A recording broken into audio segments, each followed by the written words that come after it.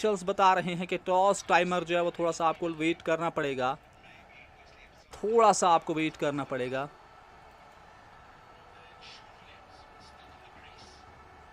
और यहाँ पर इसी के साथ मैदान पर मैं जा चुका हूँ, आप लोगों के लिए लगातार सिक्का जो है वो चलेगा। पाकिस्तान और जिम्बाब्वे की टीमों के बीच में इस मुकाबले का जो है वो दोस्तों टॉस होने जा रहा है। पाकिस्तान किस टीवी में आ रहा है भाई, वेट तो कर भाई, सब्र तो थोड़ा सा कर, बता दूंगा किस टीवी पर आ रहा है।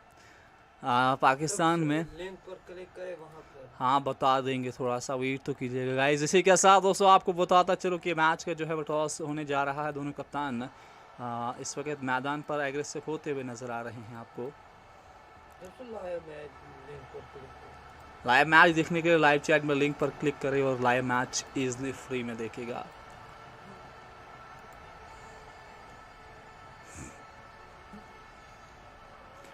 तो इसी के साथ दोस्तों मुकाबले के अंदर इस वक्त दोनों कप्तान मौजूद है, लेकिन अभी भी मुकाबले का टॉस होने में थोड़ा डिले कर दिया गया है आज। लेकिन मैंने कहा कि इस मुकाबले की जो स्ट्रीमिंग है तो यहाँ से मैं टॉस का कार्यक्रम लगातार लेकर आ रहा हूँ आपके साथ। 12:45 हमारा इंडियन स्टैंडर्ड टाइम है मैच की शुरुआत होने में, तो थोड़ा सा मोबाइल सुबह यहाँ से दोनों कप्तान आ रहे हैं। मैं थोड़े से आपके लाइव चैट लूँगा। वो विल बेस्ट, मैंने आपको कहा था कि वेदर आज थोड़ा सा क्लोडली रह सकता है वहाँ पर, और उसी के चलते फेसबुक पे तो यहाँ पर दोस्तों आप बने रहेगा हमारे साथ। अभी भी मैच का जो है वो टॉस कंफर्म नहीं हुआ है, लगभग 400 के आसपास लोग जुड़े हैं। एक बार लाइक कर दीजिएगा। हमारे साथ नौफीस ज़ाहिर ने ज्वाइन किया, वेलकम। पाक फॉर फर्स्ट पाक versus Zimbabwe TV channel live streaming.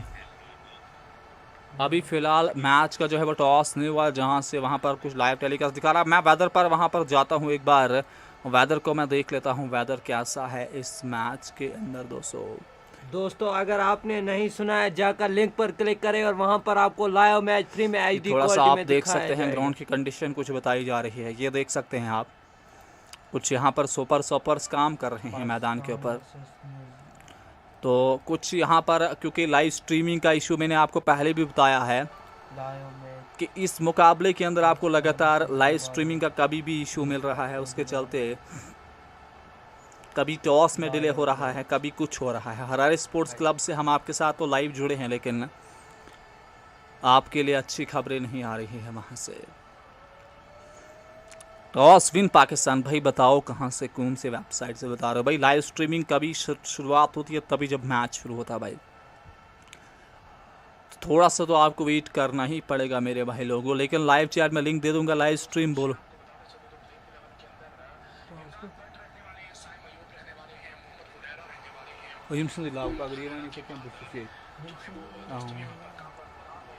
यहाँ से मैं चलता हूँ टॉस का कार्यक्रम लेकर लगातार।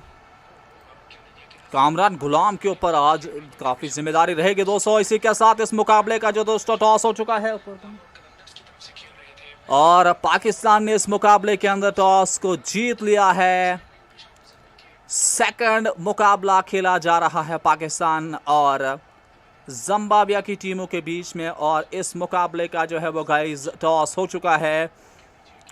टॉस जीत लिया है इस मैच के अंदर टीम जिम्बाब्वे ने। हरारे स्पोर्ट्स क्लब से खबर है कि टॉस जीतकर पहले इस मुकाबले के अंदर गेंदबाजी करने का फैसला ले लिया है इस मंच मुकाबले के अंदर। इंशाल्लाह पाकिस्तान विन होगा। एक भाई का सवाल है, बिल्कुल इंशाल्लाह हम भी दुआ करते हैं आज का मुकाबला पाकिस्तान की टीम जीते, लेकिन अगर आप पाकिस्तान को सपोर्ट करें तो इसके लिए एक लाइक ठोकेगा और चैनल पर पहली बार आए तो सब्सक्राइब भी कर लीजिएगा। टॉस पाकिस्तान ने जीत लिया दोस्तों। टॉस जीतकर पहले इस वक्त इस मैच के अंदर गेंदबाजी करने का फैसला लिया है पाकिस्तान ने इस मुकाबले के अंदर। दोस्तों आप सभी दोस्तों का बहुत बहुत स्वागत किया जाता है, और जो लिसनर हमारे साथ अभी जुड़े हैं उनका भी मैं वेलकम करता हूं तहे दिल से। तो आप सभी लोग हमारे साथ ही बने रहेंगे इस मुकाबले के अंदर। आपको बता चलो कि पाकिस्तान की टीम आज के मुकाबले के अंदर क्या खेलेगी उस पर भी चर्चा में। दोस्तों पाकिस्तान ने टॉस को जीत लिया है इस मैच के अंदर, लेकिन ये हैं यहाँ पर आज के मुकाबले की कुछ खबरें। पाकिस्तान की टीम ने टॉस जीत लिया। टॉस जीतकर पहले इस मुकाबले के अंदर उन्होंने अब प्लेइंग 11 आने वाली है दोस्तों।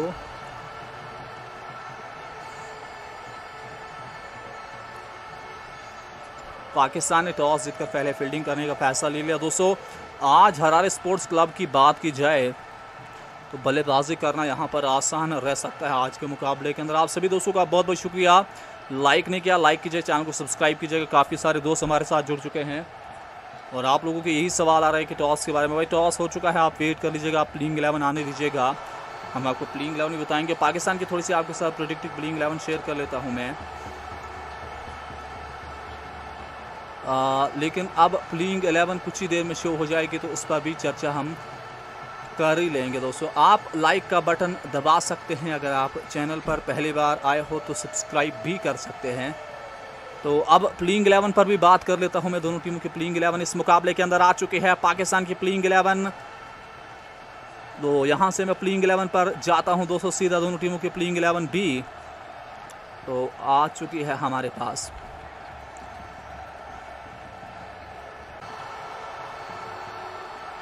प्लेइंग 11 पर आइए चर्चा कर लेते हैं इस मुकाबले के अंदर क्या है दोनों टीमों की। सबसे पहले बात करते हैं पाकिस्तान की प्लेइंग 11 के इस मुकाबले के अंदर क्या खेल रही है।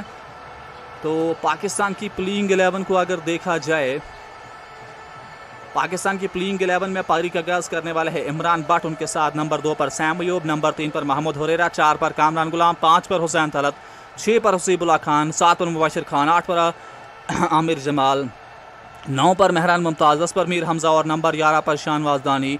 पाकिस्तान ने वही प्लेइंग 11 खिलाई है जो कि पिछले मुकाबले के अंदर पाकिस्तान की प्लेइंग 11 थी, और वही प्लेइंग 11 पाकिस्तान ने इस मैच के अंदर जो है वो दोस्तों खिलाई है। दोस्तों आपको बता चलो कि इस मुकाबले का जो दोस्तों टॉस हो चुका है।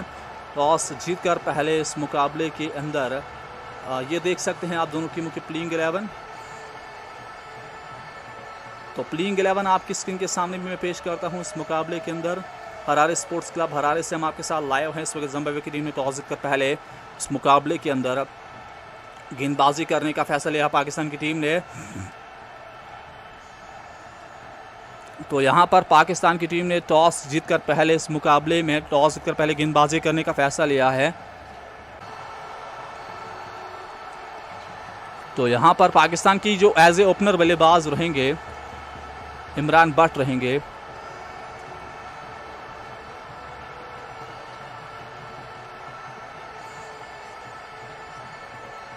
तो यहां पर उसके बाद अगर जिम्बाब्वे की टीम की प्लेइंग 11 को देखा जाए, इसमें नजर आएंगे इनोसेंट काया, मरमानी है, क्रेग अरबाइन है, वेस्ट मेदवीरा, शोन विलियम्स, रोइन बरी, क्ले मलेंडा है, वर्टल मसाकदा, विंडो विक्टर न्योची, धंदर चतारा और ब्लिंक्स मजरबान। ये है दोनों टीम की प्लेइंग 11। दोस्तों मैच की शुरुआत बस कुछ ही देर में हरारे स्पोर्ट्स क्लब से आपके साथ हम लाइव हैं।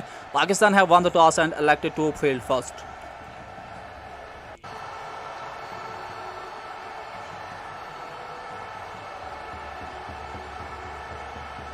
रहा है पाकिस्तान और जिम्बाब्वे की टीमों के बीच में, और इस मुकाबले का जो है वो गाइस टॉस हो चुका है।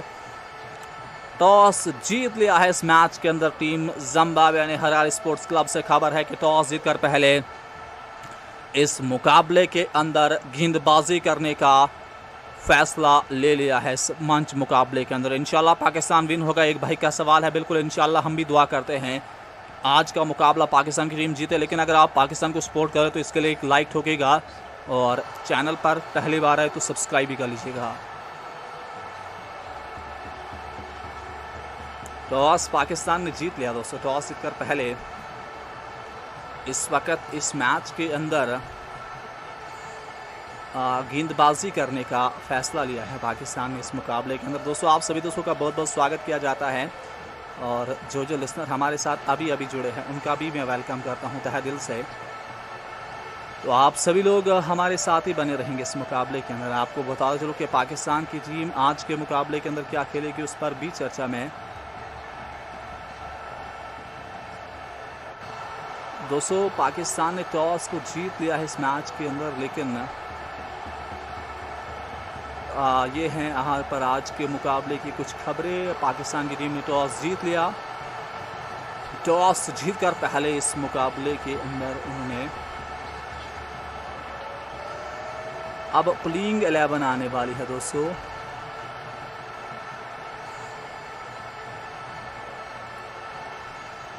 पाकिस्तान ने टॉस जीतकर पहले फील्डिंग करने का फैसला ले लिया। दोस्तों, आज हरारे स्पोर्ट्स क्लब की बात की जाए तो बल्लेबाजी करना यहाँ पर आसान रह सकता है आज के मुकाबले के अंदर। आप सभी दोस्तों का बहुत बहुत शुक्रिया। लाइक नहीं किया, लाइक कीजिए, चैनल को सब्सक्राइब कीजिएगा। काफ़ी सारे दोस्त हमारे साथ जुड़ चुके हैं और आप लोगों के यही सवाल आ रहा है कि टॉस के बारे में। भाई, टॉस हो चुका है, आप वेट कर लीजिएगा, आप प्लेइंग 11 आने दीजिएगा। हम आपको प्लेइंग 11 बताएंगे। पाकिस्तान की थोड़ी सी आपके साथ प्रेडिक्टेड प्लेइंग 11 शेयर कर लेता हूँ मैं।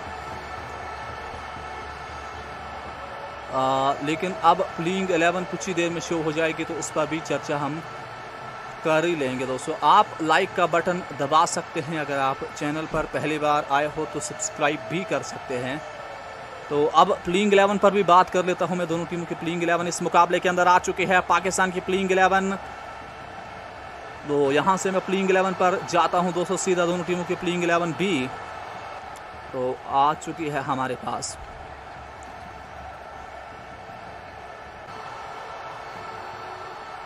प्लेइंग 11 पर आइए चर्चा कर लेते हैं इस मुकाबले के अंदर क्या है दोनों टीमों की। सबसे पहले बात करते हैं पाकिस्तान की प्लेइंग 11 के इस मुकाबले के अंदर क्या खेल रही है। तो पाकिस्तान की प्लेइंग 11 को अगर देखा जाए, पाकिस्तान की प्लेइंग 11 में पारी का आगाज करने वाले हैं इमरान बट। उनके साथ नंबर 2 पर सैम अयूब, नंबर 3 पर महमूद हुरैरा, 4 पर कामरान गुलाम, 5 पर हुसैन तलत, 6 पर हसीबुल्ला खान, 7 पर मुबशिर खान, 8 पर आमिर जमाल, 9 पर मेहरान मुमताज़, 10 पर मीर हमजा और नंबर 11 पर शानवाज दानी। पाकिस्तान ने वही प्लेइंग 11 खिलाई है जो कि पिछले मुकाबले के अंदर पाकिस्तान की प्लेइंग 11 थी, और वही प्लेइंग 11 पाकिस्तान ने इस मैच के अंदर जो है वो दोस्तों खिलाई है। दोस्तों, आपको बताता चलो कि इस मुकाबले का जो दोस्तों टॉस हो चुका है। टॉस जीतकर पहले इस मुकाबले के अंदर ये देख सकते हैं आप दोनों टीमों की प्लेइंग 11। तो प्लेइंग 11 आपकी स्क्रीन के सामने भी मैं पेश करता हूं इस मुकाबले के अंदर। हरारे स्पोर्ट्स क्लब हरारे से हम आपके साथ लाइव हैं। इस वक्त जिम्बाब्वे की टीम ने टॉस जीतकर पहले इस मुकाबले के अंदर गेंदबाजी करने का फैसला लिया पाकिस्तान की टीम ने।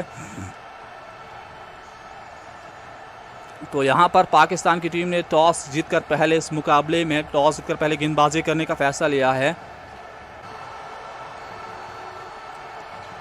तो यहां पर पाकिस्तान की जो एज ए ओपनर बल्लेबाज रहेंगे इमरान बट रहेंगे।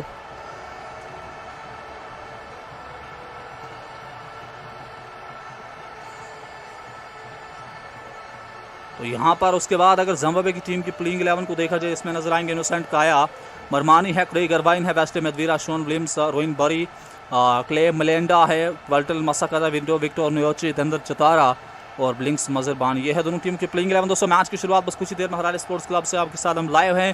Pakistan have won the toss and elected to field first. Second मुकाबला खेला जा रहा है पाकिस्तान और जिम्बाब्वे की टीमों के बीच में, और इस मुकाबले का जो है वो गाइस टॉस हो चुका है।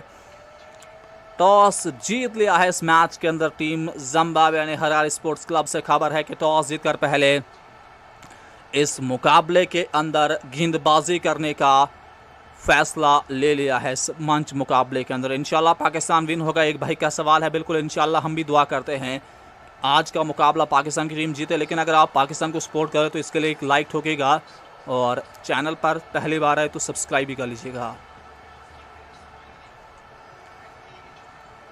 टॉस पाकिस्तान ने जीत लिया दोस्तों। टॉस जीतकर पहले इस वक्त इस मैच के अंदर गेंदबाजी करने का फैसला लिया है पाकिस्तान ने इस मुकाबले के अंदर। दोस्तों, आप सभी दोस्तों का बहुत बहुत स्वागत किया जाता है, और जो जो लिसनर हमारे साथ अभी अभी जुड़े हैं उनका भी मैं वेलकम करता हूं तहे दिल से। तो आप सभी लोग हमारे साथ ही बने रहेंगे इस मुकाबले के अंदर। आपको बता चलो कि पाकिस्तान की टीम आज के मुकाबले के अंदर क्या खेलेगी, उस पर भी चर्चा में। दोस्तों पाकिस्तान ने टॉस को जीत लिया है इस मैच के अंदर, लेकिन ये हैं यहाँ पर आज के मुकाबले की कुछ खबरें। पाकिस्तान की टीम ने टॉस जीत लिया। टॉस जीतकर पहले इस मुकाबले के अंदर उन्होंने अब प्लेइंग 11 आने वाली है दोस्तों।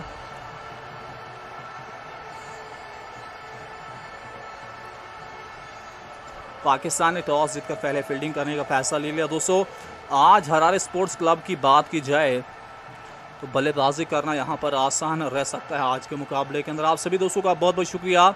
लाइक नहीं किया, लाइक कीजिए, चैनल को सब्सक्राइब कीजिएगा। काफ़ी सारे दोस्त हमारे साथ जुड़ चुके हैं और आप लोगों के यही सवाल आ रहा है कि टॉस के बारे में। भाई टॉस हो चुका है, आप वेट कर लीजिएगा, आप प्लेइंग 11 आने दीजिएगा, हम आपको प्लेइंग 11 बताएंगे। पाकिस्तान की थोड़ी सी आपके साथ प्रेडिक्टिव प्लेइंग 11 शेयर कर लेता हूँ मैं।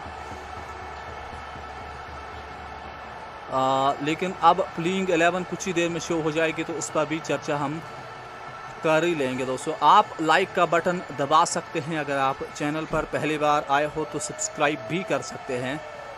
तो अब प्लेइंग 11 पर भी बात कर लेता हूं मैं। दोनों टीमों की प्लेइंग 11 इस मुकाबले के अंदर आ चुकी है। पाकिस्तान की प्लेइंग 11, तो यहां से मैं प्लेइंग 11 पर जाता हूं दोस्तों सीधा। दोनों टीमों की प्लेइंग 11 भी तो आ चुकी है हमारे पास।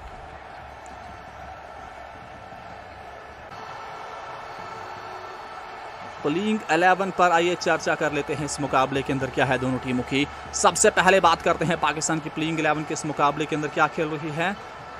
तो पाकिस्तान की प्लेइंग 11 को अगर देखा जाए, पाकिस्तान की प्लेइंग 11 में पारी का आगाज करने वाले हैं इमरान बट, उनके साथ नंबर 2 पर सैम अयूब, नंबर 3 पर महमूद हुरैरा, 4 पर कामरान गुलाम, 5 पर हुसैन तलत, 6 पर हसीबुल्लाह खान, 7 पर मुबशिर खान, 8 पर आमिर जमाल, 9 पर मेहरान मुमताज़, 10 पर मीर हमजा और नंबर 11 पर शानवाज दानी। पाकिस्तान ने वही प्लेइंग 11 खिलाई है जो कि पिछले मुकाबले के अंदर पाकिस्तान की प्लेइंग 11 थी, और वही प्लेइंग 11 पाकिस्तान ने इस मैच के अंदर जो है वो दोस्तों खिलाई है। दोस्तों आपको बता चलो कि इस मुकाबले का जो दोस्तों टॉस हो चुका है। टॉस जीतकर पहले इस मुकाबले के अंदर ये देख सकते हैं आप दोनों टीमों की प्लेइंग 11। तो प्लेइंग 11 आपकी स्क्रीन के सामने भी मैं पेश करता हूं इस मुकाबले के अंदर। हरारे स्पोर्ट्स क्लब हरारे से हम आपके साथ लाइव हैं। इस वक्त जिम्बाब्वे की टीम ने टॉस जीतकर पहले इस मुकाबले के अंदर गेंदबाजी करने का फैसला लिया पाकिस्तान की टीम ने। तो यहां पर पाकिस्तान की टीम ने टॉस जीतकर पहले इस मुकाबले में टॉस जीतकर पहले गेंदबाजी करने का फैसला लिया है। तो यहां पर पाकिस्तान की जो एज ए ओपनर बल्लेबाज रहेंगे इमरान बट रहेंगे।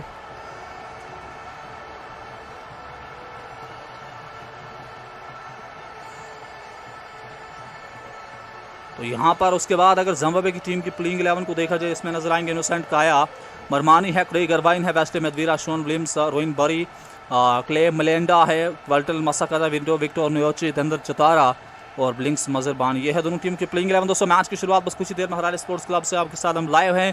Pakistan have won the toss and elected to field first.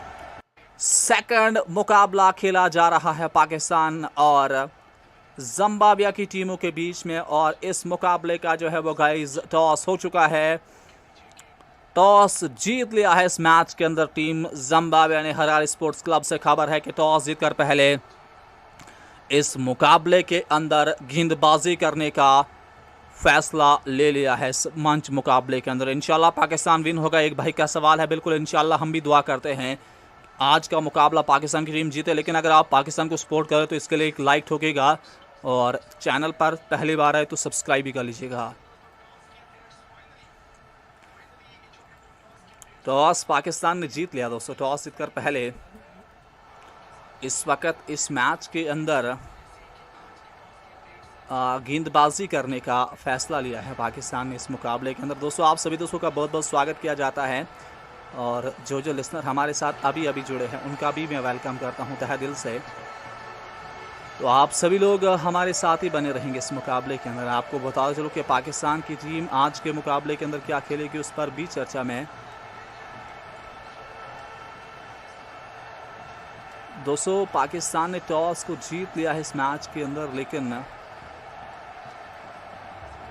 ये हैं यहाँ पर आज के मुकाबले की कुछ खबरें। पाकिस्तान की टीम ने टॉस जीत लिया। टॉस जीतकर पहले इस मुकाबले के अंदर उन्होंने अब प्लेइंग 11 आने वाली है दोस्तों।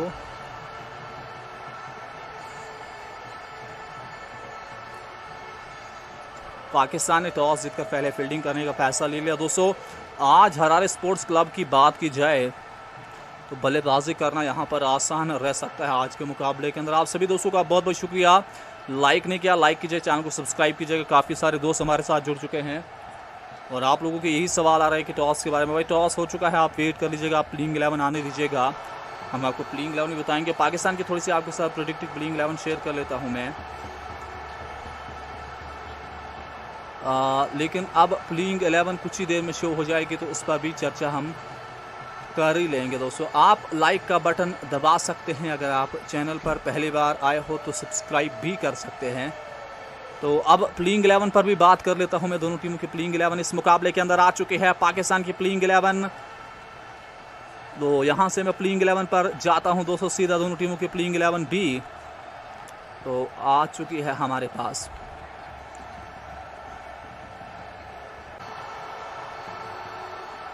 प्लेइंग 11 पर आइए चर्चा कर लेते हैं इस मुकाबले के अंदर क्या है दोनों टीमों की। सबसे पहले बात करते हैं पाकिस्तान की प्लेइंग 11 के इस मुकाबले के अंदर क्या खेल रही है।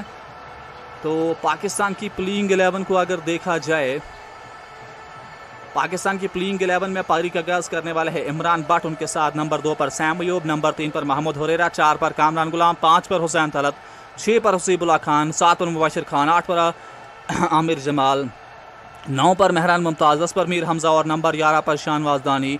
पाकिस्तान ने वही प्लेइंग 11 खिलाई है जो कि पिछले मुकाबले के अंदर पाकिस्तान की प्लेइंग 11 थी और वही प्लेइंग 11 पाकिस्तान ने इस मैच के अंदर जो है वो दोस्तों खिलाई है। दोस्तों आपको बताता चलो कि इस मुकाबले का जो दोस्तों टॉस हो चुका है। टॉस जीतकर पहले इस मुकाबले के अंदर ये देख सकते हैं आप दोनों टीमों की प्लेइंग 11। तो प्लेइंग 11 आपकी स्क्रीन के सामने भी मैं पेश करता हूं इस मुकाबले के अंदर। हरारे स्पोर्ट्स क्लब हरारे से हम आपके साथ लाइव हैं। इस वक्त जिम्बाब्वे की टीम ने टॉस जीतकर पहले इस मुकाबले के अंदर गेंदबाजी करने का फैसला लिया पाकिस्तान की टीम ने। तो यहां पर पाकिस्तान की टीम ने टॉस जीतकर पहले इस मुकाबले में टॉस जीतकर पहले गेंदबाजी करने का फैसला लिया है। तो यहां पर पाकिस्तान की जो एज ए ओपनर बल्लेबाज रहेंगे इमरान बट रहेंगे।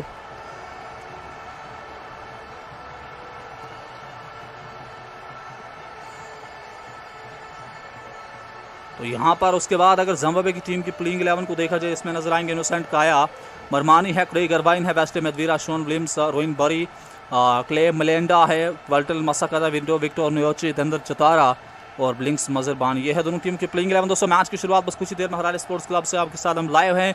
Pakistan have won the toss and elected to field first.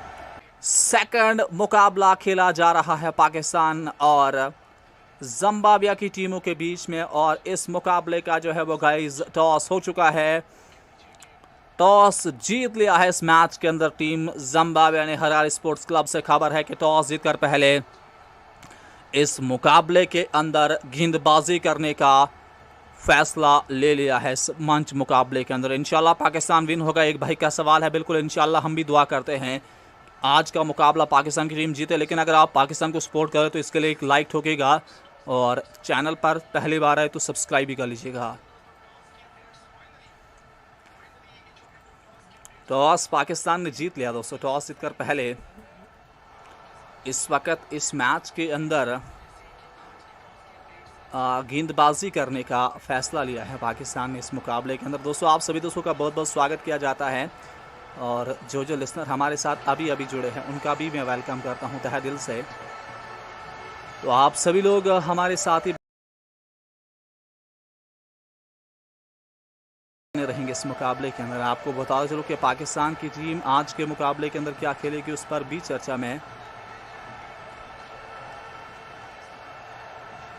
दोस्तों पाकिस्तान ने टॉस को जीत लिया है इस मैच के अंदर, लेकिन ये हैं यहाँ पर आज के मुकाबले की कुछ खबरें। पाकिस्तान की टीम ने टॉस जीत लिया। टॉस जीतकर पहले इस मुकाबले के अंदर उन्होंने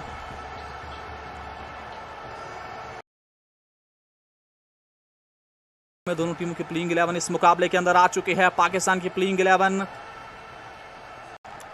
के अंदर पाकिस्तान की प्लेइंग 11 में पारी का आगाज करने वाले हैं इमरान भट्ट, उनके साथ नंबर 2 पर सैम अयूब, नंबर 3 पर महमूद हुरैरा, 4 पर कामरान गुलाम, 5 पर हुसैन तलत, 6 पर हसीबुल्लाह खान, 7 पर मुबशिर खान, 8 पर आमिर जमाल, 9 पर मेहरान मुमताज़, 10 पर मीर हमजा और नंबर 11 पर शानवाज दानी।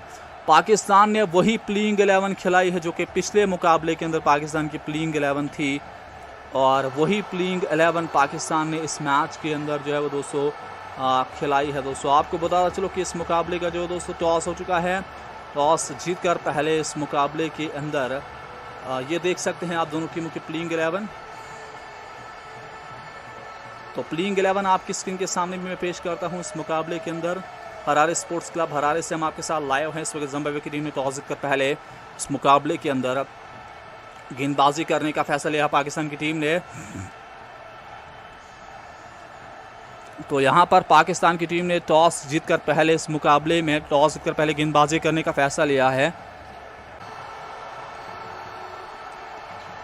तो यहाँ पर पाकिस्तान की जो एज ए ओपनर बल्लेबाज रहेंगे इमरान भट्ट रहेंगे।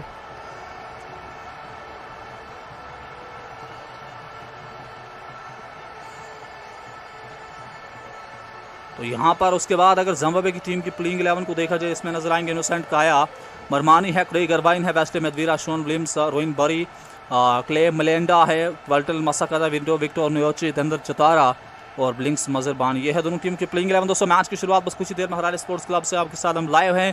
Pakistan have won the toss and elected to field first. Second मुकाबला खेला जा रहा है पाकिस्तान और जिम्बाब्वे की टीमों के बीच में, और इस मुकाबले का जो है वो गाइस टॉस हो चुका है। टॉस जीत लिया है इस मैच के अंदर टीम जिम्बाब्वे ने। हरारे स्पोर्ट्स क्लब से खबर है कि टॉस जीतकर पहले इस मुकाबले के अंदर गेंदबाजी करने का फैसला ले लिया है इस मंच मुकाबले के अंदर। इंशाल्लाह पाकिस्तान विन होगा। एक भाई का सवाल है, बिल्कुल इंशाल्लाह हम भी दुआ करते हैं आज का मुकाबला पाकिस्तान की टीम जीते, लेकिन अगर आप पाकिस्तान को सपोर्ट करें तो इसके लिए एक लाइक ठोकेगा और चैनल पर पहली बार आए तो सब्सक्राइब भी कर लीजिएगा। टॉस पाकिस्तान ने जीत लिया दोस्तों। टॉस जीतकर पहले इस वक्त इस मैच के अंदर गेंदबाजी करने का फैसला लिया है पाकिस्तान ने इस मुकाबले के अंदर। दोस्तों आप सभी दोस्तों का बहुत बहुत स्वागत किया जाता है, और जो जो लिसनर हमारे साथ अभी अभी जुड़े हैं उनका भी मैं वेलकम करता हूं तहे दिल से। तो आप सभी लोग हमारे साथ ही बने रहेंगे इस मुकाबले के अंदर। आपको बता चलो कि पाकिस्तान की टीम आज के मुकाबले के अंदर क्या खेलेगी उस पर भी चर्चा में। दोस्तों पाकिस्तान ने टॉस को जीत लिया है इस मैच के अंदर, लेकिन ये हैं यहाँ पर आज के मुकाबले की कुछ खबरें। पाकिस्तान की टीम ने टॉस जीत लिया। टॉस जीतकर पहले इस मुकाबले के अंदर उन्होंने अब प्लेइंग 11 आने वाली है दोस्तों।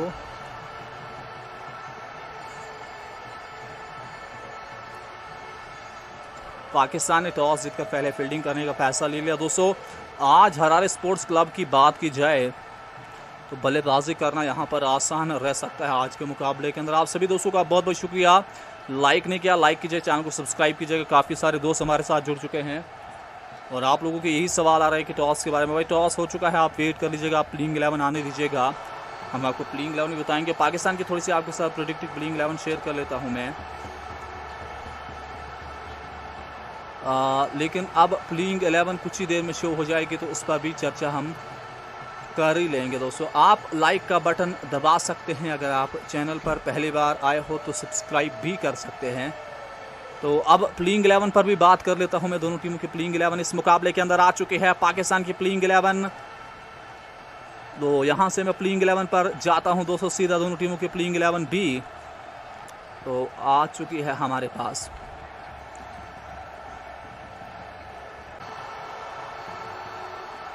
प्लेइंग 11 पर आइए चर्चा कर लेते हैं इस मुकाबले के अंदर क्या है दोनों टीमों की।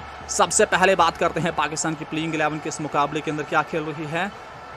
तो पाकिस्तान की प्लेइंग 11 को अगर देखा जाए पाकिस्तान की प्लेइंग 11 में पारी का आगाज करने वाले हैं इमरान भट्ट, उनके साथ नंबर 2 पर सैम अयूब, नंबर 3 पर महमूद हुरैरा, 4 पर कामरान गुलाम, 5 पर हुसैन तलत, 6 पर हसीबुल्ला खान, 7 पर मुबशिर खान, 8 पर आमिर जमाल, 9 पर मेहरान मुमताज़, 10 पर मीर हमजा और नंबर 11 पर शानवाज दानी। पाकिस्तान ने वही प्लेइंग 11 खिलाई है जो कि पिछले मुकाबले के अंदर पाकिस्तान की प्लेइंग 11 थी, और वही प्लेइंग 11 पाकिस्तान ने इस मैच के अंदर जो है वो दोस्तों खिलाई है। दोस्तों आपको बताता चलो कि इस मुकाबले का जो दोस्तों टॉस हो चुका है, टॉस जीतकर पहले इस मुकाबले के अंदर ये देख सकते हैं आप दोनों टीमों की प्लेइंग 11। तो प्लेइंग 11 आपकी स्क्रीन के सामने भी मैं पेश करता हूं। इस मुकाबले के अंदर हरारे स्पोर्ट्स क्लब हरारे से हम आपके साथ लाइव हैं। इस वक्त जिम्बाब्वे की टीम ने टॉस जीतकर पहले इस मुकाबले के अंदर गेंदबाजी करने का फैसला लिया पाकिस्तान की टीम ने। तो यहाँ पर पाकिस्तान की टीम ने टॉस जीतकर पहले इस मुकाबले में टॉस जीतकर पहले गेंदबाजी करने का फैसला लिया है। तो यहाँ पर पाकिस्तान की जो एज ए ओपनर बल्लेबाज रहेंगे इमरान भट्ट रहेंगे।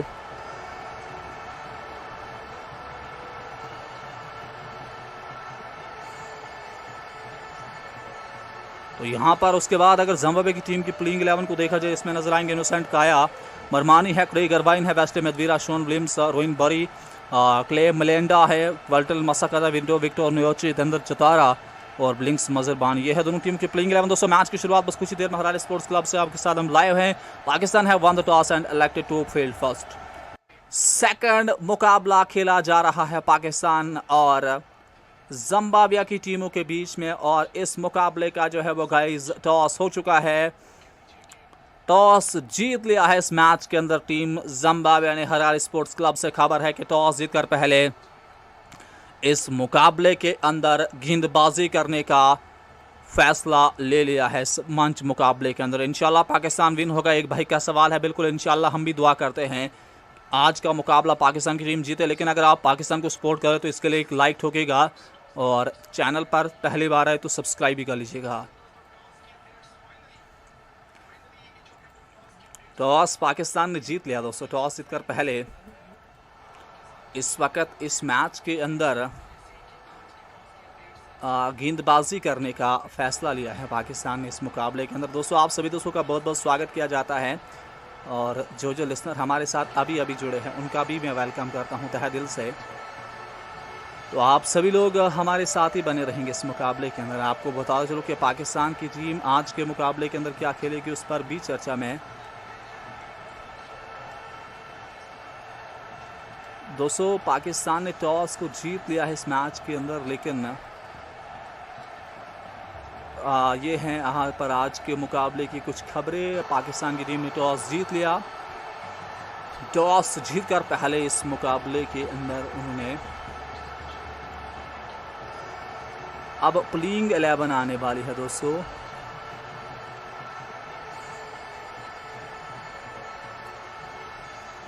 पाकिस्तान ने टॉस जीतकर पहले फील्डिंग करने का फैसला ले लिया। दोस्तों आज हरारे स्पोर्ट्स क्लब की बात की जाए तो बल्लेबाजी करना यहाँ पर आसान रह सकता है आज के मुकाबले के अंदर। आप सभी दोस्तों का बहुत बहुत शुक्रिया।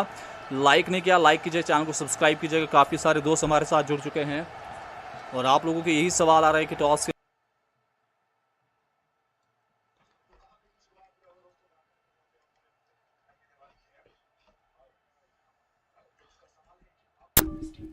तो पहली गेंद आती हुई इस मुकाबले की यहाँ पर अब बल्लेबाजी आप जानते हैं जिम्बाब्वे की टीम की आ चुकी है। पाकिस्तान ने टॉस को जीता था पहले इस मुकाबले के अंदर, और टॉस जीतकर इस मुकाबले के अंदर सबसे पहले गेंदबाजी को चुना पाकिस्तान ने।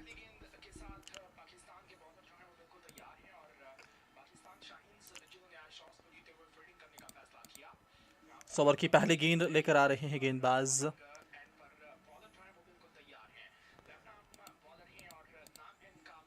मीर हमजा गेंदबाजी करने आ रहे हैं, बाएं हाथ के गेंदबाज मीर हमजा। सो आप लाइक कर दीजिएगा।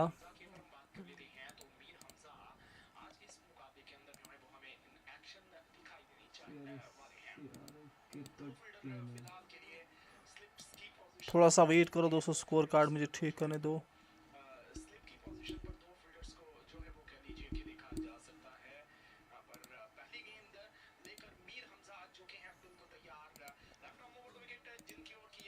पहली गेंद आती हुई इस मुकाबले की। अब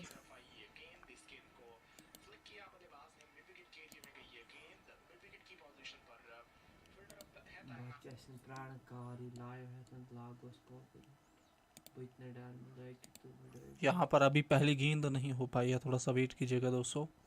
मीर हमजा के हाथ में गेंद है। यहाँ पर आपको पता ही होगा जिम्बाब्वे की टीम की इस वक्त बैटिंग चल रही है आज के मुकाबले के अंदर। यहाँ पर आपको याद दिलाता चलो कि मैच आज दूसरा ओडीआई मुकाबला खेला जा रहा है। पहला मैच जो आपको पता ही है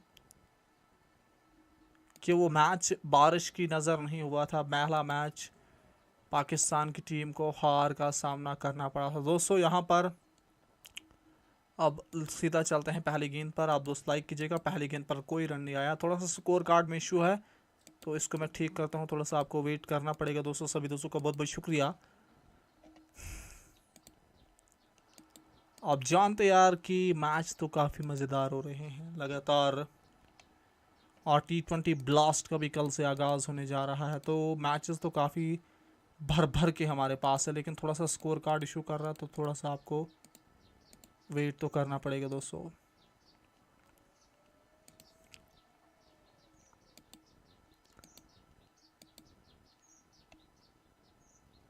इस मुकाबले की यहाँ पर आखिरकार अगली गेंद इस ओवर के मीर हमजा के बल्लेबाज ने बैकफुट पर जाकर लेग साइड में फ्लिक कर दिया। इस बार फील्डर गेंद के ताकुब में है, भागकर 2 रन बनाने का मौका।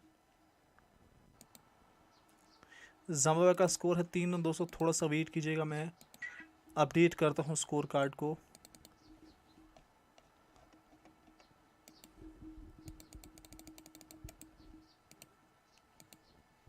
स्कोर कार्ड जो है वो अपडेट नहीं हो रहा है, तो 200 वेट कीजिएगा।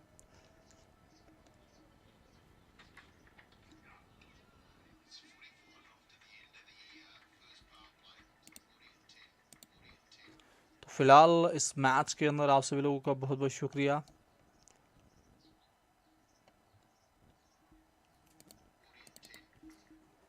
थोड़ा सा वेट।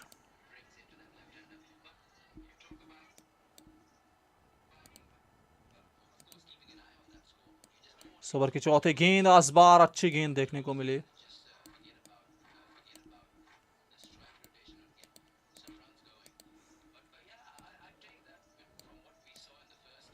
मीर हमजा, चलो जी अब ठीक हो गया स्कोर कार्ड।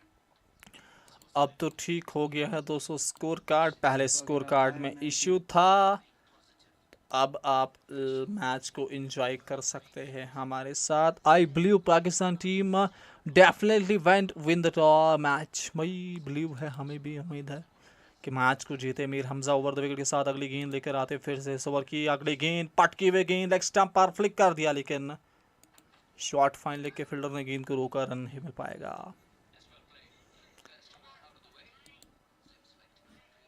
आपको अगर मैच देखना है तो लिंक पर क्लिक करो। हाँ वही हाई नहीं मैच लिंक पे।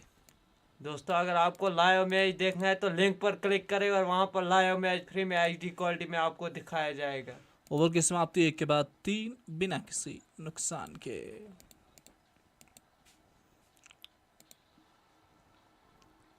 पहला ओवर मीर हमजा का अच्छा देखने को मिला। लाइन जो है वो मीर हमजा की सही है। लगातार अब गेंदबाजी रहेगी जारी।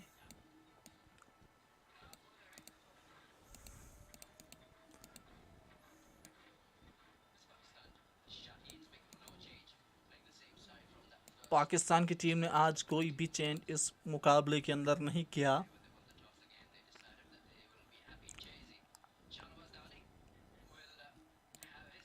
दानी लेकर आते हुए नए ओवर के साथ पहली गेंद, शाहनवाज दानी। पहली गेंद इस बार बाउंसर गेंद देखने को मिली दानी के द्वारा। बल्लेबाज हड़बड़ा सके इस गेंद पर। प्लीज दोस्तों चैनल को सब्सक्राइब करें और लाइक करें प्लीज।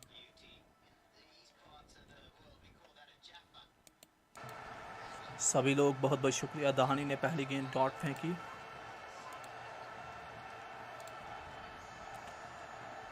बल्लेबाजी इस वक्त चल रही है टीम शाहनवाज दहानी,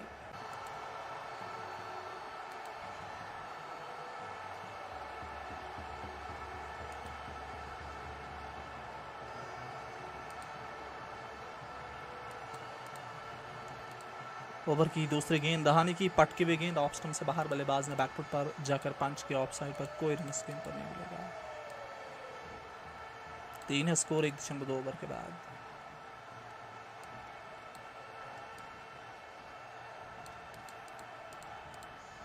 इनोसेंट काया और मनमानी बल्लेबाजी कर रहे हैं। दोनों बल्लेबाजों की बात की जाए, एक शानदार बल्लेबाजी करने जानते हैं।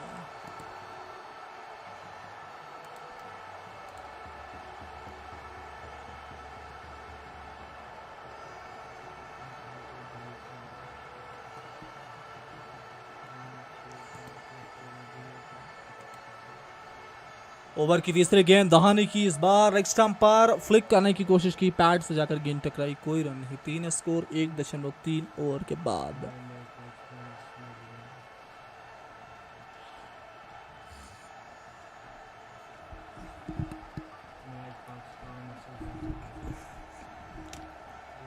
इस मैच के अंदर मजा आ रहा है दोस्तों, लगातार आप सभी दोस्त हमारे साथ जुड़ते रहेगा। ओवर की चौथी गेंद लेकर आ रहे हैं दहानी की। ओवर की चौथी गेंद दाएं हाथ के साथ एक बार फिर से दौड़ना शुरू किया दहानी ने, एक स्लिप के साथ गेंदबाजी सामना कर रही है बल्लेबाज इनोसेंट काया, जो कि 1 रन बनाकर इस वक्त नाबाद है।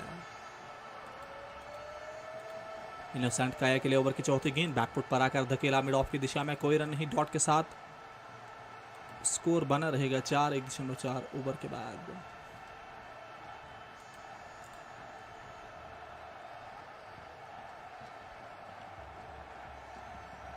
दहानी 4 गेंदें डॉट कर चुके हैं इस ओवर में शाहनवाज दहानी। क्या मेडन ओवर फेंकेंगे शाहनवाज दहानी? अपने ओवर की 5वीं गेंद लेकर आ रहे हैं। सामने है इनोसेंट काया,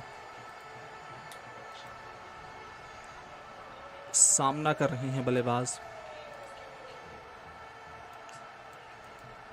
इस गेंद को लेग साइड में खेला, एक सिंगल के लिए 5-4 स्कोर 1.5 ओवर के बाद।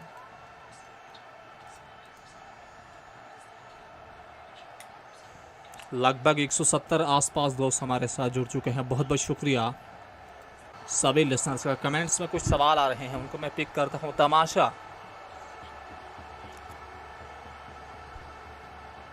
तमाशा कर रहे हो आप लोग मेरे साथ? नहीं,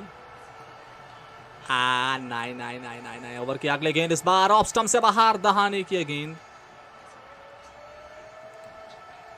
शाहनवाज दहानी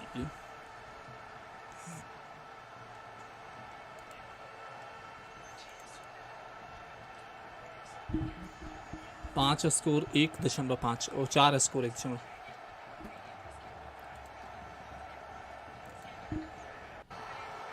अगली गेंद इस बार अच्छी गेंद, इस बार पुल करने की कोशिश की बल्लेबाज ने, कोई रन नहीं। ओवर की समाप्ति 2 के बाद 4 बिना किसी नुकसान के।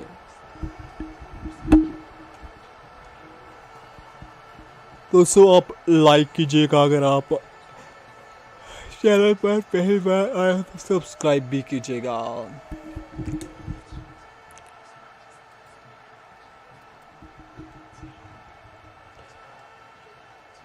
जी हाँ, 200 के आसपास दोस्त जुड़े हैं, बहुत बहुत शुक्रिया।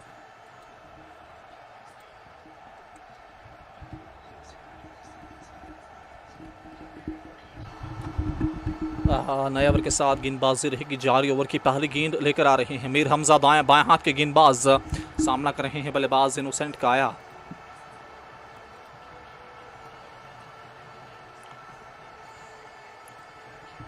ब्लॉक वॉल में गेंद, इस बार सीधा गेंद को ड्राइव तो किया, लेकिन वापस गेंदबाज की दिशा में गेंद गई, कोई रन इस गेंद पर नहीं मिलेगा।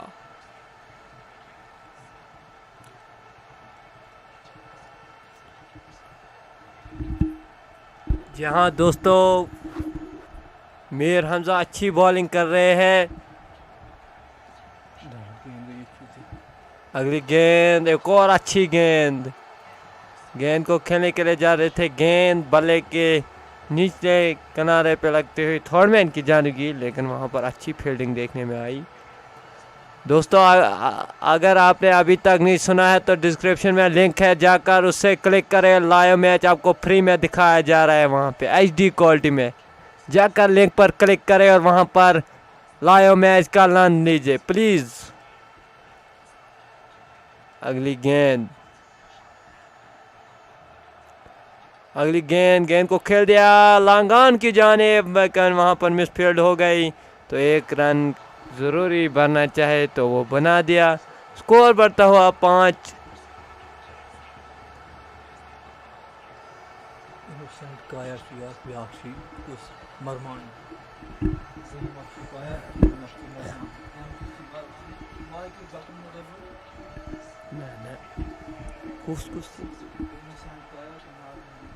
मारमानी और इनोसेंट कायो खेल रहे, अच्छी बैटिंग कर रहे हैं।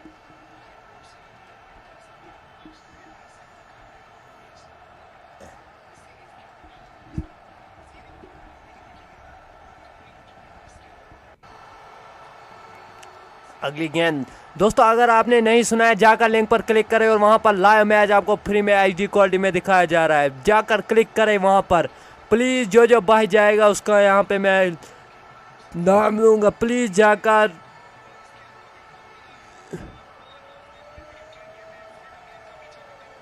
इस गेंद को निकाल दिया है और फील्डर नहीं रोक सकेंगे। गेंद 4 रन के लिए।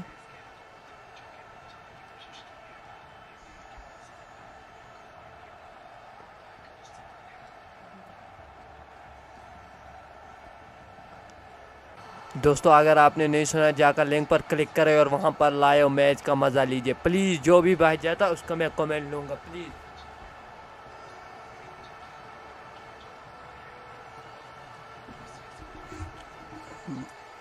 अभी तक कोई भाई नहीं गया है वहां पर। स्कोर कार्ड कुछ रुक के चल रहा है, प्लीज़ आप जुड़े रहे हमारे साथ। शाहनवाज दानी, मीर हमजा,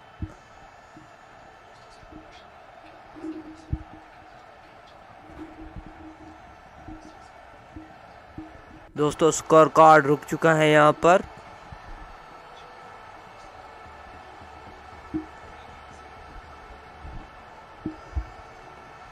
दोस्तों अगर आपने नहीं सुना है तो यहाँ पे कुछ स्कोर कार्ड रुका, जाकर लिंक पर क्लिक करें और वहाँ पर लाइव मैच आपको फ्री में दिखाया जा रहा है। प्लीज़ यहाँ पर जब तक मैं इसको ठीक करूँगा प्लीज़ जाकर जल्दी।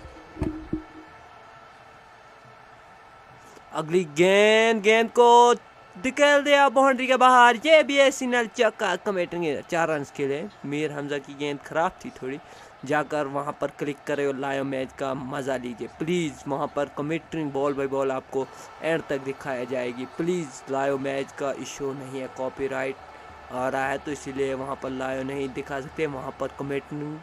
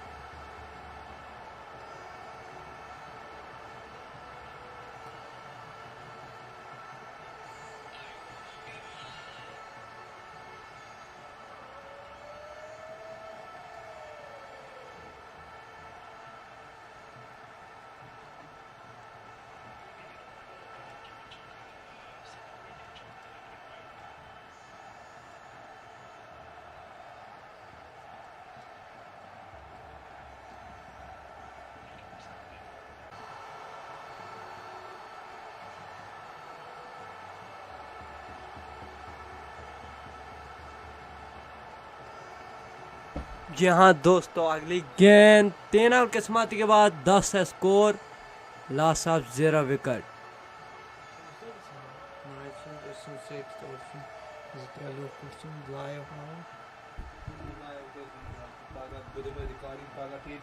जी हाँ दोस्तों, आपने अगर नहीं सुना जाकर लिंक पर क्लिक करें और वहाँ पर चैनल को सब्सक्राइब करें प्लीज़।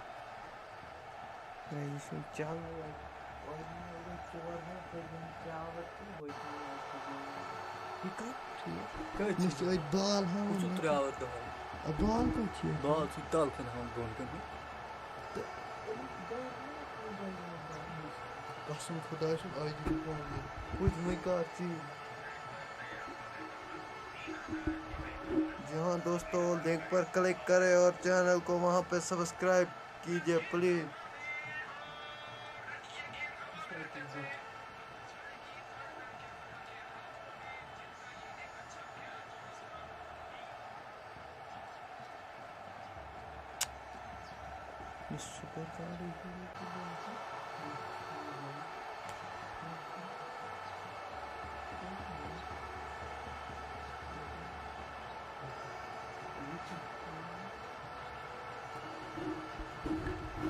अगली गेंद को उठा दिया है और सीधा फील्डर के हाथ में एक और विकेट। शानवाज दानी बिल आकर विकेट लेने में कामयाब रहे।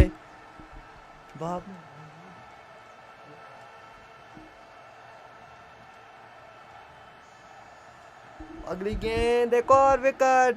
शानवाज दानी कामयाब। अगर आपने अभी तक नहीं सुना है जाकर लिंक पर क्लिक करें और वहां पर लाइव मैच का मजा लीजिए प्लीज।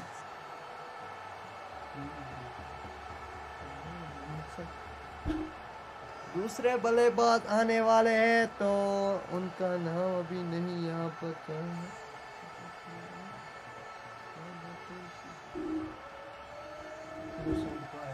इनोसेंट काया ने गलत शॉट का इस्तेमाल किया और वहां पर सीधा गेंद जाकर मीर हमजा के हाथों में, तो एक और नुकसान।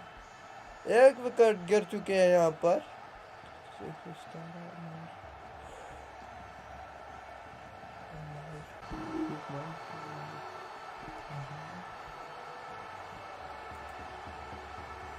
तीन 3.1 ओवर 10 स्कोर, 1 विकेट के नुकसान पर जिम्बाब्वे की कोशिश रहेगी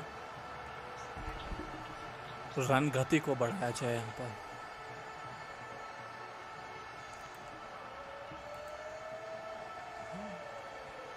सो आप सभी दोस्त हमारे साथ ही बने रहेगा। लाइक नहीं किया है तो लाइक करने के साथ साथ आप चैनल को भी सब्सक्राइब कर लीजिएगा। बहुत बहुत शुक्रिया आप सभी लिसनर्स का इस वक्त हमारा साथ देने के लिए। आपको बता चलो कि पहला ओडीआई मैच जिम्बाब्वे की टीम ने हासिल किया जीत, लेकिन उसके बाद दूसरे ओडीआई मुकाबले के अंदर अब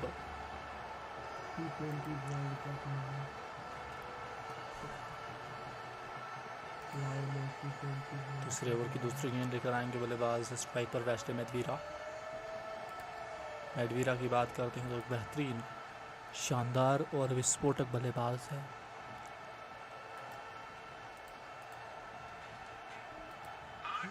जिम्बाब्वे की कोशिश रहेगी कि यहाँ से पार्टनरशिप को बिल्ड किया जाए। जितना पार्टनरशिप को बिल्ड करेंगे, जितना अच्छा खेलेंगे, उतना ही बेहतर रहेगा इस वक्त, क्योंकि लगातार विकेटें गिरती जा रही है। जिम्बाब्वे की कोशिश रहेगी कि किसी भी तरह से यहाँ से, मैंने जो पहले भी पिछले मुकाबले में भी आपको कहा कि नया बॉल जो है वो यहाँ पर तंग करता है, और आप जितना इस पिच पर वक्त गुजारोगे तो आपके लिए उतना ही बेहतर रहता है और आप फिर आसानी से इस पिच पर बल्लेबाजी करते हैं। और उसी तरह जिम्बाब्वे के साथ आज फिर हो रहा है जिस तरह पिछले मैच में इनके साथ हुआ था। आपने देखा पिछले मैच में जल्दी विकेट लूज़ कर रहे थे, उसी तरह आज भी कर रहे हैं, लेकिन आज इनके पास मौका है पार्टनरशिप को बिल्ड करने का। आज उस मौके को ये अपने हाथ से जाने ना दे, जिस तरह पिछले मैच में उनके साथ हुआ था, उस मौके को ये आज मतलब आने ना दे, उस तरह की कंडीशन आने ना दे इस मुकाबले के अंदर, और फिर से ये इस मैच के अंदर अपनी हार को फिर से बर्दाश्त ना करे उसी तरह के विकेटों की, क्योंकि आज जिम्बाब्वे कोशिश के लिए। दूसरी तरफ पाकिस्तान के पास अच्छा पेस अटैक है, दहानी जिसमें काफ़ी अच्छी गेंदबाजी करते हुए आपको नज़र आ रहे हैं। आज के मुकाबले के अंदर अच्छी गेंदबाजी की है दहानी ने। लेकिन आप सभी दोस्तों से रिक्वेस्ट है कि लाइक कीजिए, सब्सक्राइब कीजिएगा। लगातार इस वक्त जिम्बाब्वे की टीम की बैटिंग जारी है, अच्छी बैटिंग करने की कोशिश जिम्बाब्वे की टीम लगातार कर रही है। लेकिन आज पाकिस्तान ने टॉस जीता था इस मुकाबले के अंदर, टॉस जीतकर पहले गेंदबाजी करने का फैसला लिया। पिछले मुकाबले में पाकिस्तान को 24 रनों से हार का सामना करना पड़ा। ये मैच पिच की औसत आज 224 के आसपास, 234 के आसपास रन बन सकते हैं। पिछले मैच में जिम्बाब्वे की पहली पिछले मैच में भी इसी तरह जल्दी विकेट गिरे थे, लेकिन उसके बाद एक लंबी पार्टनरशिप लगी थी। आज देखते हैं जिम्बाब्वे की बैटिंग आगे किस तरह चलती है, क्योंकि पार्टनरशिप की बहुत ज़रूरत है। इस दोनों बल्लेबाजों की कोशिश रहेगी कि यहाँ से पार्टनरशिप को है जो बिल्ड किया जाए, ताकि आने वाले बल्लेबाजों के लिए थोड़ा सा आसानी रह सके। इस वक्त जिम्बाब्वे की टीम थोड़ा सा प्रेशर सर्वाइव करना चाहती है और जिम्बाब्वे की टीम लगभग पूरे 50 ओवर आज भी खेलने की कोशिश करेगी। पिछले मैच में 50 ओवर नहीं खेल पाए थे। आज जिम्बाब्वे की कोशिश रहेगी कि पिछले मैच की तरह 50 ओवर जो है वो खेले, लेकिन पिछले मैच में नहीं खेल पाए थे। तो आज के मैच में ज़बरदस्त कोशिश रहेगी जिम्बाब्वे की टीम की। जी हाँ, दूसरा विकेट मिला है दहानी को। दहानी की बेहतरीन गेंदबाजी आपको नजर आ रही है इस मुकाबले के अंदर।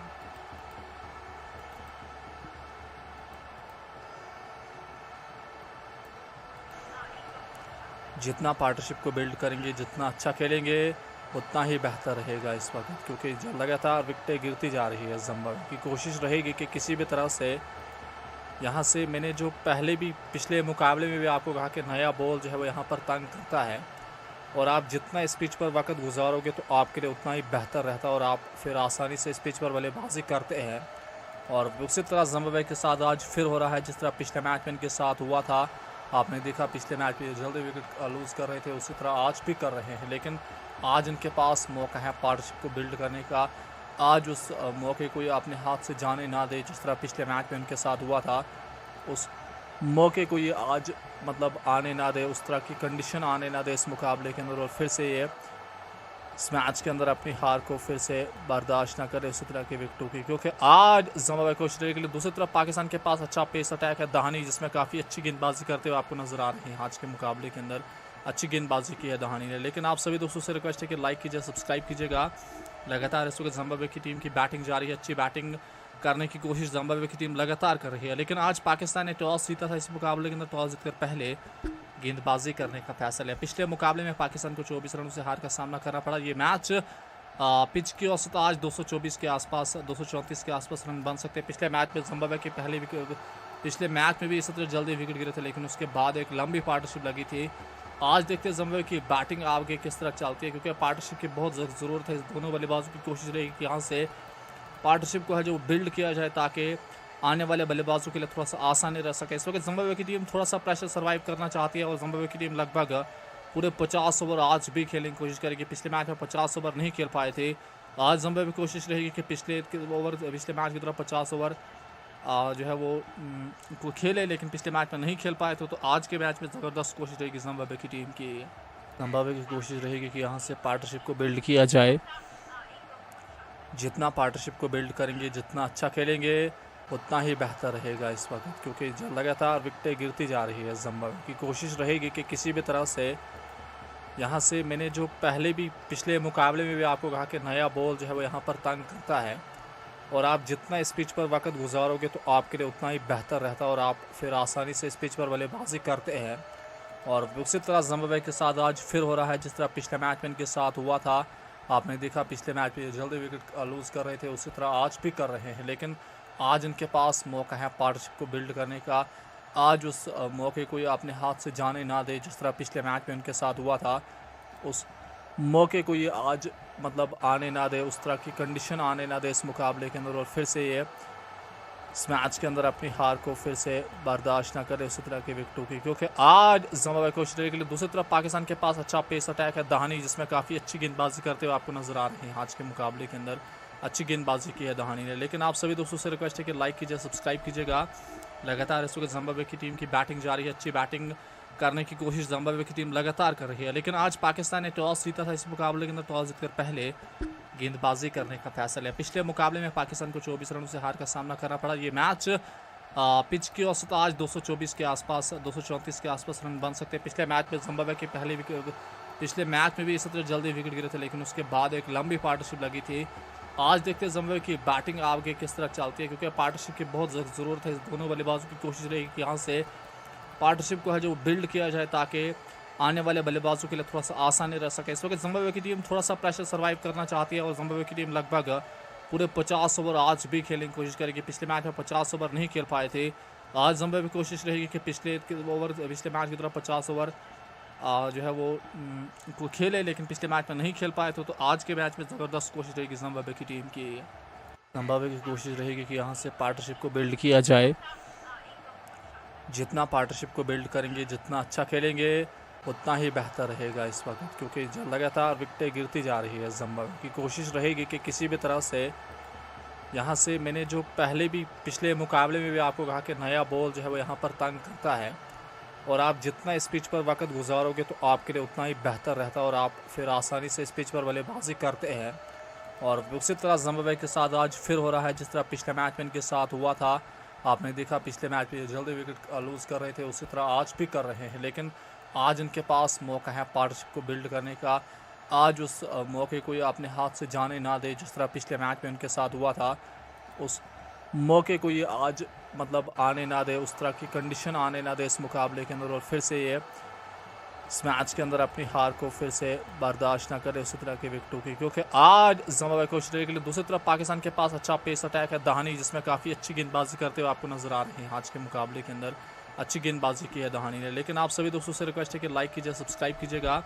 लगातार इस वक्त जिम्बाब्वे की टीम की बैटिंग जारी है, अच्छी बैटिंग करने की कोशिश जिम्बाब्वे की टीम लगातार कर रही है, लेकिन आज पाकिस्तान ने टॉस जीता था इस मुकाबले के अंदर। टॉस जीतकर पहले गेंदबाजी करने का फैसला है। पिछले मुकाबले में पाकिस्तान को 24 रनों से हार का सामना करना पड़ा। ये मैच पिच की औसत आज 224 के आसपास, 234 के आसपास रन बन सकते हैं। पिछले मैच में जिम्बाब्वे की पहले विकेट, पिछले मैच में भी इसी तरह जल्दी विकेट गिरे थे, लेकिन उसके बाद एक लंबी पार्टनरशिप लगी थी। आज देखते हैं जिम्बाब्वे की बैटिंग आगे किस तरह चलती है, क्योंकि पार्टनरशिप की बहुत ज़रूरत है। दोनों बल्लेबाजों की कोशिश रहेगी कि यहाँ से पार्टनरशिप को है जो बिल्ड किया जाए, ताकि आने वाले बल्लेबाजों के लिए थोड़ा सा आसानी रह सके। इस वक्त जिम्बाब्वे की टीम थोड़ा सा प्रेशर सर्वाइव करना चाहती है, और जिम्बाब्वे की टीम लगभग पूरे 50 ओवर आज भी खेलने की कोशिश करेगी। पिछले मैच में 50 ओवर नहीं खेल पाए थे। आज जिम्बाब्वे की कोशिश रहेगी कि पिछले मैच की तरफ 50 ओवर जो है वो खेले, लेकिन पिछले मैच में नहीं खेल पाए थे। तो आज के मैच में ज़बरदस्त कोशिश रहेगी जिम्बाब्वे की टीम की। जिम्बाब्वे की कोशिश रहेगी कि यहाँ से पार्टनरशिप को बिल्ड किया जाए। जितना पार्टनरशिप को बिल्ड करेंगे, जितना अच्छा खेलेंगे, उतना ही बेहतर रहेगा इस वक्त, क्योंकि लगातार विकेटें गिरती जा रही है। जिम्बाब्वे की कोशिश रहेगी कि किसी भी तरह से यहाँ से, मैंने जो पहले भी पिछले मुकाबले में भी आपको कहा कि नया बॉल जो है वो यहाँ पर तंग करता है, और आप जितना इस पिच पर वक्त गुजारोगे तो आपके लिए उतना ही बेहतर रहता है, और आप फिर आसानी से इस पिच पर बल्लेबाजी करते हैं। और उसी तरह जिम्बाब्वे के साथ आज फिर हो रहा है जिस तरह पिछले मैच में इनके साथ हुआ था। आपने देखा पिछले मैच में जल्दी विकेट लूज़ कर रहे थे, उसी तरह आज भी कर रहे हैं, लेकिन आज इनके पास मौका है पार्टनरशिप को बिल्ड करने का। आज उस मौके को ये अपने हाथ से जाने ना दे, जिस तरह पिछले मैच में उनके साथ हुआ था, उस मौके को ये आज आने ना दे, उस तरह की कंडीशन आने ना दे इस मुकाबले के अंदर, और फिर से ये इस मैच के अंदर अपनी हार को फिर से बर्दाश्त ना करे उसी तरह के विकेटों की, क्योंकि आज जिम्बाब्वे को ऑस्ट्रेलिया के लिए दूसरी तरफ पाकिस्तान के पास अच्छा पेस अटैक है। दहानी जिसमें काफ़ी अच्छी गेंदबाजी करते हुए आपको नजर आ रहे हैं आज के मुकाबले के अंदर, अच्छी गेंदबाजी की है दहानी ने। लेकिन आप सभी दोस्तों से रिक्वेस्ट है कि लाइक कीजिए, सब्सक्राइब कीजिएगा। लगातार इस वक्त जिम्बाब्वे की टीम की बैटिंग जारी है, अच्छी बैटिंग करने की कोशिश जिम्बाब्वे की टीम लगातार कर रही है, लेकिन आज पाकिस्तान ने टॉस जीता था इस मुकाबले के अंदर। टॉस जीतकर पहले गेंदबाजी करने का फैसला है। पिछले मुकाबले में पाकिस्तान को 24 रनों से हार का सामना करना पड़ा। ये मैच पिच की औसत आज 224 के आसपास, 234 के आसपास रन बन सकते हैं। पिछले मैच में जिम्बाब्वे की पहले विकेट, पिछले मैच में भी इसी तरह जल्दी विकेट गिरे थे, लेकिन उसके बाद एक लंबी पार्टनरशिप लगी थी। आज देखते हैं जिम्बाब्वे की बैटिंग आगे किस तरह चलती है, क्योंकि पार्टनरशिप की बहुत ज़रूरत है। दोनों बल्लेबाजों की कोशिश रहेगी कि यहाँ से पार्टनरशिप को है जो बिल्ड किया जाए, ताकि आने वाले बल्लेबाजों के लिए थोड़ा सा आसानी रह सके। इस वक्त जिम्बाब्वे की टीम थोड़ा सा प्रेशर सर्वाइव करना चाहती है, और जिम्बाब्वे की टीम लगभग पूरे 50 ओवर आज भी खेलने की कोशिश करेगी। पिछले मैच में 50 ओवर नहीं खेल पाए थे। आज जिम्बाब्वे की कोशिश रहेगी कि पिछले मैच की तरफ 50 ओवर जो है वो खेले, लेकिन पिछले मैच में नहीं खेल पाए थे। तो आज के मैच में ज़बरदस्त कोशिश रहेगी जिम्बाब्वे की टीम की। जिम्बाब्वे की कोशिश रहेगी कि यहाँ से पार्टनरशिप को बिल्ड किया जाए। जितना पार्टनरशिप को बिल्ड करेंगे, जितना अच्छा खेलेंगे, उतना ही बेहतर रहेगा इस वक्त, क्योंकि लगातार विकेटें गिरती जा रही है। जिम्बाब्वे की कोशिश रहेगी कि किसी भी तरह से यहाँ से, मैंने जो पहले भी पिछले मुकाबले में भी आपको कहा कि नया बॉल जो है वो यहाँ पर तंग करता है, और आप जितना इस पिच पर वक्त गुजारोगे तो आपके लिए उतना ही बेहतर रहता है, और आप फिर आसानी से इस पिच पर बल्लेबाजी करते हैं। और उसी तरह जिम्बाब्वे के साथ आज फिर हो रहा है जिस तरह पिछले मैच में इनके साथ हुआ था। आपने देखा पिछले मैच में जल्दी विकेट लूज़ कर रहे थे, उसी तरह आज भी कर रहे हैं, लेकिन आज इनके पास मौका है पार्टनरशिप को बिल्ड करने का। आज उस मौके को ये अपने हाथ से जाने ना दे, जिस तरह पिछले मैच में उनके साथ हुआ था, उस मौके को ये आज मतलब आने ना दे, उस तरह की कंडीशन आने ना दे इस मुकाबले के अंदर, और फिर से ये इस मैच के अंदर अपनी हार को फिर से बर्दाश्त ना करे उसी तरह की विकेटों की, क्योंकि आज जिम्बाब्वे को ऑस्ट्रेलिया के लिए दूसरी तरफ पाकिस्तान के पास अच्छा पेस अटैक है। दहानी जिसमें काफ़ी अच्छी गेंदबाजी करते हुए आपको नजर आ रही है आज के मुकाबले के अंदर, अच्छी गेंदबाजी की है दहानी ने। लेकिन आप सभी दोस्तों से रिक्वेस्ट है कि लाइक कीजिए, सब्सक्राइब कीजिएगा। लगातार इस वक्त जिम्बाब्वे की टीम की बैटिंग जारी है, अच्छी बैटिंग करने की कोशिश जिम्बाब्वे की टीम लगातार कर रही है। लेकिन आज पाकिस्तान ने टॉस जीता था इस मुकाबले के अंदर, टॉस जीतकर पहले गेंदबाजी करने का फैसला लिया। पिछले मुकाबले में पाकिस्तान को 24 रनों से हार का सामना करना पड़ा। ये मैच पिच की औसत आज 224 के आसपास, 234 के आसपास रन बन सकते हैं। पिछले मैच में जिम्बाब्वे की पहली विकेट, पिछले मैच में भी इसी तरह जल्दी विकेट गिरे थे, लेकिन उसके बाद एक लंबी पार्टनरशिप लगी थी। आज देखते हैं जिम्बाब्वे की बैटिंग आगे किस तरह चलती है, क्योंकि पार्टनरशिप की बहुत ज़रूरत है। दोनों बल्लेबाजों की कोशिश रहेगी कि यहाँ से पार्टनरशिप को है जो बिल्ड किया जाए, ताकि आने वाले बल्लेबाजों के लिए थोड़ा सा आसानी रह सके। इस वक्त जिम्बाब्वे की टीम थोड़ा सा प्रेशर सर्वाइव करना चाहती है, और जिम्बाब्वे की टीम लगभग पूरे 50 ओवर आज भी खेलने की कोशिश करेगी। पिछले मैच में 50 ओवर नहीं खेल पाए थे। आज जिम्बाब्वे की कोशिश रहेगी कि पिछले मैच की तरह 50 ओवर जो है वो को खेले, लेकिन पिछले मैच में नहीं खेल पाए थे। तो आज के मैच में ज़बरदस्त कोशिश रहेगी जिम्बाब्वे की टीम की। जिम्बाब्वे की कोशिश रहेगी कि यहाँ से पार्टनरशिप को बिल्ड किया जाए। जितना पार्टनरशिप को बिल्ड करेंगे, जितना अच्छा खेलेंगे, उतना ही बेहतर रहेगा इस वक्त, क्योंकि लगातार विकेटें गिरती जा रही है। जिम्बाब्वे की कोशिश रहेगी कि किसी भी तरह से यहाँ से, मैंने जो पहले भी पिछले मुकाबले में भी आपको कहा कि नया बॉल जो है वो यहाँ पर तंग करता है, और आप जितना इस पिच पर वक्त गुजारोगे तो आपके लिए उतना ही बेहतर रहता है, और आप फिर आसानी से इस पिच पर बल्लेबाजी करते हैं। और उसी तरह जिम्बाब्वे के साथ आज फिर हो रहा है जिस तरह पिछले मैच में इनके साथ हुआ था। आपने देखा पिछले मैच में जल्दी विकेट लूज़ कर रहे थे, उसी तरह आज भी कर रहे हैं। लेकिन आज इनके पास मौका है पार्टनरशिप को बिल्ड करने का। आज उस मौके को ये अपने हाथ से जाने ना दे, जिस तरह पिछले मैच में उनके साथ हुआ था। उस मौके को ये आज मतलब आने ना दे, उस तरह की कंडीशन आने ना दे इस मुकाबले के अंदर, और फिर से ये इस मैच के अंदर अपनी हार को फिर से बर्दाश्त ना करे उसी तरह की विकेटों की, क्योंकि ऐसे करते हुए आपको नजर आ रहा है। जिम्बाब्वे की टीम लगातार कर रही है। लेकिन आज पाकिस्तान ने टॉस जीता था इस मुकाबले के अंदर, टॉस जीतकर पहले गेंदबाजी करने का फैसला लिया। पिछले मुकाबले में पाकिस्तान को 24 रनों से हार का सामना करना पड़ा। ये मैच पिच की औसत आज 224 के आसपास, 234 के आसपास रन बन सकते हैं। पिछले मैच में जिम्बाब्वे की पहली विकेट, पिछले मैच में भी इसी तरह जल्दी विकेट गिरे थे, लेकिन उसके बाद एक लंबी पार्टनरशिप लगी थी। आज देखते हैं जिम्बाब्वे की बैटिंग आगे किस तरह चलती है, क्योंकि पार्टनरशिप की बहुत ज़रूरत है। दोनों बल्लेबाजों की कोशिश रहेगी कि यहाँ से पार्टनरशिप को है जो बिल्ड किया जाए, ताकि आने वाले बल्लेबाजों के लिए थोड़ा सा आसानी रह सके। इस वक्त जिम्बाब्वे की टीम थोड़ा सा प्रेशर सर्वाइव करना चाहती है, और जिम्बाब्वे की टीम लगभग पूरे 50 ओवर आज भी खेलने की कोशिश करेगी। पिछले मैच में 50 ओवर नहीं खेल पाए थे। आज जिम्बाब्वे की कोशिश रहेगी कि पिछले मैच की तरह 50 ओवर जो है वो को खेले, लेकिन पिछले मैच में नहीं खेल पाए थे। तो आज के मैच में ज़बरदस्त कोशिश रहेगी जिम्बाब्वे की टीम की। जिम्बाब्वे की कोशिश रहेगी कि यहाँ से पार्टनरशिप को बिल्ड किया जाए। जितना पार्टनरशिप को बिल्ड करेंगे, जितना अच्छा खेलेंगे, उतना ही बेहतर रहेगा इस वक्त, क्योंकि लगातार विकेटें गिरती जा रही है। जिम्बाब्वे की कोशिश रहेगी कि किसी भी तरह से यहाँ से, मैंने जो पहले भी पिछले मुकाबले में भी आपको कहा कि नया बॉल जो है वो यहाँ पर तंग करता है, और आप जितना इस पिच पर वक्त गुजारोगे तो आपके लिए उतना ही बेहतर रहता है, और आप फिर आसानी से इस पिच पर बल्लेबाजी करते हैं। और उसी तरह जिम्बाब्वे के साथ आज फिर हो रहा है जिस तरह पिछले मैच में इनके साथ हुआ था। आपने देखा पिछले मैच में जल्दी विकेट लूज़ कर रहे थे, उसी तरह आज भी कर रहे हैं। लेकिन आज इनके पास मौका है पार्टनरशिप को बिल्ड करने का। आज उस मौके को ये अपने हाथ से जाने ना दे, जिस तरह पिछले मैच में उनके साथ हुआ था। उस मौके को ये आज मतलब आने ना दे, उस तरह की कंडीशन आने ना दे इस मुकाबले के अंदर, और फिर से ये इस मैच के अंदर अपनी हार को फिर से बर्दाश्त ना करे उसी तरह की विकेटों की, क्योंकि आज जिम्बाब्वे को ऑस्ट्रेलिया के लिए दूसरी तरफ पाकिस्तान के पास अच्छा पेस अटैक है। दहानी जिसमें काफ़ी अच्छी गेंदबाजी करते हुए आपको नजर आ रही है आज के मुकाबले के अंदर, अच्छी गेंदबाजी की है दहानी ने। लेकिन आप सभी दोस्तों से रिक्वेस्ट है कि लाइक कीजिए, सब्सक्राइब कीजिएगा। लगातार इस वक्त जिम्बाब्वे की टीम की बैटिंग जारी है, अच्छी बैटिंग करने की कोशिश जिम्बाब्वे की टीम लगातार कर रही है। लेकिन आज पाकिस्तान ने टॉस जीता था इस मुकाबले के अंदर, टॉस जीतकर पहले गेंदबाजी करने का फैसला लिया। पिछले मुकाबले में पाकिस्तान को 24 रनों से हार का सामना करना पड़ा। ये मैच पिच की औसत आज 224 के आसपास, 234 के आसपास रन बन सकते हैं। पिछले मैच में जिम्बाब्वे की पहली विकेट, पिछले मैच में भी इसी तरह जल्दी विकेट गिरे थे, लेकिन उसके बाद एक लंबी पार्टनरशिप लगी थी। आज देखते हैं जिम्बाब्वे की बैटिंग आगे किस तरह चलती है, क्योंकि पार्टनरशिप की बहुत ज़रूरत है। दोनों बल्लेबाजों की कोशिश रहेगी कि यहाँ से पार्टनरशिप को है जो बिल्ड किया जाए, ताकि आने वाले बल्लेबाजों के लिए थोड़ा सा आसानी रह सके। इस वक्त जिम्बाब्वे की टीम थोड़ा सा प्रेशर सर्वाइव करना चाहती है, और जिम्बाब्वे की टीम लगभग पूरे 50 ओवर आज भी खेलने की कोशिश करेगी। पिछले मैच में 50 ओवर नहीं खेल पाए थे, आज जिम्बाब्वे की कोशिश रहेगी कि पिछले मैच की तरह 50 ओवर जो है वो को खेले, लेकिन पिछले मैच में नहीं खेल पाए थे। तो आज के मैच में ज़बरदस्त कोशिश रहेगी जिम्बाब्वे की टीम की। जिम्बाब्वे की कोशिश रहेगी कि यहाँ से पार्टनरशिप को बिल्ड किया जाए। जितना पार्टनरशिप को बिल्ड करेंगे, जितना अच्छा खेलेंगे, उतना ही बेहतर रहेगा इस वक्त, क्योंकि लगातार विकेटें गिरती जा रही है। जिम्बाब्वे की कोशिश रहेगी कि किसी भी तरह से यहाँ से, मैंने जो पहले भी पिछले मुकाबले में भी आपको कहा कि नया बॉल जो है वो यहाँ पर तंग करता है, और आप जितना इस पिच पर वक्त गुजारोगे तो आपके लिए उतना ही बेहतर रहता है, और आप फिर आसानी से इस पिच पर बल्लेबाजी करते हैं। और उसी तरह जिम्बाब्वे के साथ आज फिर हो रहा है जिस तरह पिछले मैच में इनके साथ हुआ था। आपने देखा पिछले मैच में जल्दी विकेट लूज़ कर रहे थे, उसी तरह आज भी कर रहे हैं, लेकिन आज इनके पास मौका है पार्टनरशिप को बिल्ड करने का।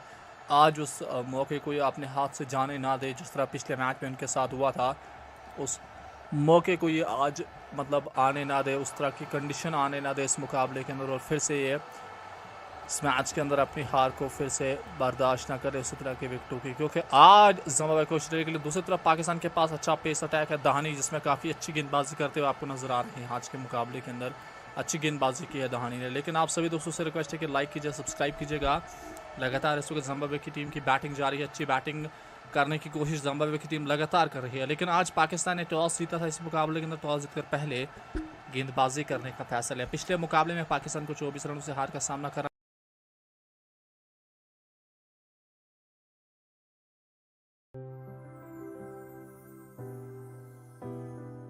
बातें जो कभी पूरी ना हो, वादे जो अधूरे ना हो, हंसी जो कभी कम ना हो, आंखें जो कभी नम ना हो, और अगर हो तो बस इतना जरूर हो,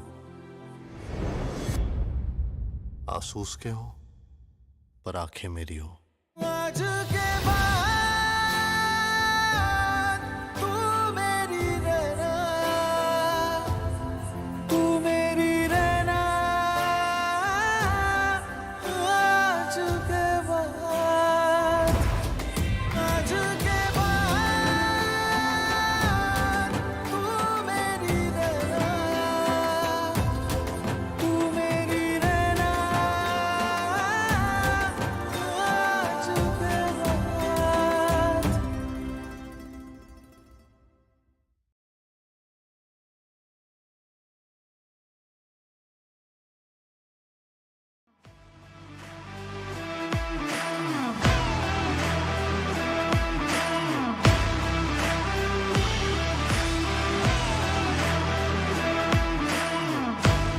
අයිබෝන් සුබ මධ්‍යහන අප්‍රිය ක්‍රීඩාලුවනේ හිතපොතුනේ හිතපතිනේ ශ්‍රී ලංකා කාන්තා ක්‍රිකට් කණ්ඩායමත් බංග්ලාදේශ කාන්තා ක්‍රිකට් කණ්ඩායමත් අතර තරඟ තුනකින් සමන්විත 20 තරඟාවලියේ තීරණාත්මක තුන්වන සහ අවසන් තරඟයට කොළඹ SSC ක්‍රීඩා පිටියේ සියල්ල සූදානම්ව සිටිද්දී අප ඔබ මෙලෙසින් හමුවන්නේ.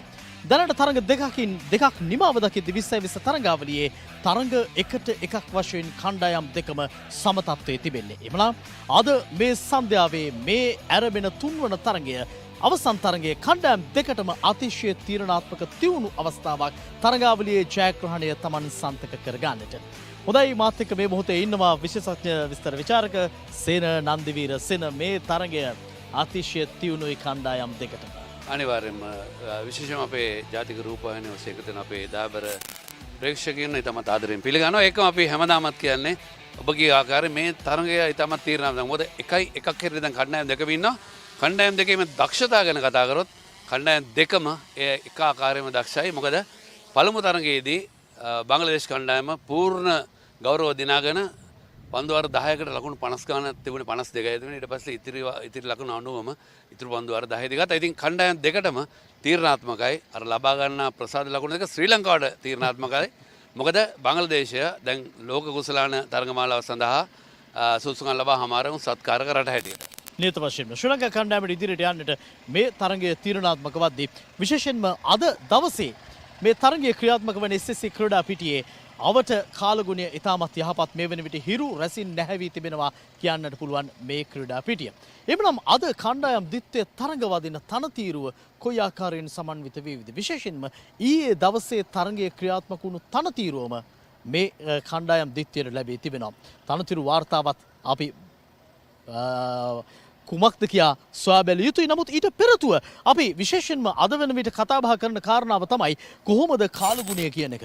දැන් නම් අපේ ඇඟට දැනෙන දැවැන්ත රශ්මිය අපට තිබෙනවා. හැබැයි හිරු ඉතාමත් හොඳින් නැහැවී තිබෙන SSC ක්‍රීඩා පිටියට අවට ප්‍රදේශය සෙල්සියස් අංශක 32ක උෂ්ණත්වයක් මේ වන විට ක්‍රියාත්මකයි. 74ක හියුමිනිටි එකක් විශේෂම ක්‍රියාත්මක වෙනවා මේ මොහොතේදී. විශේෂයෙන් 5 කිලෝමීටර් 10ක සුළඟේ වේගයක් ක්‍රියාත්මක වන්නේ නිසා වැඩි සුළං වේගයක් නැහැ. හැබැයි සේන ඇඟට දැනෙන අවුරශ්මයක් තියෙනවා. කුමක් දෝ සැකයක් තියෙනවා සන්ධ්‍යා කාලයේ වර්ෂාව පතිත වේවිද කියලා. කොහොමදත් ඊයේ දිනේදී තිබුණේ 5 කිලෝමීටර් 2ක සුළඟේ වේගයක්. ඉතින් අද පොඩ්ඩක් වේගය වැඩි.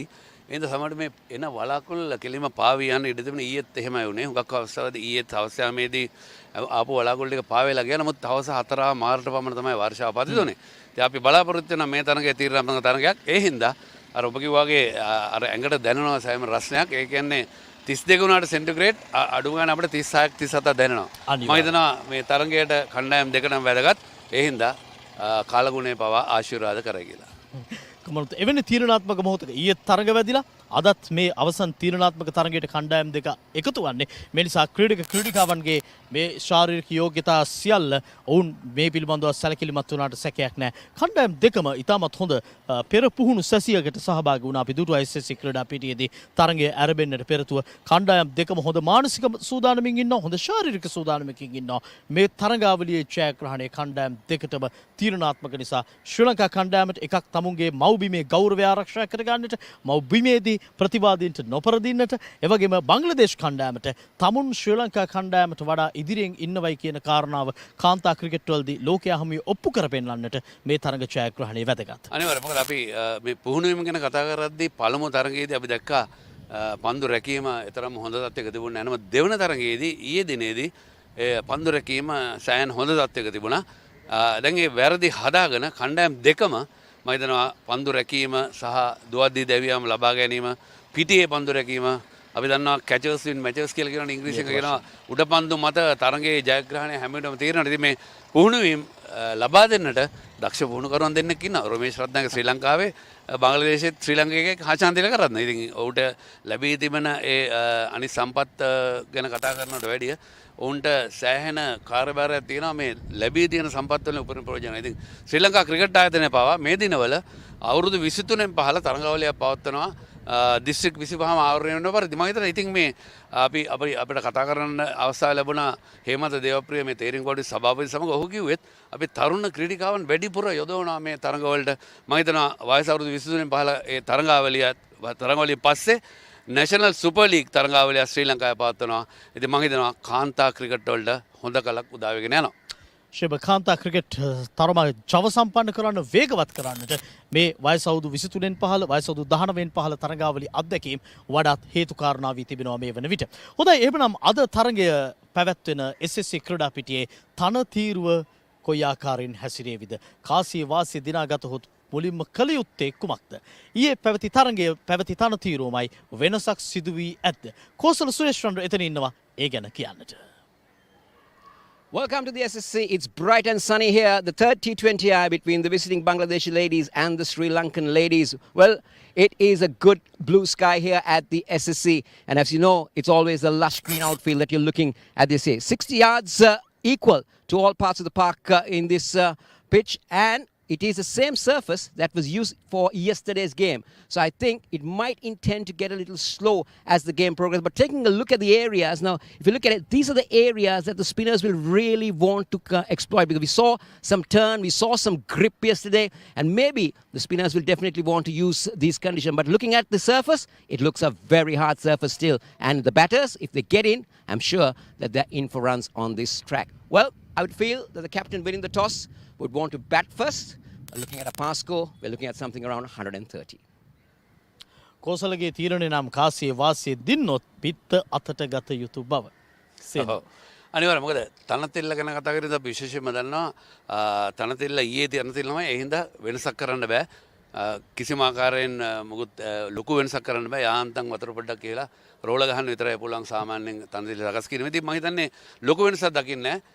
චමරය අතපත්තුරත් නිගා සුල්තානටත් මේ තනතිල්ලෙන් ලකුණු ලබා ගන්නට හැකියාවක් තිබෙනවා. විශේෂයෙන්ම තද මත පිටත් තියෙන තනතිල් ලබා අපිත් දැක්කා. ඉතින් මම හිතනවා තනකොළ පේන්න නැහැ. ඉතින් ඒකම දඟපන්දනට ටිකක් උචිත වේ ටිකක් හවස් වෙනකොට. හවස් වෙද්දී දඟපන්දයන්නන්ට උචිත වෙනවා වගේම මං හිතනවා කාලගුණය සමගත් ඔට්ටු විය යුතුයි. ඩක්කොත් ලුයිස් පෙරට එන්නට තිබෙන ඉඩකඩක් තියෙනවා. ඒ නිසා සමහර විට මේ සියල්ල ගැන බලලා තමයි කාසී වාසිය දින්නොත් නායිකාව තීරණය කරන්නේ කුමක් කළ යුතුද කියලා. චමරි අතපත්තු වාසනාවන්ත වේවිද අද කාසියේ වාසිය දිනන්නට කෝසල කණ්ඩායම් නායිකාවන් සමගින්. السلام عليكم، مرحبا بكم معايا فيديو جديد ووصفة جديدة. وصفتنا اليوم جلاس أو سوربي بالفواكه طبيعي وصحي بدون كريمة وبدون سكر، سهل في التحضير، كيجي غاية في اللذة، بالإضافة كيف قلت لكم إلى أنه صحي 100%. انا غادي نحضرو في الترموميكس. بالنسبه للبنات اللي ما عندهمش الترموميكس ممكن توجدوه في الهاشوار او لا في الطحانه اللي كطحن لكم مزيان. كناخذوا واحد الكميه ديال الفخيز وكميه ديال البنان ديال الموز اللي كنكونوا بطبيعه الحال مجمدينهم قبل في المجمد. كنجبدوهم مباشره من المجمد وكنوضعوهم في الترموميكس، كنطحنوهم مزيان. من بعد كنضيفوا لهم العلبة ديال الجبن الكريمي بدون سكر، وكنضيفوا معلقة ديال العسل. بالنسبة لهاد الطريقة هذه راه ممكن تحضروا بها جميع الانواع الفواكه اللي كتعجبكم، غير هي شرط انها تكون في المجمد.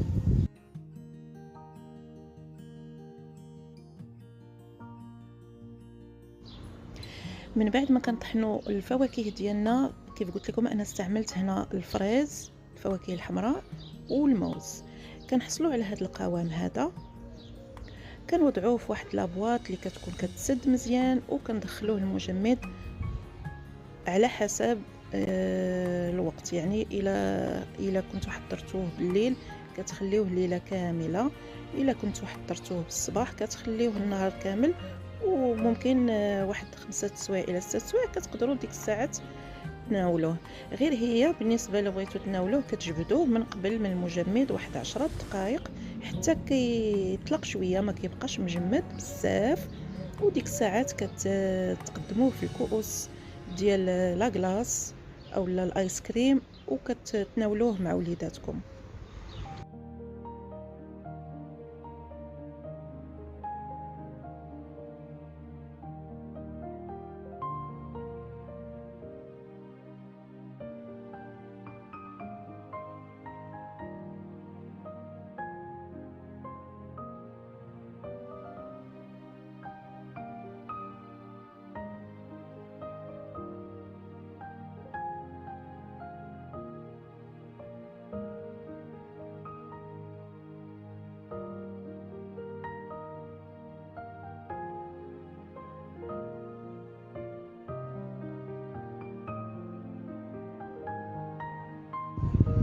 انا حضرت جوج الانواع ديال السوربي. هذا حضرته غير بالفخيز. الاول كنت درت فيه الفخيز والبنان، هذا درت فيه غير الفخيز، ودرت معاه الجبن الكريمي، ودرت معاه واحد معلقه الى جوج ديال عصير الحامض وشويه العسل. بالنسبه للعسل او لا كيبقى اختياري، بالنسبه للحلاوه كتبقى اختياريه، ممكن تخليوه هكاك بالمذاق ديالو الطبيعي بدون عسل بدون سكر، كتخليوه هكاك بالمذاق ديالو الطبيعي.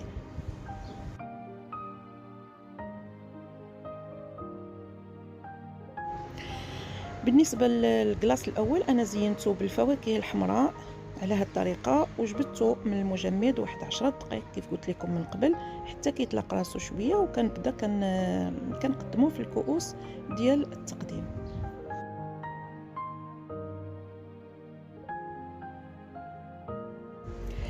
كنتمنى الفيديو ديال اليوم ينال اعجابكم، وكنشكركم على حسن المتابعه. ومن طبيعه الحال الى عجبكم الفيديو ما تنساوش تلايكي وتخليوا لي تعليق محفز، وان شاء الله مع فيديو قادم. السلام عليكم.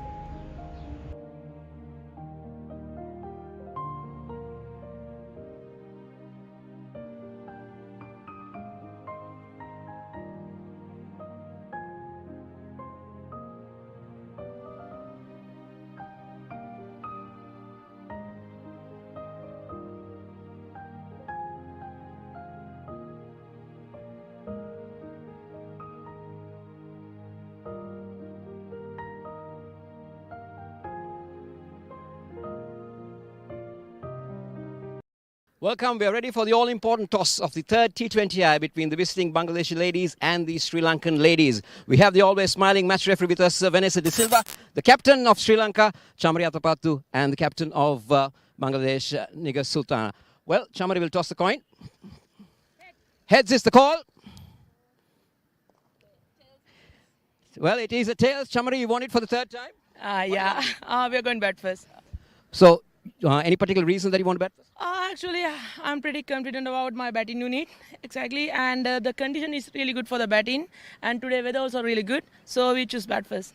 Hopefully that you can make those starts into good scores at the end. Definitely, we will try our best. All the very best to you. Thank you. Nigar, third time unlucky. Happy that you want to bowl? I think I need to see the doctor to change my luck, I guess so. But the thing is, yeah, it's a very good track, and then obviously we are looking forward to get early wickets in the power play and obviously restrict them in a good total. Any total that you have in mind to restrict the Sri Lanka? So obviously, the yesterday's game, I think it was a very good track. The spinners get drift there, so I think most probably 100 and 120, below 20. So it will be a great score to chase. Hope to see you back with runs. Inshallah, I'm just looking forward and trying to see all my process and trying to get my all the experience here and see what result will come. Any changes in your side? We have 3 changes. All right, all the very best. Thank you. So the story from the centre is that the Sri Lankan captain has won the toss and they will bat first. තුන්වන වතාවට චබරි අතපත්තු වාසනාවන්ත වෙනවා කාසි වාසි තමන් සන්තක කරගන්නට කෝසලට කියනවා අපේ පිතිකරු අනුපිළිවෙල පිළිබඳව තමුන්ට විශ්වාසයක් තියෙනවා බැටිං ස්ට්‍රෙන්ත් එක චබරි අතපත්තු කාලගුණෙත් හොඳයි මේ නිසා බය නැතුව පිත් අතට ගන්නවයි කියලා සේන.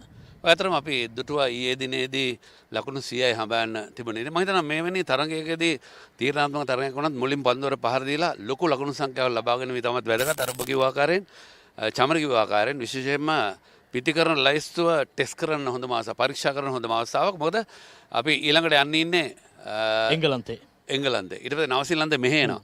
ඉතින් මම හිතන්නේ මේ තරඟ ගැන කතා කරද්දී අපි සුදුසුකම් ලැබුවත් නැතත් ජයග්‍රහණ තමයි වැදගත් වන්නේ. මොකද 2024 බංග්ලාදේශයේ තමයි මේ තරඟාවලිය පැවැත්වෙන්නේ 2020 ලෝක කුසලාන තරඟාවලිය. මම හිතනවා ඒ ගත තීරණය හොඳයි. ලොකු ලකුණු සංඛ්‍යාවක් ලකුණු 150ක්වත් ලබා ගත යුතුයි. මේ තනතිල්ලේ චමරි ඒ ගැන පෙරමුණ ගත යුතුයි.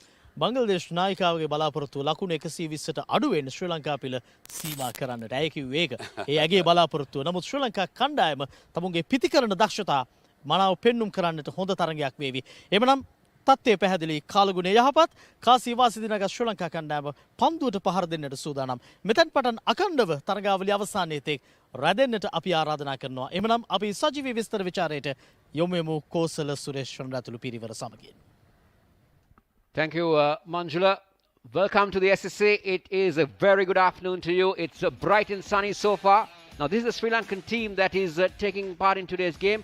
They're going with the unchanged 11. We had one change yesterday, Kumari coming into the side. And she bowled reasonably well and kept up to the expectations of the captain. But Chamari Atapattu, that is one person that the Sri Lankans would look forward in getting runs on the board. Because, mind you, they won the toss and they elected to bat first. So let's take a look now how the Bangladeshi team are laid. According to the captain, they're having 3 changes in today's game. But Haider, that's would be the main batter that Bangladesh would want to look forward to. We saw she got some starts in the 2 previous games. Nigar Sultana, the captain, she failed in the second, but we all know how she's capable of using the bat. Alam comes into the side. She is the lanky fast bowler that Bangladesh had in the ODIs. So they were looking forward to see how Alam bowls on this track. And let's see whether Bangladeshi bowlers can restrict the Sri Lankans to somewhere around 120 as what Nigar Sultana said. Let's say a very good afternoon to Paulinus. Good afternoon, Suresh. Definitely, it's going to be a very good game because both the teams have 1 game each and the umpires are taking the field. The umpires, on-field umpires today is Pragit Rambukwala and Tedurun De Silva. So, Sri Lanka won the first Bangladesh won the first T20 international by 6 wickets and Sri Lanka came back strongly to win the second game by 7 wickets. So, this game is going to be pretty interesting, isn't it? It's going to be an interesting battle because the winner takes it all. And mind you, the series win helps Sri Lanka to on the rankings of where they end up, especially going forward for the next T20 World Cup in Bangladesh in 2024. This is Deduni, the one of the on-field umpires. It's always nice, isn't it, Polly, to see a mixture of genders out there in the centre, especially in the women's game. Hopefully that will come back into the come into the men's game in the near future as well. We're seeing a lot of female umpires around the world now, and that's something interesting to see. This is Deduni Silva. She played for Sri Lanka in her heydays, and obviously vast experience in has been there for quite a while out there in the centre as well. She's standing for the 5th one-day international in a career. That's a good one. That's Pragit Rambukwala standing the 6th women's T20 international. So these are the two on-field umpires today. Pragit, though it's his 6th T20 women's game, Polly, he's got lots of experience. So here go, Chamari Atapattu. We all know what she is capable of. She's in at number 1. She's held that position for many years for Sri Lanka. And hopefully, she's got starts in both games. She will definitely want to... so this is how her stats rate. Look at that. Look at those matches. Over 100 matches. The average is around the 20s. But that strike rate, that's what she's excellent in. Over 2,300 runs. We all know what Chamari Atapattu can do. And she has a high score of 113. So it's century to his name too. To her name. Well, we were talking about the umpires. The TV umpire is Ravindra Vimalathuri, the 4th umpire being Nimal Pereira, and the match referee, Nimali Pereira, and the match referee is Vanessa De Silva. So Alam, she comes in for the first time in this series, but she's got experience, 78 matches to her credit, and over 57 wickets. So that's something that the Sri Lankans do. Here's the first delivery, and Atapattu straight away into the front foot stride to try and drive it through. But I'm telling you, that is a good start-up delivery. It's definitely, she went outside the off-stump, tried to drive it, missed it completely. Chamari Atapattu. Sri Lanka definitely depending a lot on her. She's been among the runs. She's been the leading run scorer. There you see the replay on that. A very good delivery indeed, no doubt, as Kosala said.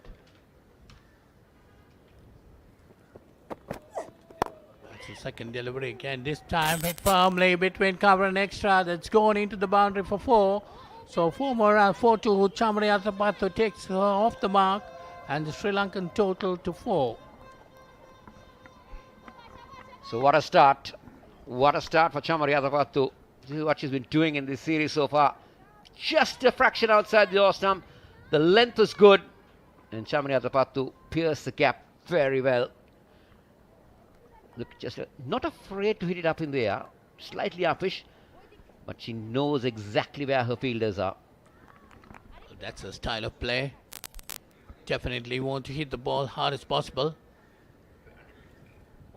That's the next delivery, pitched up again. Chamari Atapattu pushes it on the offside. No run there. Good comeback delivery from Alam. So Sri Lanka. Now this is Vishmi Gunaratna. Now to me, she's also a basher. She likes to get on with the game from the word go. Early in her days, the strike rate needs to improve. It's somewhere around the 80s. It's good from Alam. Pushing Atapattu on the back foot that occasion. Except for that delivery that was over pitch, I thought Alam has bowled in good areas in this over, Polly. Yes, definitely. Kosala, we were talking about Vishmi Gunaratna. I think Vishmi Gunaratna's role will be to rotate the strike and give Chamari more of the strike. There you go. Those are two men that we need to be talking about. Waving the Sri Lankan and the Bangladeshi flags. They've been there throughout the series.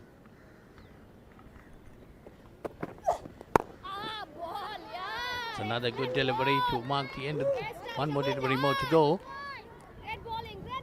4 runs still on the board in this over. Boundary coming off the bat of Chamari Atapattu.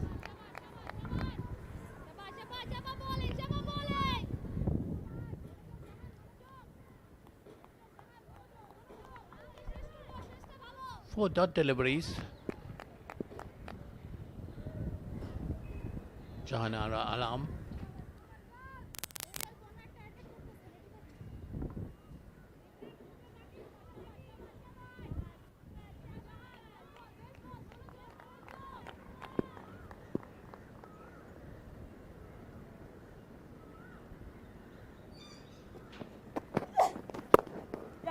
Short and cut away too firmly, but straight down to deep extra cover. But Chamriatpatu manages to get a single, takes the Sri Lankan score on to 5 for no loss after the end of the first over.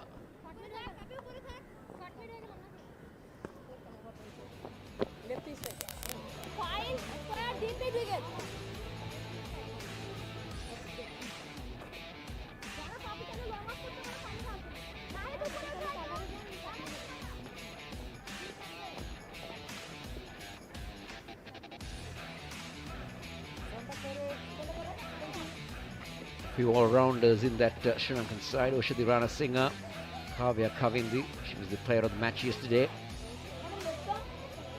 Nokarana Veera, Sugandhi Kumari and Prabodhini, the bowlers in the side.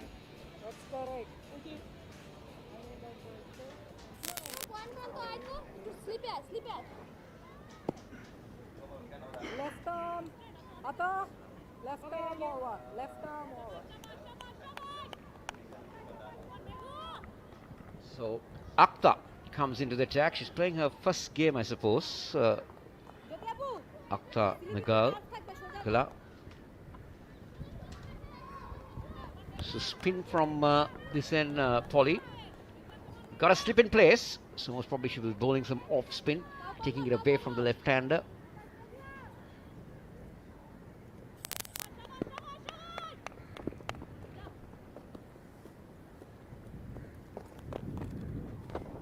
Oh, she's left arm. She bowls left arm orthodox. For one time I thought she was going to bowl right arm off spin the way she settled herself in, Polly. It's a left arm orthodox bowler.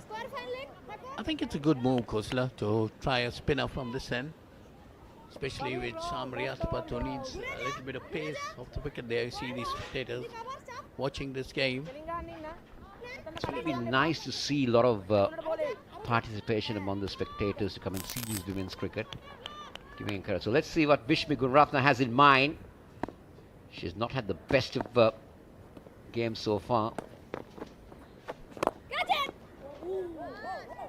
No, Akhtar not afraid to give it air. Look at the loop she's getting. Very slow through the air. That might be the ploy on this surface, Polly. It will start to grip, it will start to turn. Let's take a look at that again. There you go. Giving it a loop. Inviting the batsman to come and play on the front foot. Definitely, that's a good bit of thinking. Tossing it up wide on that occasion. Akhtar inviting the batsman to drive. Bishmi Gunratna always looking for that drive.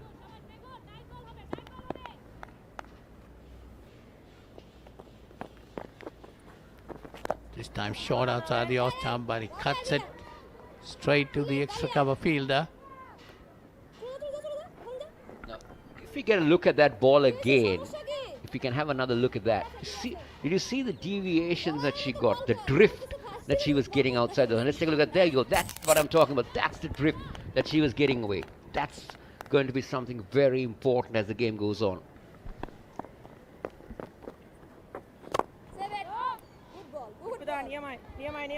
Well, I thought that was a natural left arm movement in here.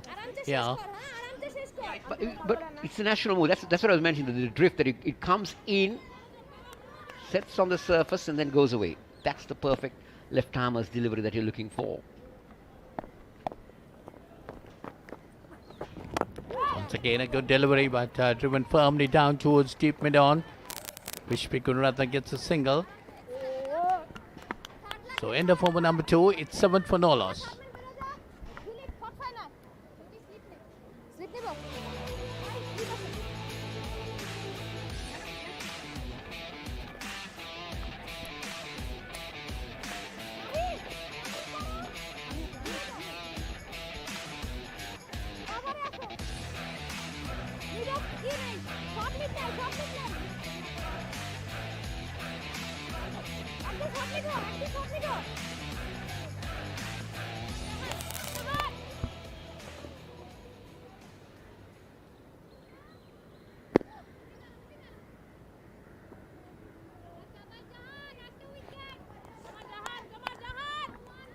Alam will start her second over. She's going over the wicket now from the Torrington end, or the Vidya Mawatha end that you could call it now.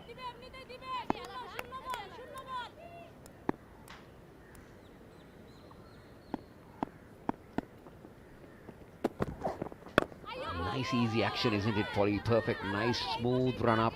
Look at the arms movement, the way the left arm overtakes the right arm, and then at the point of delivery getting high up on the left foot.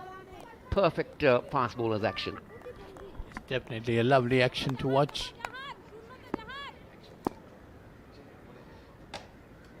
Janara Alam.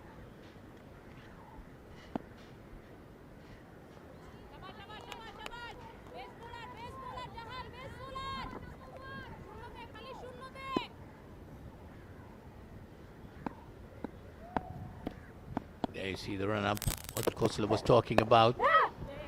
Nicely worked away on the onside by Vishnu Gunaratna. Gets a single.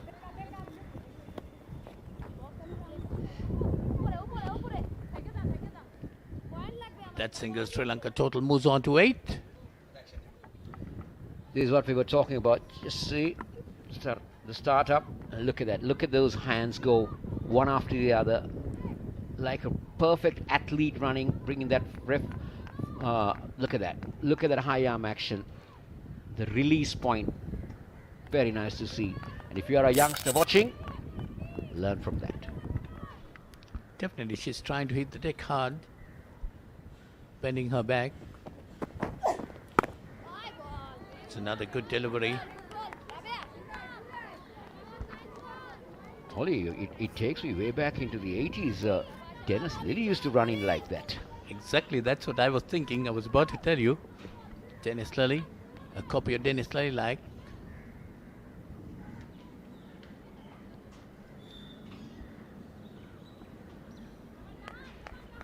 But a well spread out field for Chamariyatha Pattu. That was expected. The slip now goes out. The ring of fielders on the off and on. But Chamariyatha Pattu slashes hard, gets an outside edge. That will go down to the boundary for 4. Sri Lanka will take it. Attapattu will take it. Nevertheless, it's a boundary to Sri Lanka. Well, that boundary takes the score on to 12. You see the replay on that. Outside the off stump, pitched and firmly driven by Attapattu. Took the outside edge. Went through the vacant slip area into the boundary. Valuable runs for Sri Lanka. Well, they say if you swing hard, if you swing hard. And that's exactly what Chamariyatha Pattu was doing. Because the slip was out, so the danger was very limited. Sri Lanka 12 for none. Second boundary to Attapattu. She's on double figures. She's on 10.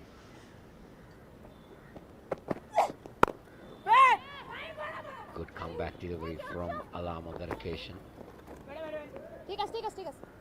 Something that we have seen from both these teams has been the fielding. The fielding has been in patches, Polly. They've held on to a few good catches. They've dropped some sitters. The ground fielding has been okay in some occasions, bad on some occasions. These are little things that have happened during the two previous games. Both the coaches were saying that if they had fielded better, it would have been a very different result. And even the captains were saying that.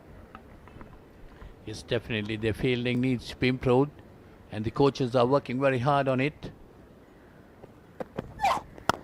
It's again firmly driven, and this time between mid-off and the extra cover fielder. That's gone into the boundary for 4. 4 more runs to Attapattu. Takes the Sri Lankan score on to 16, and Attapattu moves on to 14. Take a look at that again. You just can't afford to give that length to Chamariyatha Pattu. She loves to play on the front foot, and she likes to drive on the up, and that's exactly what she does.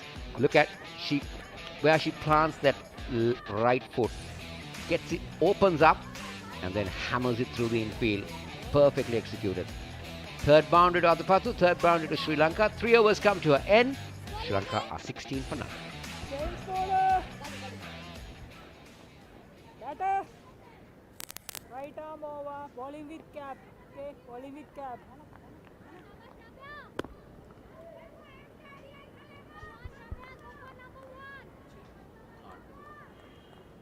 Number 2.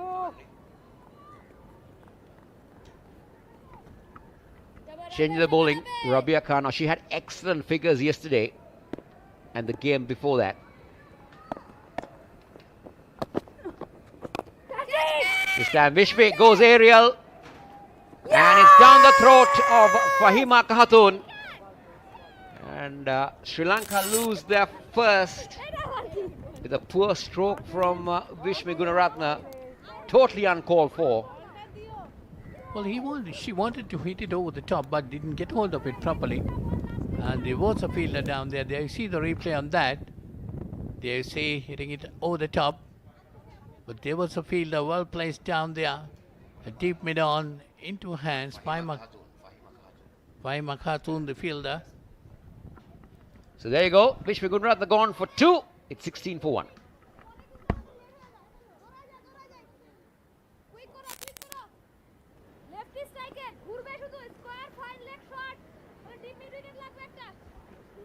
Now Harshita Samar Vikrama is in at number 3. She had a decent outing yesterday.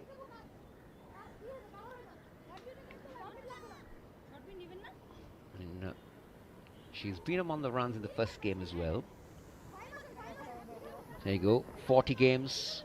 Strike rate is good. Average needs to improve a little bit. But over 700 runs, she's got some experience. 350s. She's been quite consistent in the last few games, Kosala. Getting some runs for Sri Lanka. But mostly I'm very impressed with this Khan who's been bowling for Bangladesh. She's been very good in both games.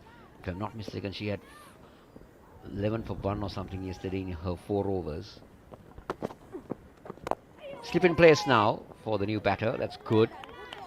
You see that Nigger is attacking.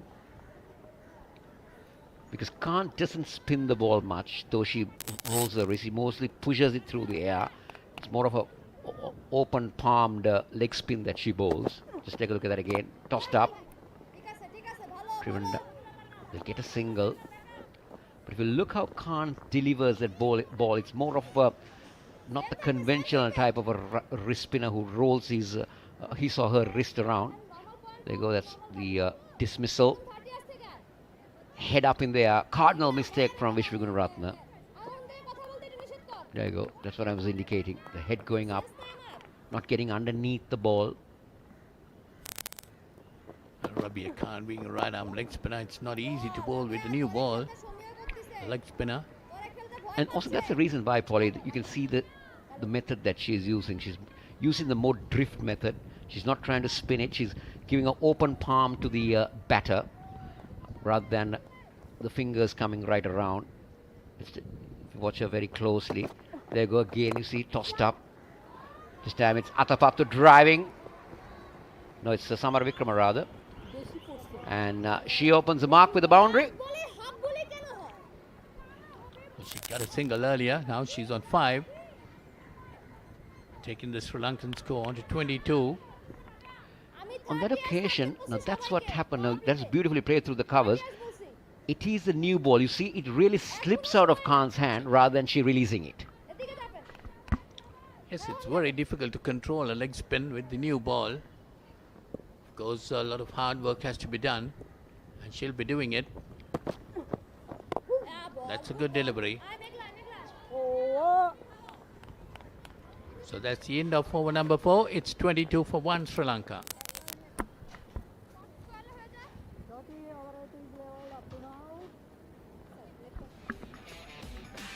Now this is the Bangladeshi 11 that's playing today. Ritu Mori, all-rounder. Rabia Khan is also the all-rounder. So those are the only 2 all-rounders that are indicated. But Nigar Sultana, that's the name that had. Mostari has got starts. Haida has got starts. So they will be the batsmen that, or rather the batters that Bangladesh will be looking at. So changing the bowling. It's spin now from both ends. Akhtar comes back into the attack. It's a left arm spin. Oh, an outside edge. No slip in place. That one didn't turn, went on with the arm, just pulled back in. And the batsman will come back for 2. Good ball, good ball. But I thought that was very well bowled. Let's have a look at that again, Polly. Now, Shaba ball. Chamariyatapattu was playing for the turn. When that one didn't turn, it went on with the arm, found the outside edge. Luckily, there was no slip in place.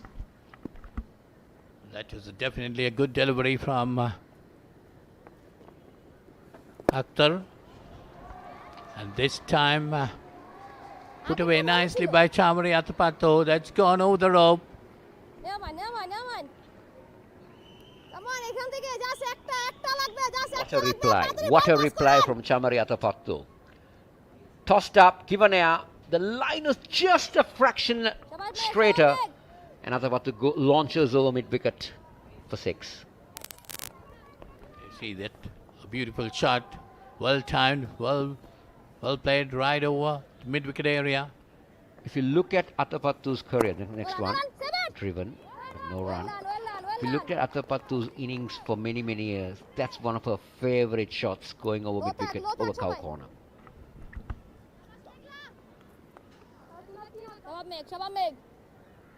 Atapattu has got a decent start, 23 coming off 15 deliveries. That's an again, this time put away over square leg. That's gone for 6. You can't err with Chamariyatapattu. If you need to be more off stump line-ish. The moment it hits that middle and off, and the ball turning into you, with this pace, Chamariyatapattu is going to murder you.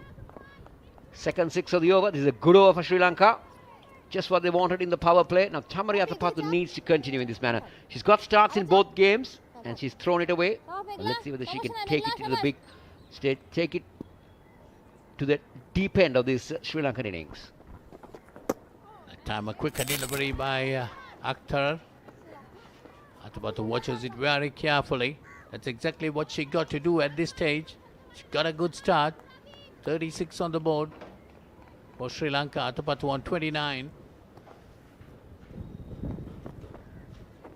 Ball. Again outside the off stump. Lets it go to the wicket keeper. So it's 5 gone. 36 for 1 Sri Lanka.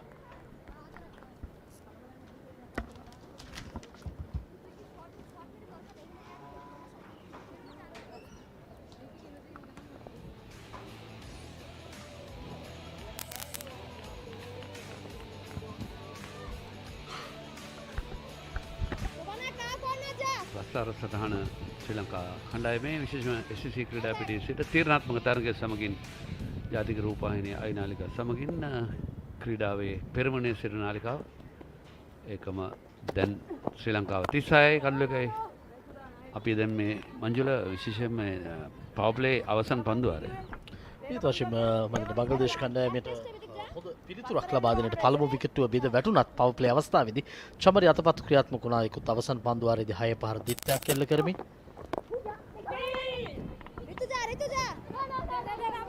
තමත් හොඳින් ඉක්මන් ලකුණක් වෙනුවෙන් දෙව යනවා. මතන මේ තමයි කළ යුතු කාරණාව ප්‍රහාරය වගේම මේ ලකුණු කෙටි ලකුණු ලබා ගැනීමෙන් අන්තයන් හෝමාරු කර ගැනීම. සමර වික්‍රම තමත් හොඳින් මේ කාරණාවට අවතීන බී තිබෙනවා. අනිවාර්යයෙන්ම මංජුල අපි හැමදාමත් කියන්නේ ඕනම තරගයකදී ස්ට්‍රයික් එක නැත්නම් පන්දුර පහර දීමේ අවස්ථාව මාරු කරගන්න පිටිකරුවන් හෝ පිටිකාරයා.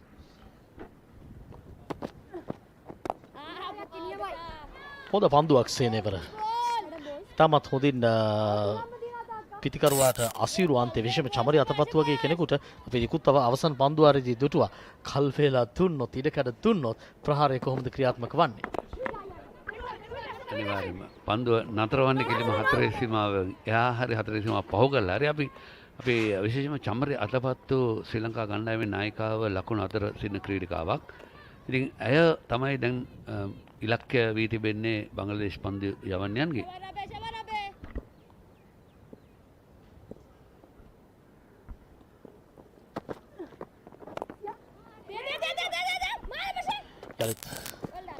පෙර පරිදිමයි විශේෂයෙන්ම ෂොට් මිඩ් විකට් කලාපයට පන්දුව තල්ලු කරමින් ලකුණු වෙනුවෙන් දිව යනවා. ඉතා හොඳ පන්දුවාරයක් කියන්නට පිළිවන් ප්‍රහාරයට ලකුණයින් අනතුරුව මේ පවර් ප්ලේ අවසන් පන්දුවාරයේ මේ පන්දු පහ තුලදී තවමත් ලකුණු 3ක් පමණයි ලබා දී තිබෙන්නේ. චමරියතපත්තු පන්දු 20කදී ලකුණු 30ක් මේ අවසන් පන්දුව පවර් ප්ලේ.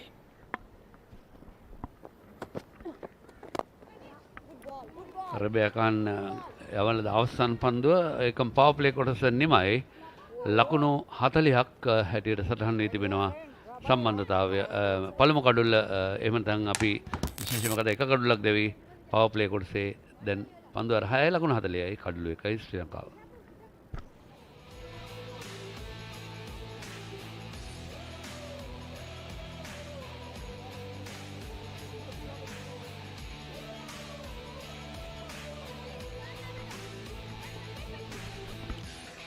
පන්දුවර 6යි ලකුණු 40යි එක් කඩුල්ලයි. දැවී ගිය ක්‍රීඩිකාව විශ්මි ගුණරත්න ලකුණු 2කට ඇය දැවී ගියේ.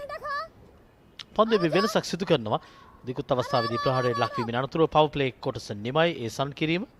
ප්‍රතික්‍රම කරලා බෝල් කරනවා වගේ දැක්කනේ. ඔව්. ඒ තමයි සංඥාව. දෙවන පවර් ප්ලේ කොටසේ ආරම්භය ප්‍රථම පවර් ප්ලේ කොටසේ නිමාව. ඉතින් විශේෂයෙන්ම අපි දන්නවා මේ කාන්තා තරඟවල පවර් ප්ලේ කොටස් දෙකක් පමණයි තිබෙන්නේ. ඕවර් 50 තරඟවලත් තිබෙන කොටස් දෙකයි. 20 තරඟවලත් තිබෙන පවර් ප්ලේ කොටස් දෙකයි.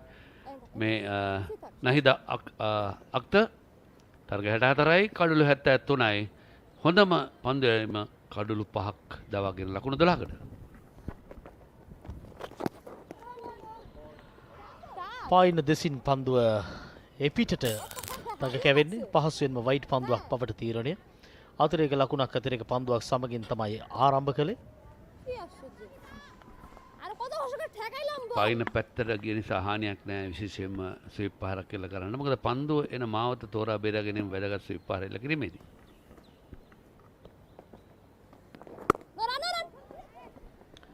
පහසුවෙන්ම චමරට හැකියාව තිබෙනවා මේ ලකුණ ලබන්නට.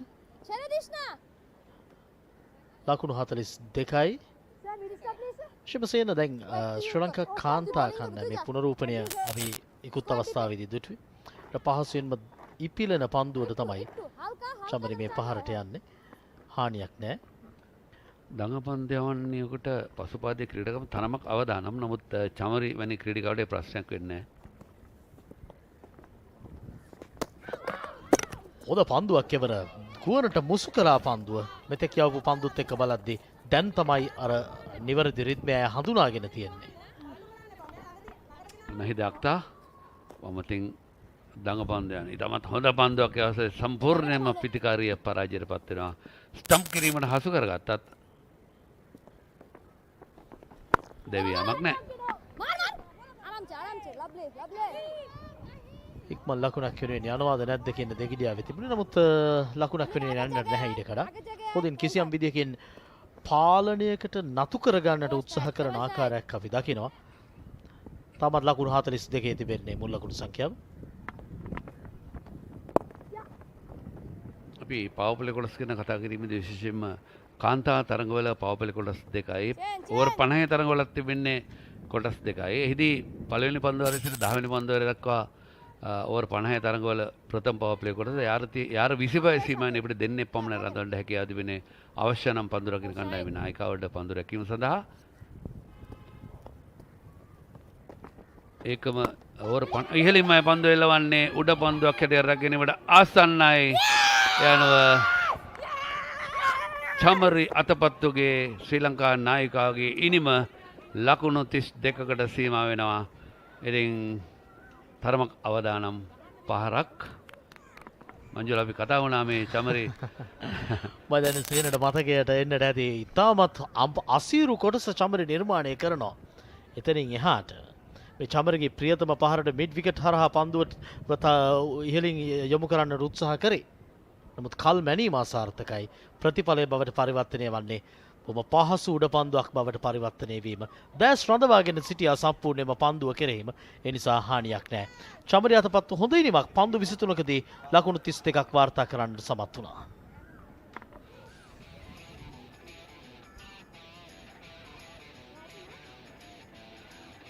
පන්දුව රැකගත් ක්‍රීඩිකාව හක් දැනගත්තා මේ තමයි කඩුල්ල. මෙන්න අනුෂ්කා සංජීවනී අංක 4 පිටිකාරිය ශ්‍රී ලංකා කණ්ඩායමේ කාන්තා කණ්ඩායමේ. ඉතින් චමරිගේ කඩුල්ල දවාගත්තා කියන්නේ මම දැන් ඉනිමේ භාගයක් දවාගත්තා වගේ තමයි උන් සතුටුනේ. නියත වශයෙන් මොවුන් දන්නවා ඒ කඩුල්ලේ වටිනාකම. මේ අනුෂ්කා සංජීවනි දකුණත් ප්‍රතිකාරණීය තරඟ 54කදී ඉනිම 49කදී නොදවීම් 12ක් ලකුණු 491ක් ඉහළම ලකුණු සංඛ්‍යාව ලකුණු 61ක් සාමාන්‍ය 13.27ක් ප්‍රහාරක වේගය 82.93ක් අර්ධ ශතක එකක් තමුන්ගේ මේ තරඟ දිවිය තුල වාර්තා කරන්නට ඇය සමත්ව තිබෙනවා. මේ චාමරි අතපත්තුගේ දැවී යාම ඒ කල් මැනීම පිළිබඳව ප්‍රශ්නය තිබුණේ. පිට අග්‍රයේ වැදුණු පන්දුව තමයි තනි ගුවනට මුසු වුණේ. ඒ පහර එල්ල කරන් තිබුණේ මිඩෝන් දෙසින් නැත ලොන් ඕන් දෙසින් බිම දිගේ. ඉතින් නමුත් ස්වීප් පහර උස්සද්දට ආසන්න අවස්ථාවක් කිසියකට හානියක් නැහැ. පන්දුවර 7ක් නෙමෙයි ලකුණු 44යි කඩලු 2යි ශ්‍රී ලංකා කාන්තා කණ්ඩායම.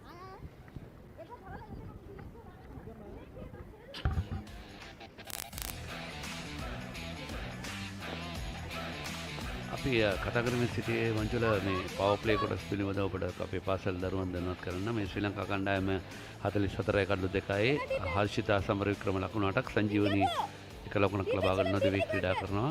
කඩලු 2 එක බැගින් අප්ත සහකාන් දවාගෙන තිබෙනවා. ඉතින් අපි දෙවන පවර් ප්ලේ කොටසේදී ඕවර් 50 තරගයේදී යාර 25 සීමාවෙන් දෙපිට රඳවන්න පුළුවන් ක්‍රීඩිකාවන් 4ක් පමණයි.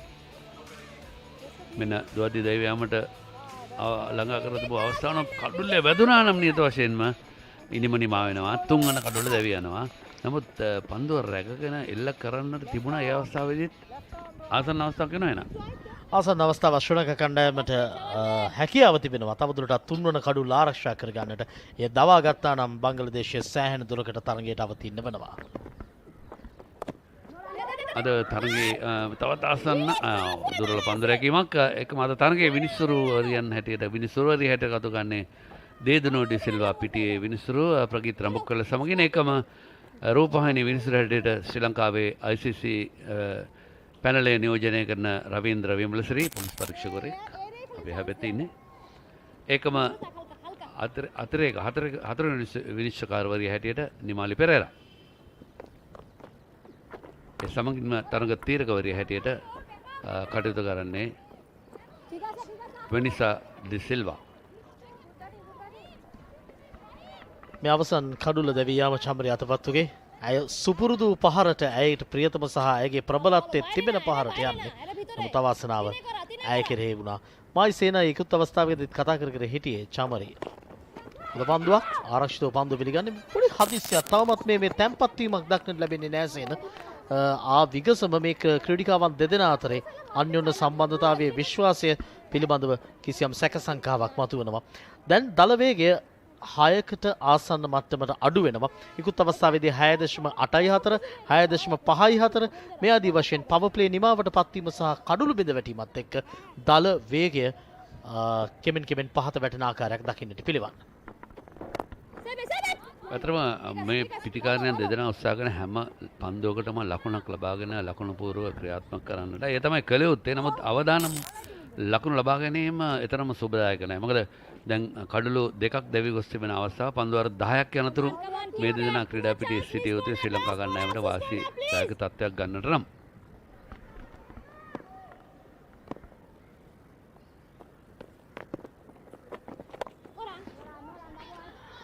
පිටින් සෑහෙන පිටින් පන්දුව පත් කරන්නේ ලොකු දග කැවීමක් දක්නට ලැබුණේ නැහැ. පන්දුව කෙසේ නමුත් ලකුණක් නැහැ. ලකුණු දෙකක් පමණයි මේ පන්දුවාරේදී. තමත් හොඳින් විශේෂයෙන්ම තුන්වන පන්දුවාරේ නිමා කරන්නේ තුන්වන පන්දුවාරේ යවන්නේ අත්තා. ඊටමත් හොඳින් ලකුණු 18ක් පමණයි ලබා දී තිබෙන්නේ. පාලනයකින් යුතුව පන්දු යවන ආකාරය දකින්නට පිළිවන්. දග කැවෙන්නේ විකට් තුලට කල්තියාමය දුටුවා. ඒ නිසාම පසුපාදයට යමින් පන්දු ආරක්ෂිතව පිළිගත්තේ. පන්දුවාරය අවසන් පන්දුවාර 8ක් නිමයි ලකුණු 46යි කඩලු 2යි.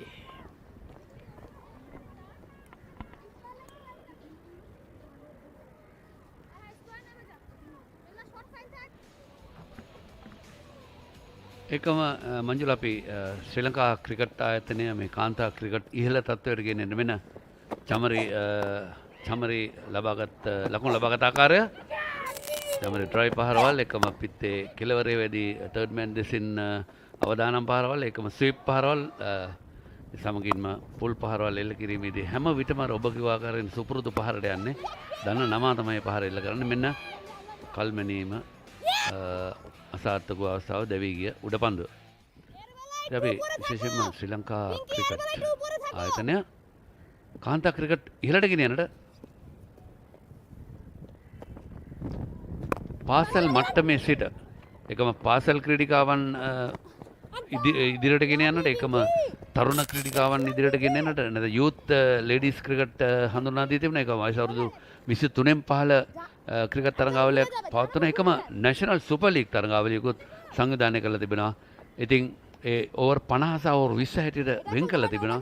ඉතින් මම හිතනවා මේ රෝමේෂ් රත්නායක ශ්‍රී ලංකා කාන්තා කණ්ඩායම ප්‍රධාන පුහුණුකරු විශේෂයෙන්ම මේ දිනවල පැවැත්වෙන අපි මුලින් කිව්ව ආකාරයෙන් වයස අවුරුදු 23න් පහළ දිස්ත්‍රික් 25ම ආවරණය වන ශ්‍රී ලංකාවේ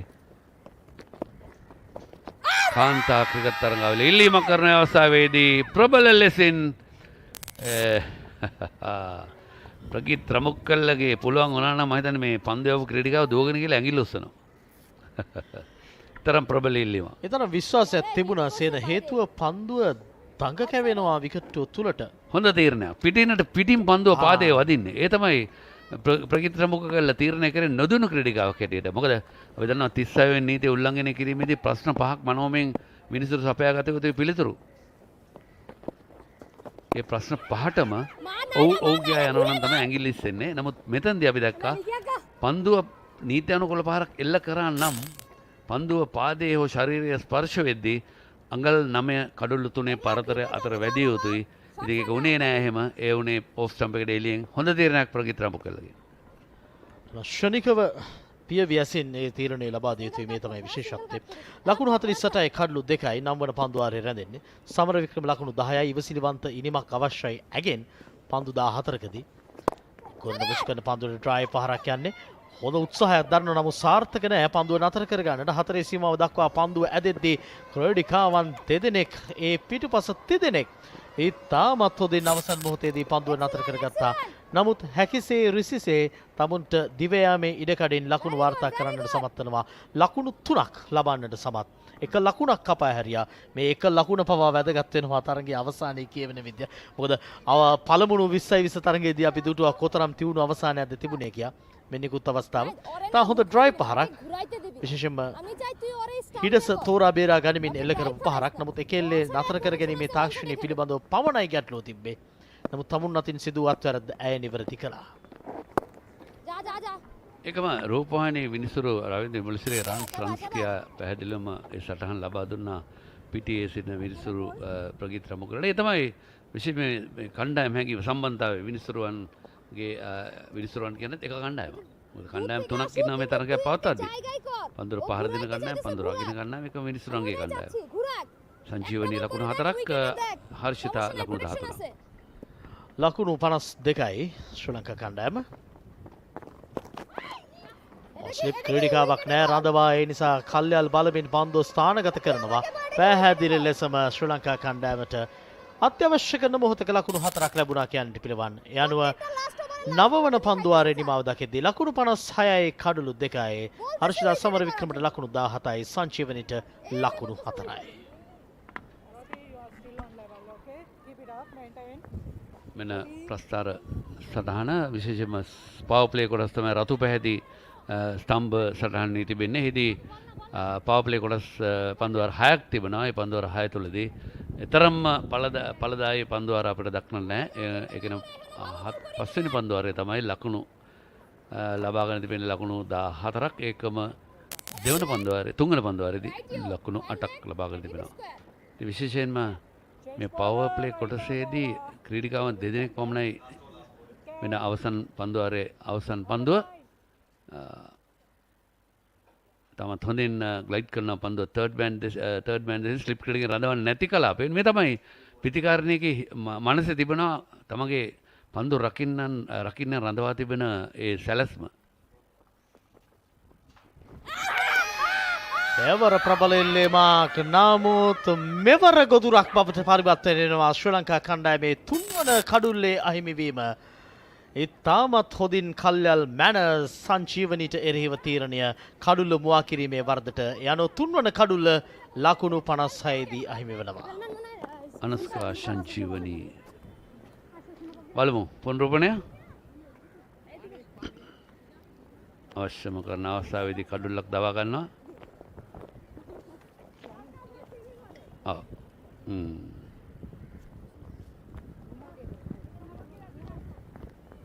පාදයේ පන්දුව වදින අවස්ථාවේදී අංගල් 9 අතර පරතරය දුවන අපිට තාක්ෂණයේ තිබෙන්නේ එපමණයි. DRS නෑ. කොහොම වෙතත් පන්දුවේ මේ වෙනසක් ඇති කරමින් සිදු කර පළමු පන්දුවේදීම තමයි මේ කඩුල්ල දවා ගත්තේ අනුෂ්කා සංජීවනීගේ. පන්දු අටකට මුහුණ දෙමින් ලකුණු 4යි. ඈත අහස් කුස එතරම් යහපත් නොවන බව මේ රූපරාමුවම ඔබට පෙන්눔 කරાવી. 6.11 දල වේගය මේ වන විට. නිලක්ෂිත සිල්වා දකුණත් පිතිකාරණිය දැන් තරඟ බිමට අංක 5 පිතිකාරණිය ලෙස නිලක්ෂි මේ තරඟ මට්ටමේ අධ්‍යක්ෂකම් බහුල ක්‍රීඩිකාවක්.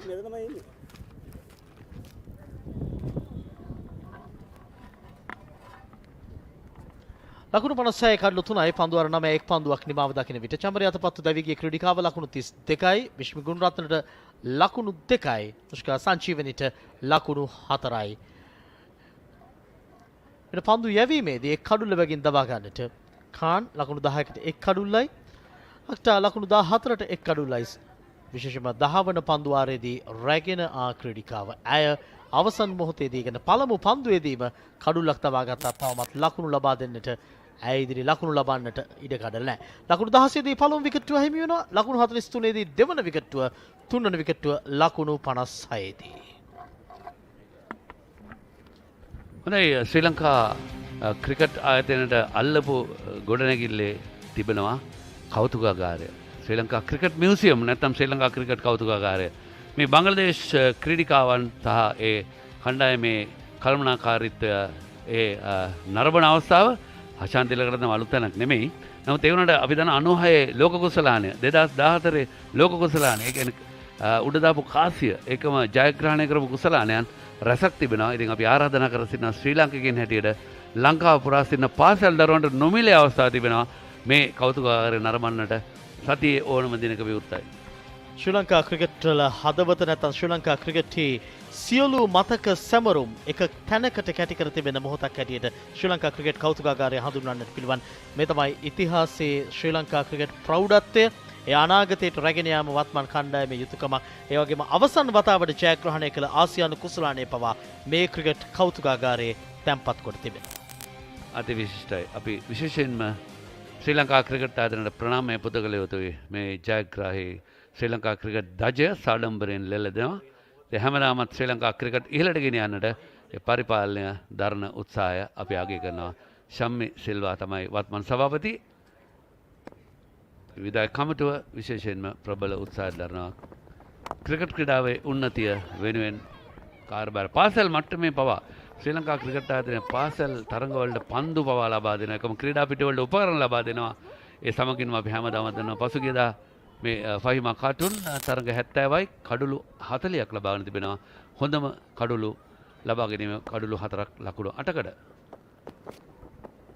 එකම ශ්‍රී ලංකා පන්දුවක් සේන හොඳ නමුත් වයිඩ් පන්දුවක් ලෙස නම් කරනවා. විශේෂම ගුවනට මුසු කරලා විකට්ටුවෙන් එපිටට දඟ කැවෙන්නේ. උගුලට හසු කරගන්නට ගත්තා වූ උත්සාහයක් හැටියට සටහන් කරන්නට පිළිවන්. මම සඳහන් මෙන්න පුනරුපණය. නියත වශයෙන්ම එවරත් විකට්ටුව තුළටයි පන්දුව දන් කැවෙන්නේ. ආරක්ෂිතව පන්දු පිළිගන්නවා. පිත්තේ සම්පූර්ණ මුහුණත ඉදිරියට රැගෙන එමින් මේ තමයි විශේෂත්වය. ක්‍රිකට් නීතිය අනුව වයිට් පන්දුව පටන් ගන්න පන්දුව අතින් ගිලින විට පන්දුව යවන්නාගේ ගුවනේ පන්දුව තිබෙන්නේ නමුත් හානියක් නැහැ. හතරේ සීමාව අභියසදීම පන්දුව නතර කර ගන්නට සමත්. දෙවන ලකුණ වේගයෙන් වාර්තා කරන්නට ඒ අතරතුරේදී සමත්.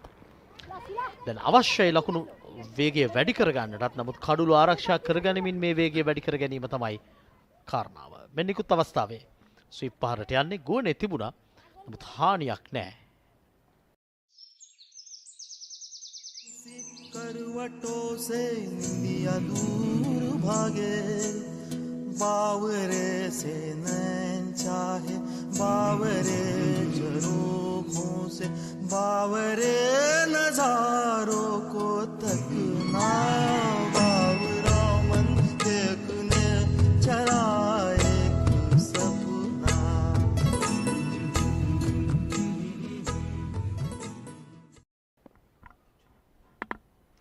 දක්ෂ පන්දු රැකීමක් සේනවර යත් මතක් කළ යුතුයි. දංකැවෙන්න ඉඩකඩ ලබා දෙමින් පසුපාදයට යමින් පන්දු ස්ථානගත කරන්නට උත්සාහය නමුත් නෑ සාර්ථකත්වයක්. එකම මංජුල මං කතා කරමින් සිටියේ ශ්‍රී ලංකා ක්‍රිකට් ආයතනයේ මේ ජ්‍යෙෂ්ඨ පාසල් ක්‍රීඩකයන් වෙනුවෙන් උපකරණ ලබා දීමක් සිදු වුණා මාස දෙකකට පමණ පෙර ශ්‍රී ලංකාවේ ශ්‍රී ලංකා ක්‍රීඩා ආයතනයේ උපසභාපති රවින්ද්‍ර වික්‍රමරත්න මහතාගේ ප්‍රධානත්වයෙන් පාන්දුර ක්‍රීඩා සමාජයේ තමයි මේ උත්සවය පැවැත්වුනේ. සංකේතාත්මකව පාසල් 51කට පිරිනැම ඊට අමතරව ශ්‍රී ලංකාවේ දිස්ත්‍රික් 25 ම දෙවන පාසල් වලට ඒ උපකරණ ලබා දීමට කටයුතු කර තිබෙනවා. එකම ක්‍රීඩා පිටිවල අවශ්‍ය උපකරණ අර රෝල සේන මේ තමයි අඩක් නිමාවද්දී පන්දුවර 10 නිමාවද්දී ලකුණු 59 කඩලු 3යි. නමුත් ඉහළ අහස් කුස එතරම් සුබදායි පණිවිඩයක් නෙවෙයි. නේද සුළඟේ වේගය පැයට කිලෝමීටර් 10ක නිසා හයියෙන් යනවා. බලාකොල්ල ටික ප්‍රශ්නයක් කෙනා කරන අපේ කැමරා ශිල්පීන්ගේ ඒ කාච වලට හසු වෙනවා. ඉතින් ඈතින් අපිට පේනවා තරමක් නිල් පැහැති අහස් කුසක් පෑදීගෙන එනවා. සාමාන්‍ය SSC ක්‍රීඩා පිටියේ රාජ්‍ය පරිපාලන අමාත්‍යාංශ ගොඩනැගිල්ල පැත්තෙන් මේ දේ වුණොත් වැහි බලාකුළු ආවොත් තමයි ප්‍රශ්නාර්ථය දෙන්නේ. පන්දුවර 10ක් නිමයි ලකුණු 59යි කඩලු 3යි.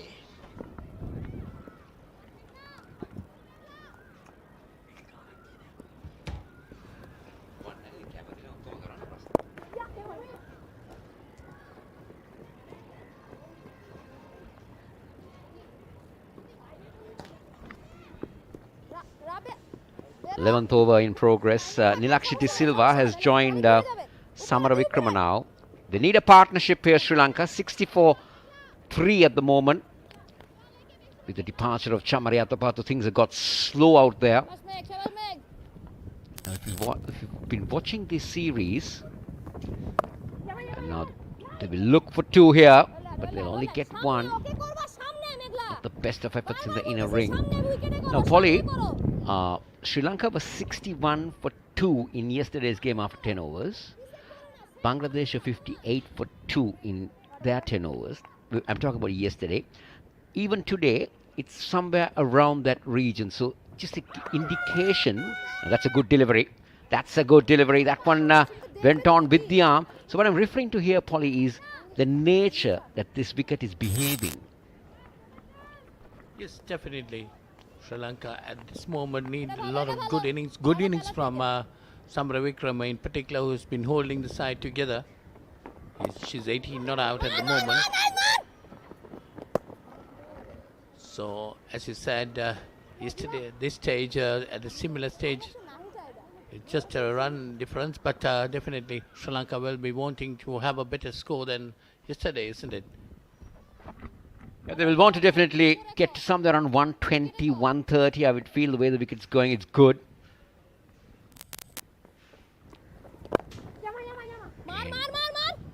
Running with the shot, that's good. This is what they need to be doing. If the boundaries are drying up, you need to keep rotating that strike. And we got a left-hand, right-hand combination. It's the ideal time for them to keep pushing those singles. If Sri Lanka get somewhere around 4 runs and over for the next 5 overs, they're somewhere around 80, 85, and if you get the odd boundary, it's 90.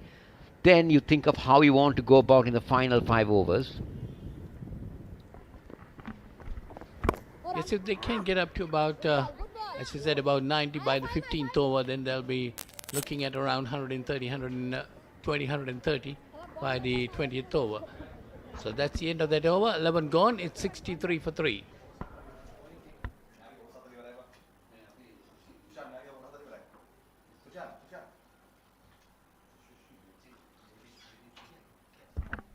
So, Akhtar Megal, 22 for none from her 4th over, from her 4 overs rather, at around 5.5. That's a decent economy.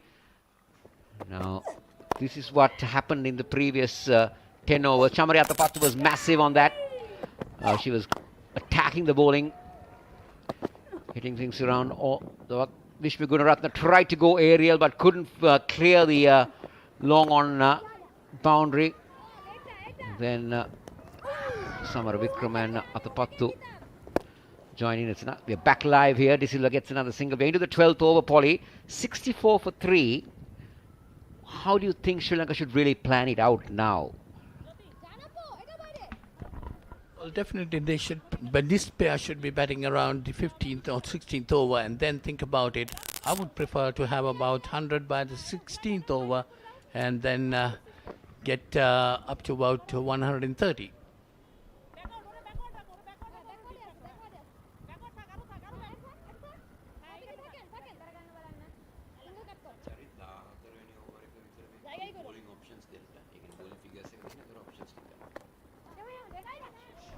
Pulled away. That will beat the diving square leg fielder. Harshita Vikrama Singha is meaning, rather Samara Vikrama is meaning business here. That is not a bad delivery, but it was well executed. Polly, look at the placement. That was the key. And rolling her wrist over. That was fantastic. Well done. She watched the ball very well, Khosla. Pitched on the most probably midland leg and going further away. And she had the time to turn it away. And she played it very well. That's a fuller delivery, driven firmly this time between cover and extra. That's going towards the long off boundary. That's 4 more runs to Samara Vikrama. Now I like the intent from Samara Vikrama. You see, that was a tossed up delivery. She took it on the full, didn't try to hit it very hard, but look at the placement, got it into that gap. It was perfectly timed, and it had the legs to beat that fielder at long off to the boundary. Back-to-back boundaries now for Samara Vikrama. Definitely, Samara Vikrama has been playing well, getting her shots pretty well. 27 of 22 deliveries. Should be looking around to bat till the 15th, 16th over. So it's most probably, Khosla, they might get more than 100 by the 16th, 17th over.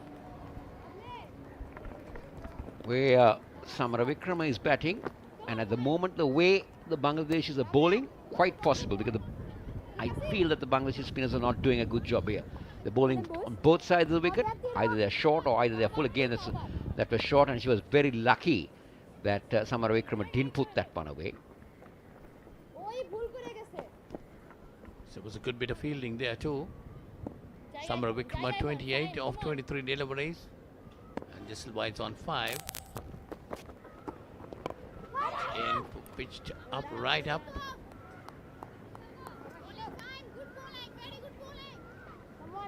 Now, De Silva will be the batter who will work things around and try to bat around Samara Vikrama. These are the crowds that are coming to watch this game. Quite encouraging to see this spectator. Tossed up delivery, taken on the full.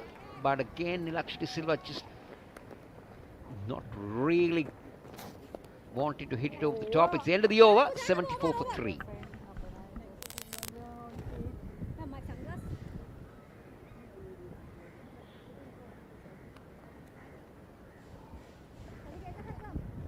Now this is the Sri Lankan worm that you're seeing, Polly. 3 white dots are the 3 wickets that have fallen. But it's on the climb, isn't it? It's going up. It's going at a decent run rate at the moment. 12 overs gone, 74 on the board. A fraction over 6 runs and over. Pinky!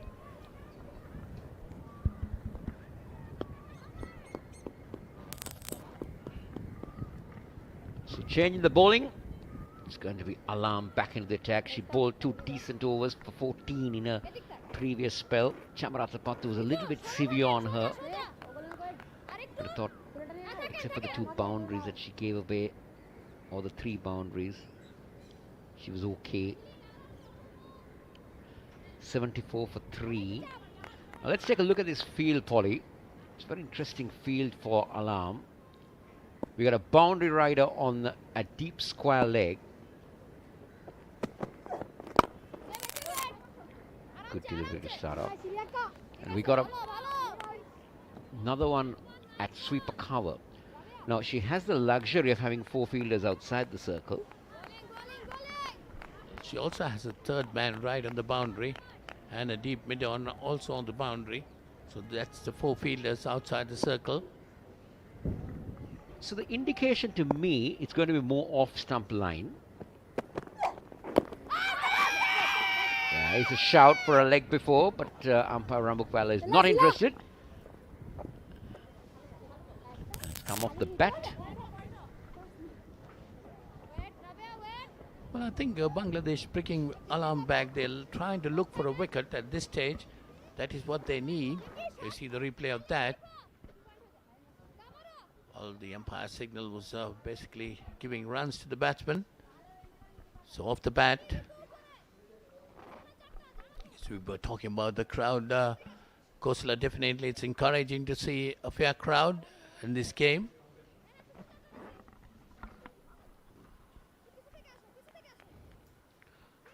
Alarm. It's quite fashionable, isn't it, nowadays, Polly? The colors of the boots that you wear, especially for T20 cricket, green, red, blue, whatever. It's not the customary white ones you see.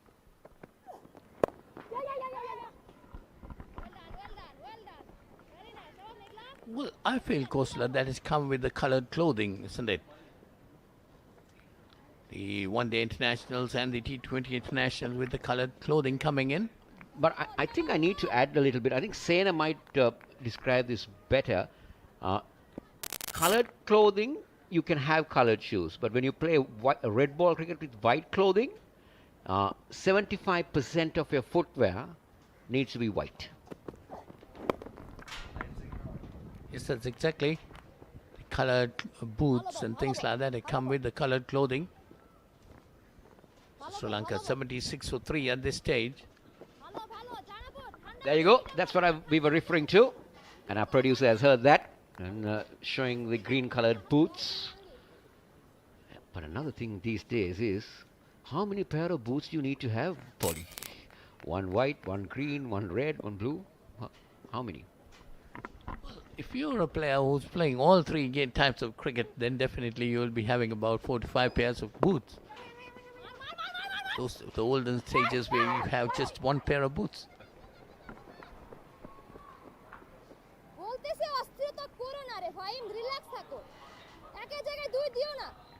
And with the cost right now, it's not easy for any young cricketer to earn. And that's why Sri Lanka cricket came up with this theory of giving cricket equipment to schools in the island.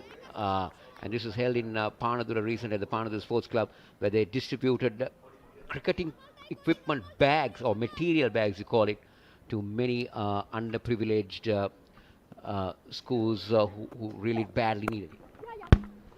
Yes, that's great effort by Sri Lanka cricket, and that's with that single takes the score on to 80.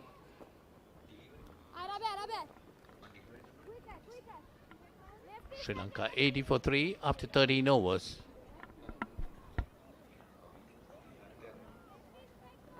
So these are the tall buildings, or the building blocks, you could say. One good over in the power play. Others have been decent. Bangladesh have fielded well today from what we've seen in the 2 previous games. They've held on to their catches. And now we're seeing spin from this end.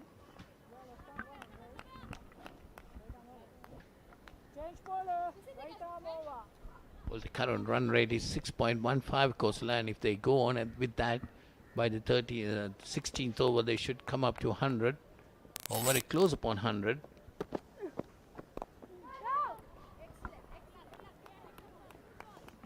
This is one bowler I've been very impressed throughout this series, Khan. She's been good. She's not been a high wicket-taking bowler, but look at her economy. It's been fantastic. She's gone for 10 in today's game with a wicket.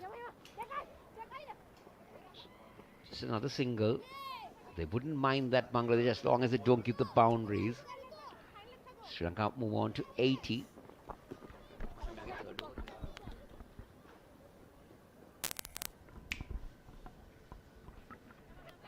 You see the body card on the side. Khan just 2.2 overs, 1 for 11. Her bowling figures. Just bowled pretty well.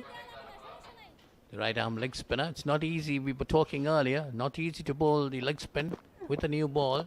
But she did it earlier on. Polly, the leg spin is not an easy art to master, even with a new ball or old ball. It's a very hard art to master. So credit to Khan. Now, these are the type of material bags that we're seeing that were distributed to the schools. Swept away. Has she got enough on that? But a good bit of fielding. Oh, the relay throw was not that good. That'll give time for the batsman to come back for the second. But a good effort again down in the deep. We've seen a very much improved Bangladeshi fielding effort in this game. Take a look at that again. Very well swept by Nilakshi De Silva. Just getting that dive in time to keep it in play. It's definitely a good bit of fielding. They are saving at least 2 runs for the team. This time it's driven firmly, but straight to the extra cover fielder. No run.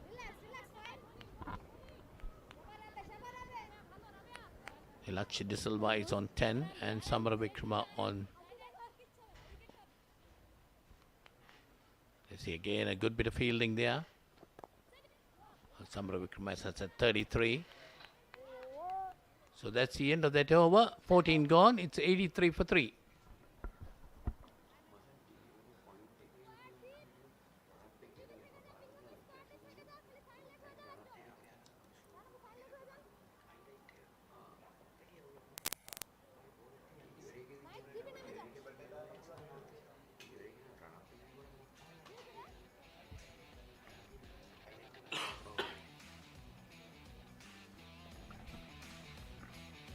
For 3. These are the shots coming to you courtesy of the technology that has come into play in photography or videography, the drone pictures. Now visit Sri Lanka. That's what you should be doing. You definitely need to be visiting. Oh. Went on quickly with the arm. This is Akhtar. The other Akhtar in the side. Take a look at that. Quicker through there. Samara Vikrama was a little bit late in getting to that. This time she gets good contact, but it's only a single. Now it's 84 for 3. We are into over number 15, Polly. You still feel that Sri Lanka will get to 100 in 16 overs? Well, the last couple of overs, I thought they didn't get enough amount of runs, but still, I feel, if they can over, they see the batsmen still to come in. Kavisha Dilhari, Oshadarana Singha, Enoka Ranavira, all capable of handling the bat. Kavisha Dilhari was the player of the match in the previous game. She has been among the runs too. The last couple of games. Samara Vikrama is on 34 of 30 deliveries. That's nicely played. But straight to the fielder. Just a single.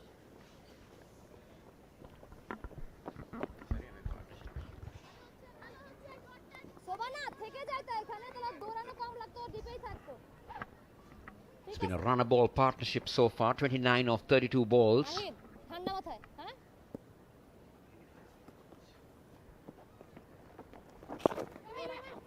This is good. Good running.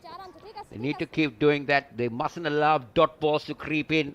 The run rate is gradually coming down now. It's gone to 5.86 from a 6.15.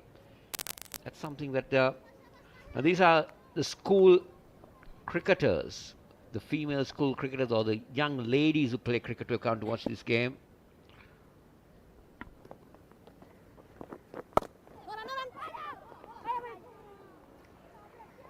Misfield will enable them to get a single. Sultana, Niga Sultana wouldn't be happy with that. Bangladesh have fielded fairly well today compared to the 2 previous games. That's that bad bounce you get when you're feeding close on those other turfs, Polly. Yes, definitely. That's turned away nicely this time. They get a single. Looking for the second and they're going with it. We have to hurry. And got it easily. So it's 89 for 3 Sri Lanka after 15 overs. Samara Vikrama on 37 and De Silva is on 12.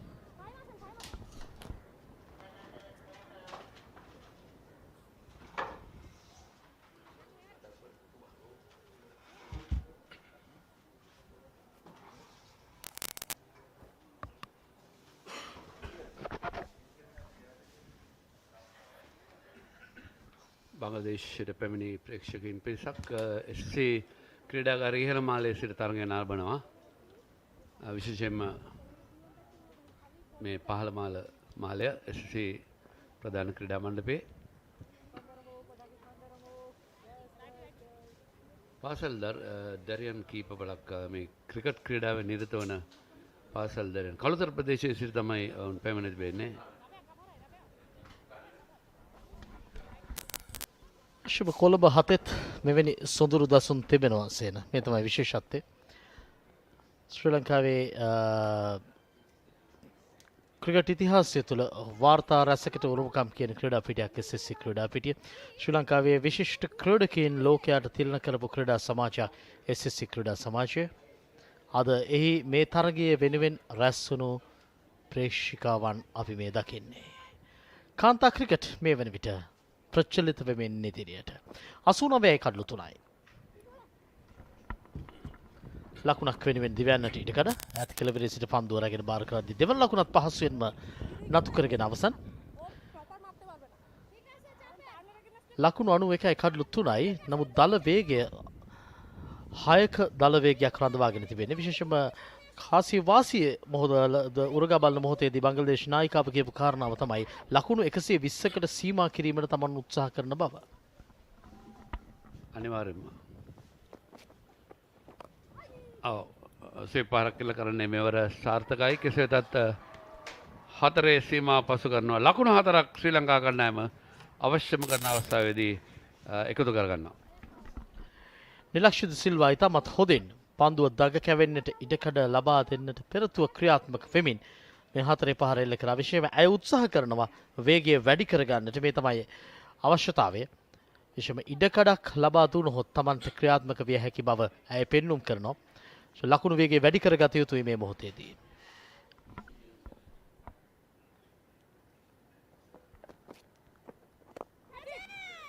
උඩ පන්දුවක් ඒ අවස්ථාවේදී ගිලිහි යනවාද? ඔව්. පාසෙන් මරගෙන හැකිව තිබූ උඩ පන්දුවක්. Mid of ක්‍රීඩිකාව අතටමයි ඒ පන්දුව ආවේ. මදනේ අද අතහැර ප්‍රථම උඩ පන්දුව. ඔය පන්දුව අතහරින්නේ කොහොමද කියන කාරණාවයි තිබුණේ. ගුවනට මුසු කළා ට්‍රයි පහරට පොළඹවා ගත්තා. පහසුට පන්දුවක්. නමුත් දෑත් රැගෙන එන්නේ නිවැරදි තාක්ෂණයටද කියන කාරණාව ඕපන් හෑන්ඩ් ක්‍රමයට තමයි ආවේ. අර අත් දෙක ඇඟිලි තුඩු ඉහළට ඔසවාගෙන ඒ පන්දුව රැගෙන උත්සාහ දරුවේ. අලා මේ අතරතුරේදී ලකුණක් වෙනුවෙන් දිව ගොස් සමාරයි.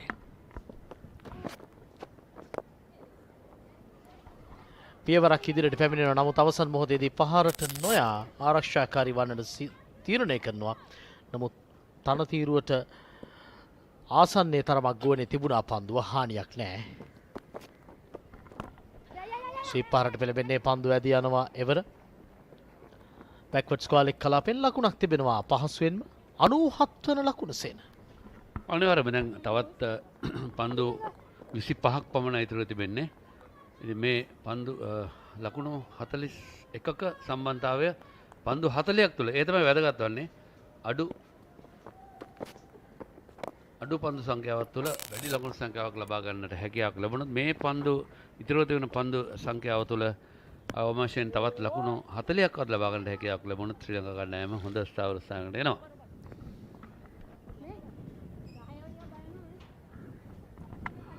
තරගාවලියේ ජයග්‍රාහිකාවන් වෙනුවෙන් තරගාවලියේ ශූරයන් වෙනුවෙන් පිරිනමන ජය සංකේත අපි මේ දකින්නේ.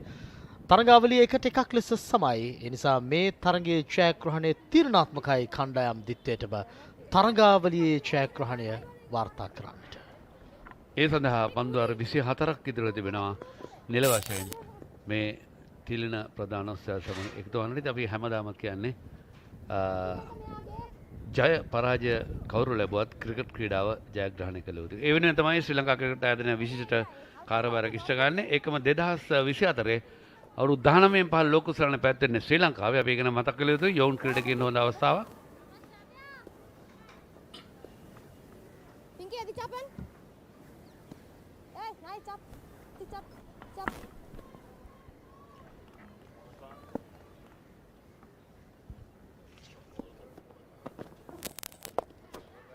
පහරක් කෙතෙවතත් ඩීප් ස්ක්වාලෙක් ක්‍රීඩිකාව අතට බිම දිගේ පන්දුව යන්නේ. අපි විශේෂයෙන්ම මේ ක්‍රිකට් ශ්‍රී ලංකා ක්‍රිකට් ආයතනය ගැන කතා කිරීමේදී ශ්‍රී ලංකා ක්‍රිකට් ආයතනය ක්‍රීඩිකාවන්ගේ ගෙවීම් වැඩි කළ දෙන 300%කින්. ඒ කියන්නේ තරඟයක් සඳහා ගෙවන ගෙවීම 300%කින් වැඩි කළා තියෙනවා. ඒකම කොන්ට්‍රැක්ටඩ් ප්ලේයර්ස් ඒ කියන්නේ කොන්ත්‍රාත් පදනම් මත ඉන්න ක්‍රීඩිකාවන්ට ඩොලර් 250 සිට 750 දක්වා ඩොලර් වලින් ගෙවන්න තීරණය කළා තියෙනවා. ඒකම ඉතින් අපි විශේෂයෙන්ම තවත් ජයග්‍රහණයක් ලබා ගත්තොත් හැම ක්‍රීඩකාවටම ඩොලර් 250 ගානේ වෙනම ගෙවීමකුත් කරනවා. මම හිතන්නේ මූල්‍යමය අගයට වඩා ක්‍රීඩිකාවන්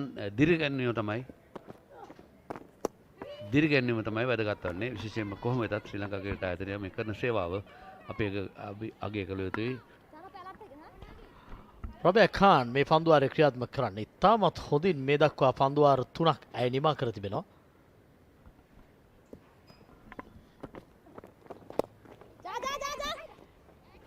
ඉවරෙක් ලකුණකට වේගෙන් දිග යාම. රොබේ ඛාන්ගේ පන්දුවාර 4 තුල ශ්‍රී ලංකා කණ්ඩායම බොහොම ඉවසිලිවන්තව ක්‍රීඩා කරන්නට ඉඩකඩ විවර කර දී තිබෙනවා. ලකුණු 100 වාර්තා වනවා ශ්‍රී ලංකා කණ්ඩායමේ. ඒ සමගින් 16 වන පන්දුවාරයේ 9 වන පන්දුව වන විට කඩලු 3ක් බෙද වැටි. හාෂාන්තිලකරත්න ශ්‍රී ලංකා හිටපු අති විශිෂ්ට පිටිකරුවෙක්. ඔහු මේ ප්‍රධාන ලකුණු පෝරුව SSC ක්‍රීඩා පිටියේ හාෂාන් දැන් බංග්ලාදේශ කණ්ඩායමේ ප්‍රධාන පුහුණුකරු. එකම අපි ෆුල් ටොස් පන්දුවක් හැරෙට පරිවර්තනය කරගත්ත නමුත් එයින් හොඳ ප්‍රයෝජනයක් ගන්න හැකියාවක් ලැබුණේ නැහැ. කල්මැනීම සාර්ථකයි. එක ලකුණක් පමණයි. මිනෝන් දෙසරේ ඩ්‍රයි පහර එල්ලවන්නේ. ඉතින් ශ්‍රී ලංකා ක්‍රිකට් ආයතනයේ කාන්තා ක්‍රිකට් භාරව කටයුතු කරන්නේ මනෝජ් කාර්යපිරුම් මහතා. එකම අප්සාරි තිලකරත්න ඉන්ද්‍රාණි ආරරත්න අපි විශේෂයෙන් මතක් කළ යුතු කාන්තා ක්‍රිකට් උන්නතය වෙනුවෙන් කරන සේවාව. ක්‍රිකට් නැති කාන්තා ක්‍රිකට් නැති පාසල් වල ඉහළින්මයි පන්දු එල්ලවන්නේ ලොෆ්ටඩ් ඔෆ් ට්‍රයි පාර දිවීමට අවශ්‍ය නැහැ. කෙලින්ම ලකුණු 4ක් ශ්‍රී ලංකා කණ්ඩායමට. හර්ෂිතා තමගේ ලකුණු සංඛ්‍යාව ඉහළ ලංගනවා. තවත් ලකුණු 4කින් දැන් 40 සීමාව පසු කරනවා. ලකුණු 43යි මේ සීමාව ඉදිරියට පැමිණෙන. ඒ තමයි හොඳින් අර හිස පහත් කරගෙන තමයි ඩ්‍රයි පාර ඉහළින් එල්ල කරේ. ඒ තමයි පාලනය පන්දුවේ පිත්තෙන් ලබාගත හැකි පාලනය. හිස ඉහළට එසවන නම් තව එක තැනක පන්දුව උඩ යන්න ඉඩ තිබුණා. එවගේම සේන පන්දු රකින්නයන් රඳවා ඇති ස්ථාන පිළිබඳව හොඳ මනසේ අවබෝධයෙන් යුතුව එල්ල කළ පහරක් බවට කිව යුතුයි. මොකද ඉදිරියට පැමිණ එල්ල කරපු පහර මේ සීමාව හඳුනා ගනිමින් විශේෂයෙන්ම මේ ක්‍රීඩිකාවන් දෙදෙනා අතරේ සම්බන්ධතාවය ලකුණු 49ක් පන්දු 47කදී රොබේ ඛාන්ගේ පන්දුවාර 4 තුලදී ලකුණු 20ක් පමණයි ලබන්නේ. ඒක කඩුල්ලක් ලබන්නට ඇය සමත් වෙනවා. ඉතා හොඳ පන්දු යීමක්. ඩොට් බෝල්ස් ඇය ඉදිරියේ ලකුණු ලබා නොගත් පන්දු 11ක් යොමු කර තිබෙනවා. ඒ ඉතාමත් ප්‍රශංසනීය කාරණාවක් බව මතක් කළ යුතුයි.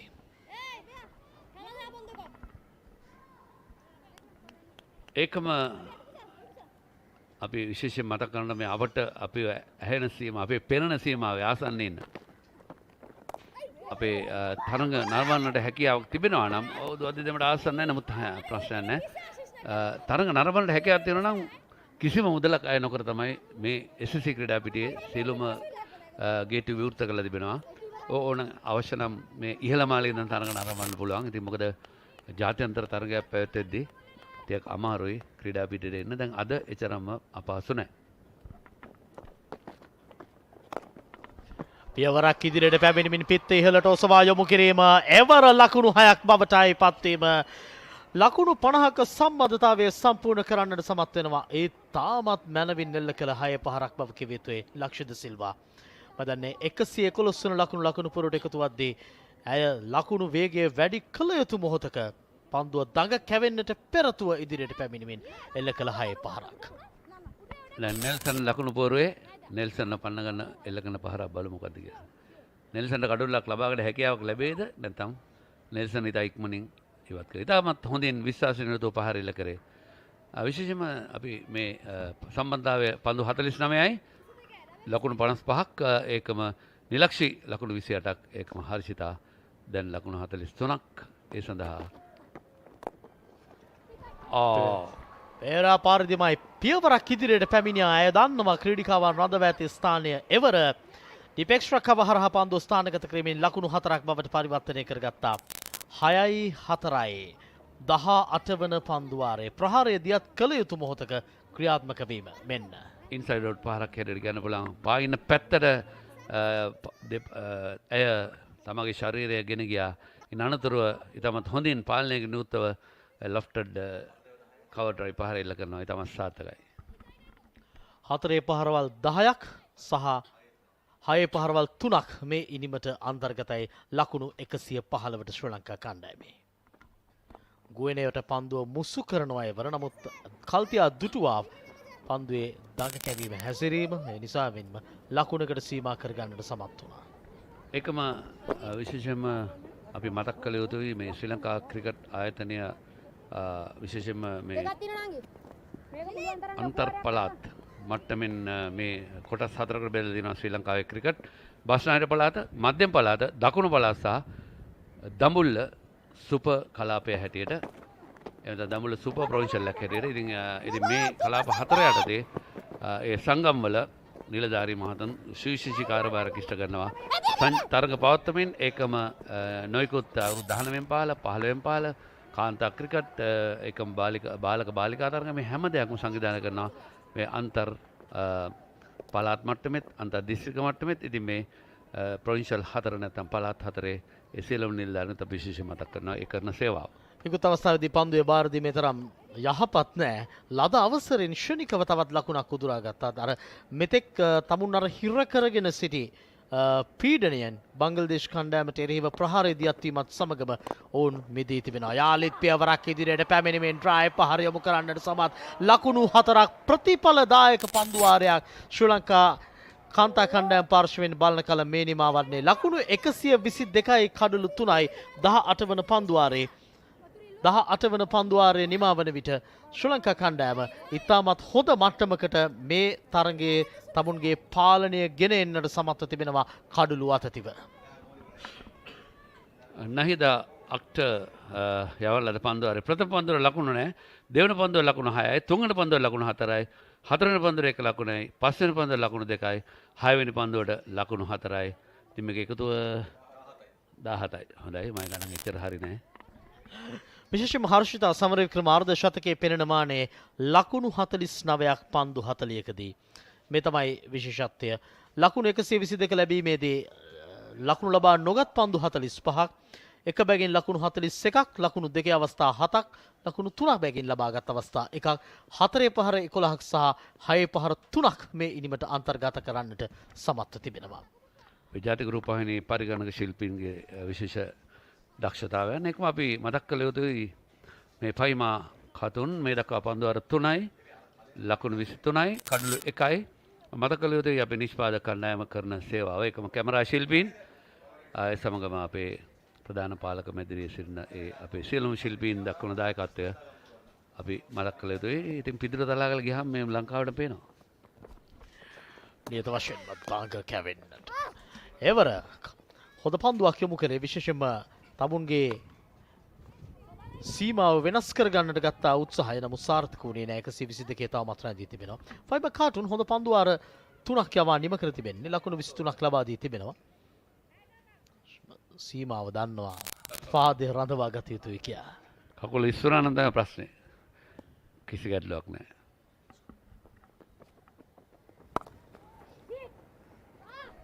එවර පන්දුව දන් කැවෙන්නට ඉඩකඩ ලබා දෙමින් පන්දුව ස්ථානගත කරනවා 1 ලකුණක් වෙනුවෙන් යන්නට ඉඩකඩ.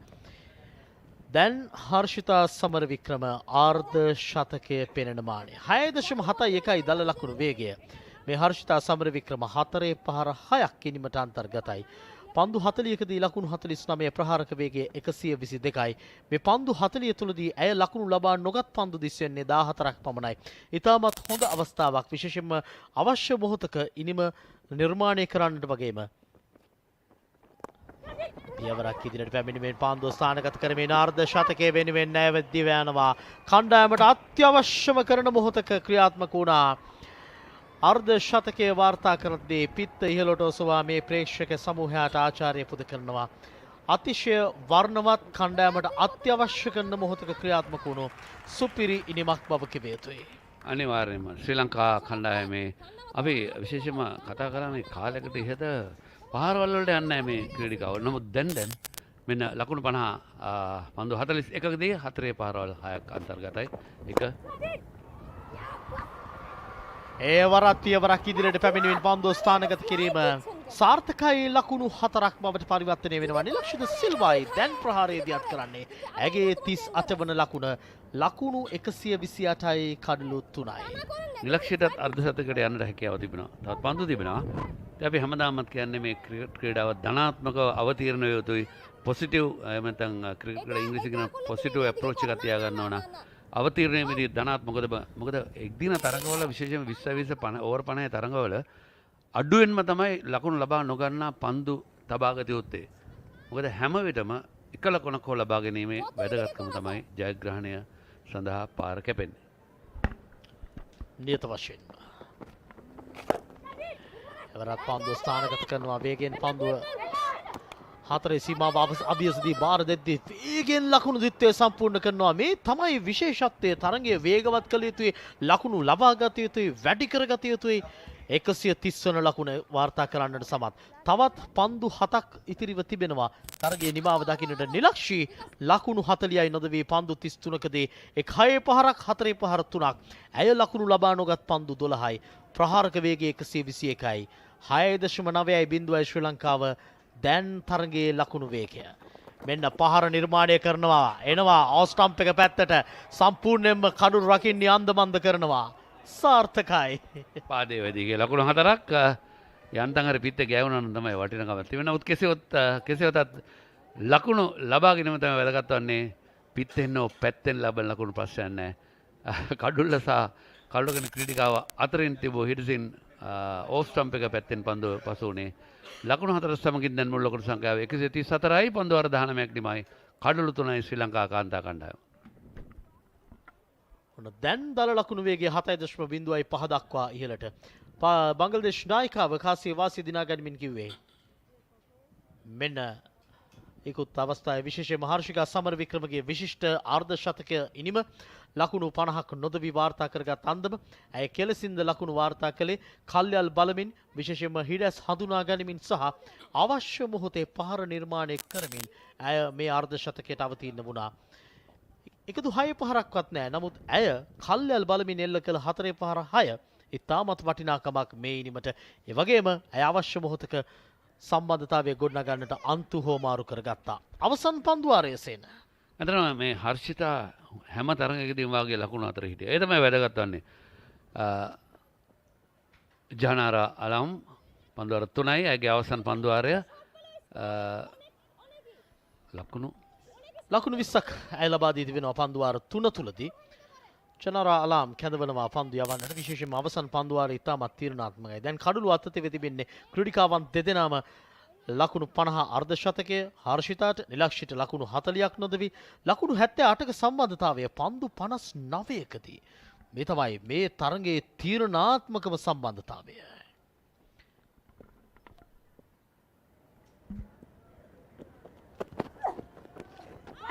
ඩෙල්ස්කෝප් පහරකට යොමු වන්නේ නමුත් සාර්ථක නැහැ ඉවර. පැඩල් ස්වීප් පහරක් කියන්නට පුළුවන් නමුත් කල්මැනීම සියල්ල අසාර්ථකයි. වෙන පහරවල් වලට යනවට වඩා පුරුදු පහරෙන් ගියා නම් හොඳයි කියලා හිතෙනවා නේද සේන? අනිවාර්යයෙන්. මොකද ටීම් දිල්ෂාන් මතක් වෙන අපිට මේ පහර නිර්මාණය කරේ ඔහු. ඉතින් මේ පහර හරියාකාරව එල්ල කරොත් ක්‍රීඩිකාවක් පන්දු රකින්නෙක් නැති කලාපයකට තමයි පන්දු යන්නේ. කෙලිම කල්ටෝකනේ පිටිපස්සේ අර ඉස්සර නම් අපි පොඩි කාලේ සරන ලොං බයි කියලා කියන ඔය පැත්තට. දැන් නම් ලොං බයි කෙනෙක් නැහැ. ලොං බයි තියන නම් විකට් කීපර් කෙනෙක් අවශ්‍ය නැහැ නේ. ඉතින් එතන ක්‍රීඩිකාව. දැන් අපි දන්නවා පන්දු යවන්න පිටුපස්සේ නම් කෙනෙකුට ඉන්න පුළුවන්. නමුත් උඩට එහාට මෙහාට යන්න බෑ. හිටගෙන ඉන්න බල එකම දන අතවත් හොලවන්න බෑ. මේ දර්ශන තෙරේ ඉදිරියේ ඉන්නවා නම් මේක පන්දු වෙන ක්‍රීඩිකාව ජහනාරාලම් විශිෂ්ට පහරක් ඇවර නිර්මාණය කරගන්නට සමත් වෙනවා. ලකුණු 6ක් බවට ඩීප් මිඩ් විකට් හරහා. මේ තමයි පුරුදු පහරට යෑමේ වටිනාකම. කල්යල් බැලුවා පායින දෙසින් පන්දුව පත්වන්න ඉපිලීමක් තිබෙනවා. පන්දුව හරියට පිත්තේ මැදට යොමු කරගත්තා. පන්දුව ඉහළින් යොමු කරන්නට සමත් වෙනවා. ඩීප් මිඩ් විකට් හරහා ලකුණු 6ක්. මේ තමයි අත්‍යවශ්‍යම කරන මොහොතක ක්‍රියාත්මක වීම. ඒකම නිලක්ෂගේ පන්දුව පිත්තේ වදිනකොට සද්දෙන් දැනගත 6ක් කියලා. යවරක් ඉදිරියට එවරත් පන්දුව ගෝනේ තිබෙන්නේ නෑ ලකුණු 6යි ඒ සමගින් අර්ධ ශතකය සම්පූර්ණ කරන්නට සමත් 6 පහර දිත්වයකින් තමන්ගේ විශිෂ්ට අර්ධ ශතකය ඇය නතු කර ගන්නවා පන්දු 36කදී ලකුණු 52ක් මේ ක්‍රීඩිකාවන් ශ්‍රී ලංකා කාන්තා ක්‍රිකට් අනාගතයට හොඳ නිදර්ශන සම්පාදනය කරනවා SSC ක්‍රීඩා පිටියේදී 147යි කඩලු 3යි පුන පුනා කියන්නේ වෙන පුනරූපණය ස්වීපකව කලාපිට ඉහලින් පන්දු යොමු කරන්නේ කෙසේදත් ක්‍රීඩිකාව රැගෙන හැකියාවක් නෑ කර යුතුව තිබුණේ පන්දුව යන දිස බලා සිටීම ප්‍රේක්ෂකයන් බවට පත්වීම පමණයි. අපි දන්නා හේමන්ත දේවප්‍රිය තමයි කාන්තා ක්‍රිකට් තීරීම් කොමිටුවේ සභාපති. ඔහු පවසන පරිදි අපට ඔහු දවසක් කිව්වා මම හැම විටම මේ තරුණ ක්‍රීඩිකාවන්ට අපේ කමිටුව අවස්ථාව දෙනවා මේ පොසිටිව් අප්‍රෝච් එකට ඔවුන් යොමු කරනවා. ඒ ඉතාමත් වැදගත්. ඒවරත් සමත්වනවා පිත්තෙන් හෝ පැත්තෙන් ලකුණු අවශ්‍යයි ලකුණු 4ක් කෙවර 6 පහර 2යි ලකුණු 4යි දැන් ශ්‍රී ලංකා කණ්ඩායම තමුන්ගේ ලකුණු 150 සීමාව පසු කරන්නට සමත් තවත් පන්දු දෙකක් ඉතිරිව තිබෙනවා නෙලක්ෂිද සිල්වා ලකුණු 56යි නොදවි තාමත් හොඳින්නේ පන්දුව ක්‍රීඩිකාවක් නොමිති කලාපයට ෆයින් ලෙග් සහ කඩු රකින ක්‍රීඩිකාව අතරින් තිබූ හිඩසින් යොමු කරන්නේ මේ ඒ පහර හදලා තමයි ගැහුවේ. ඒ ඉතාමත් වැදගත්. ලකුණු 56 පන්දු 37කදී 4 පහර 4යි 6 පහර 3යි ප්‍රහාරක වේගය 151යි. ඒවරත් පිටතටම ලබා ගන්නා වූ පන්දුව ලකුණු 6ක් බවට පරිවර්තනය වෙනවා. ප්‍රේහිතවතුනේ සාර්ථක පන්දු වාරයක් ශ්‍රී ලංකා පාර්ශවයෙන් 157 වන ලකුණ. නෙලක්ෂිද සිල්වා එහෙම් පිටින්ම ජීවයක් ජවයක් සම්පාදනය කරනවා. ඒ සමගින් සමස්ත සම්බන්ධතාවය ලකුණු 100ක් සිව්වන කඩුල්ලට නොබිදුණු. අති විශිෂ්ටයි. ප්‍රථම පන්දුව ලකුණයි, දෙවන පන්දුව 6යි, තුන්වෙනි පන්දුව 6යි, හතරවෙනි පන්දුව 4යි, පස්වෙනි පන්දුවට 6යි. අවසන් පන්දුවට ලකුණු 23යි. අවසන් පන්දුවට බිඳුවද 1ද 2ද කඩුල්ලද 6ද 4ද. ඒවරත් පියවරක් ඉදිරියට නමුත් සාර්ථක වන්නේ නැහැ ලකුණක් වෙනුවෙන් දිවයන්ට ඉඩකඩ ලකුණු 102ක සම්බන්ධතාවයේ සමගින් පන්දුවාර 20 අවසානයේදී ලකුණු 158ක් කඩලු 3කට සාර්ථක තරගයක් දිය හැකි විශ්වාසවන්ත ලකුණු පුවරුවක් නිර්මාණය කර ගන්නට සමත් සිව්වන විකට්ටුවට නොබෙදුණු ලකුණු 65ක සම්බන්ධතාවය පන්දු 65ක් තුළදී ලකුණු 102ක සම්බන්ධතාවය නිලක්ෂිත සිල්වා සහ අර්ශිකා සමරවික්‍රමගෙන් දෙදෙනාම නොදවී නිලක්ෂිත සිල්වා නොදවී ලකුණු 63ක් පන්දු 39කදී ආර්ශිකා සමරවික්‍රම නොදවී ලකුණු 51ක් පන්දු 42කදී ඒකම නිලක්ෂි 4 පාරවල් 4ක් සහ 6 පාරවල් 4ක් එල්ල කරා. ඉතින් හර්ෂිතා 4 පාරවල් 6ක් එල්ල කරා.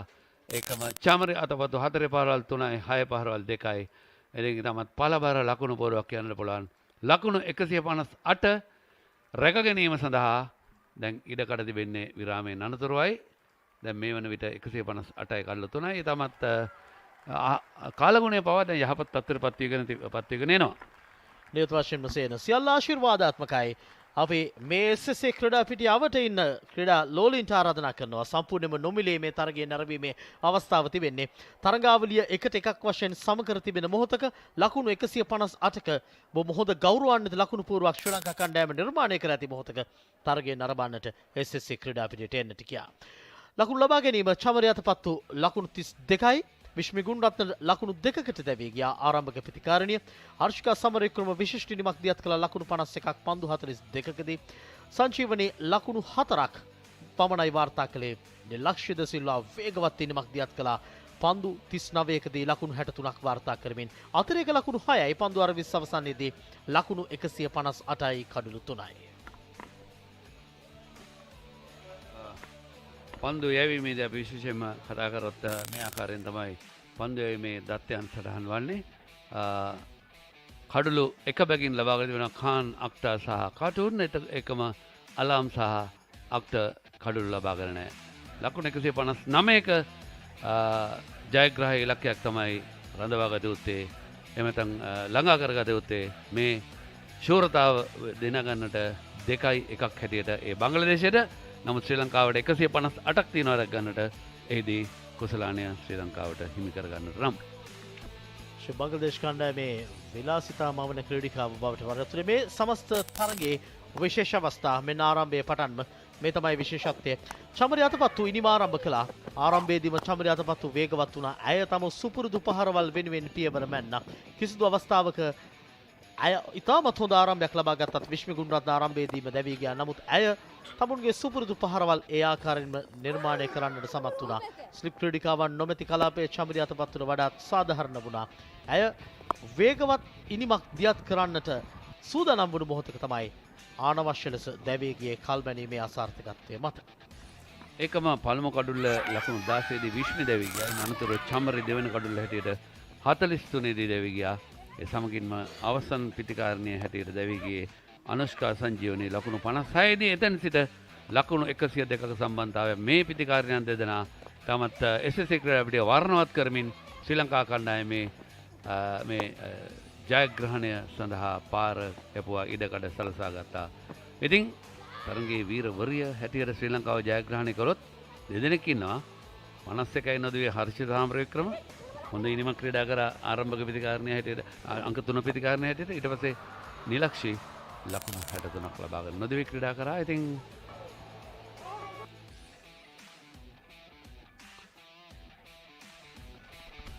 විශිෂ්ට ඉනිමක් SSC ක්‍රීඩාපිටියේ නිර්මාණය කරන්නට සමත් වුණා. මේ අනුව බංග්ලාදේශ කාන්තා කණ්ඩායමට තරගයේ ජයග්‍රහණයට සහ තරගාවලි ජයග්‍රහණයට ලකුණු 159ක් අවශ්‍යයි. පන්දු වාර 20ක් තුළදී 7.9ක දල ලකුණු වේගයක් රඳවා ගත යුතුයි. ප්‍රග්‍රාවලි හිතපුතුනි මේ ශ්‍රී ලංකා කාන්තා ක්‍රිකට්යේ තීරණාත්මක තරගයක්. එමනම් මේ තරගයේ දෙවන භාගයේ ආරම්භයත් සමග යලි හමු වෙමු SSC ක්‍රීඩාපිටියේ සිට.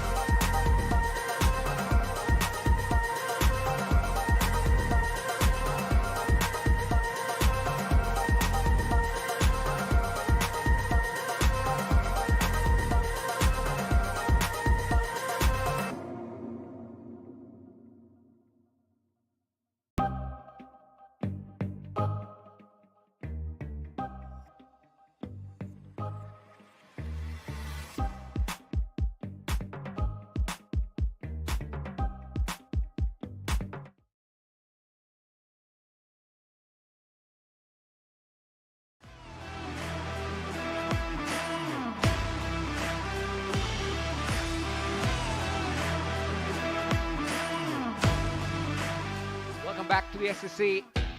The target that the Bangladeshi women need is 159. And they need to make it at a 7.95 runs per over, which is going to be a tough task because Sri Lanka packs themselves with a lot of spin. And we saw that the spinners bowled reasonably well yesterday. They will want a similar effort today and seal this series as we say good afternoon to Polly. Good afternoon, Kosala. Definitely a fantastic 102-run partnership for the fourth wicket between Nilakshi De Silva and Harshita Samaravikrama. Has more or less sealed the game for Sri Lanka, but still we have a lot of work still to be done to wait and see how the bowlers will perform. So the Bangladesh openers making their way to the centre. Rabea Haider. She can pack a punch, but she needs to get a good start. And we go on to convert those starts into good ones. Faragna Haq. So she's playing her first game.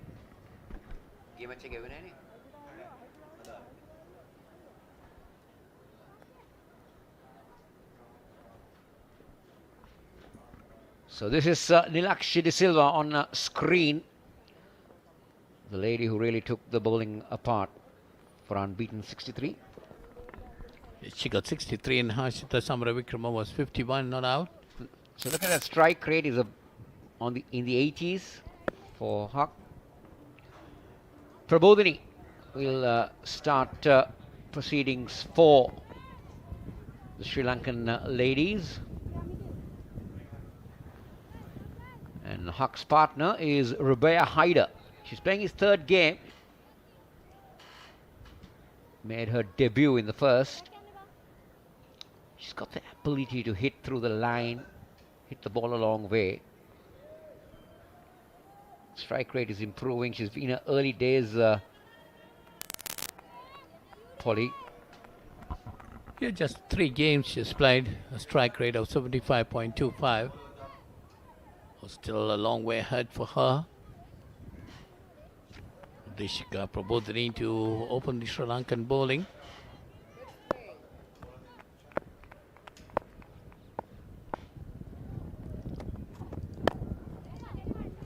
So that's the first delivery. Played back to the bowler, no run. But Sri Lanka definitely in a commanding position at this moment. They scored 158 runs with the loss of 3 wickets in their 20 overs. Deshika Prabodhini's 81 matches. 54 wickets, and you can have a best of 3 for 16, average of 24.52.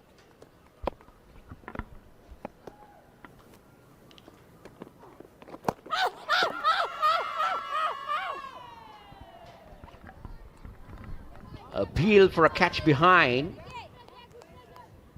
but the umpire was not interested.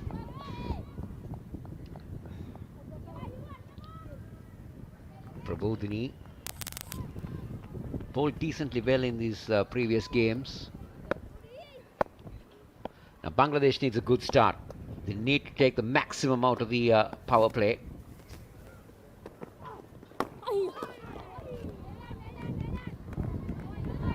Comeback delivery. Definitely, that is a good delivery. And also, of course, I thought there was a confident appeal by the wicketkeeper in particular. The previous one, they got behind. But the umpire, Pragita Bukwala, had other ideas. And this time another delivery, well pitched up to her. Pushed on the outside, no run. Bangladesh still finding it difficult to get off the mark.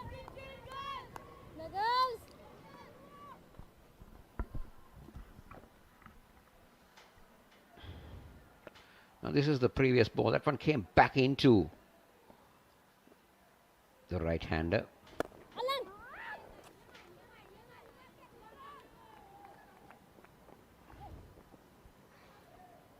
This is a good start from Prabodhini. Just 2 runs so far. 1 run rather.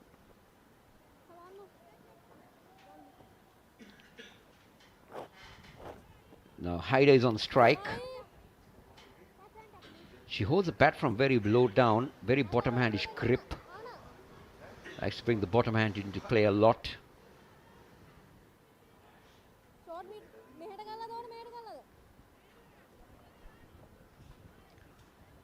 Bangladesh need a good start here. They need to get at least 50 runs by this 6th over to be in this game. Yes, they should be able to capitalize on the power play. That's down the leg side, wide being called. Yes, they need to capitalize on the power play, and as you said, they need to look around 50 to 60 runs within the first 6 overs if they got to put up a good fight in this game. 158, it's a long way to go. Tough ask.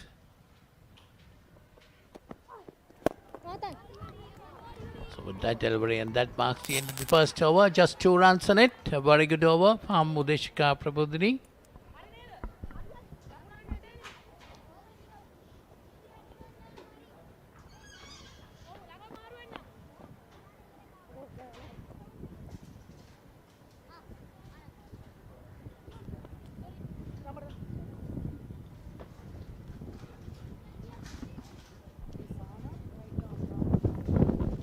A very good over like that.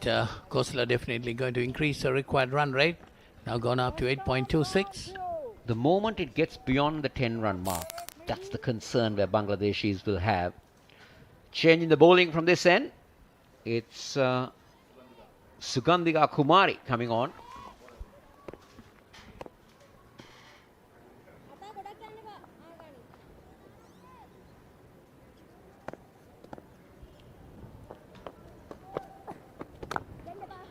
Fairly experienced campaigner with over 40 games.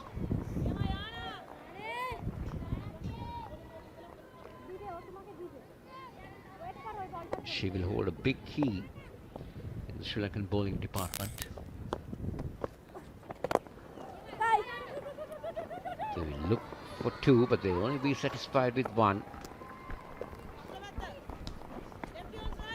Sri Lankans looking pretty confident, attacking the ball. There is a slip for the bowler.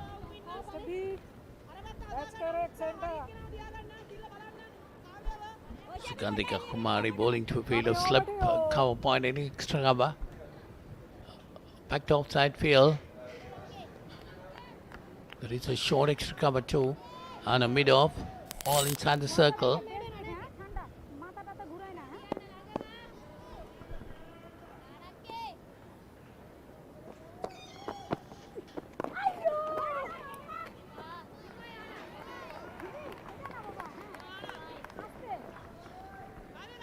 This is good stuff from Kumari at the moment.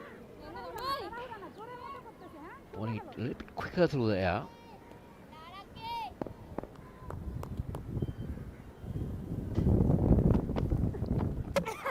Oh, she's got him. She's got him. Haida was trying to play that on the back foot. Maybe deceived by the length on that occasion. We'll take a look at that again.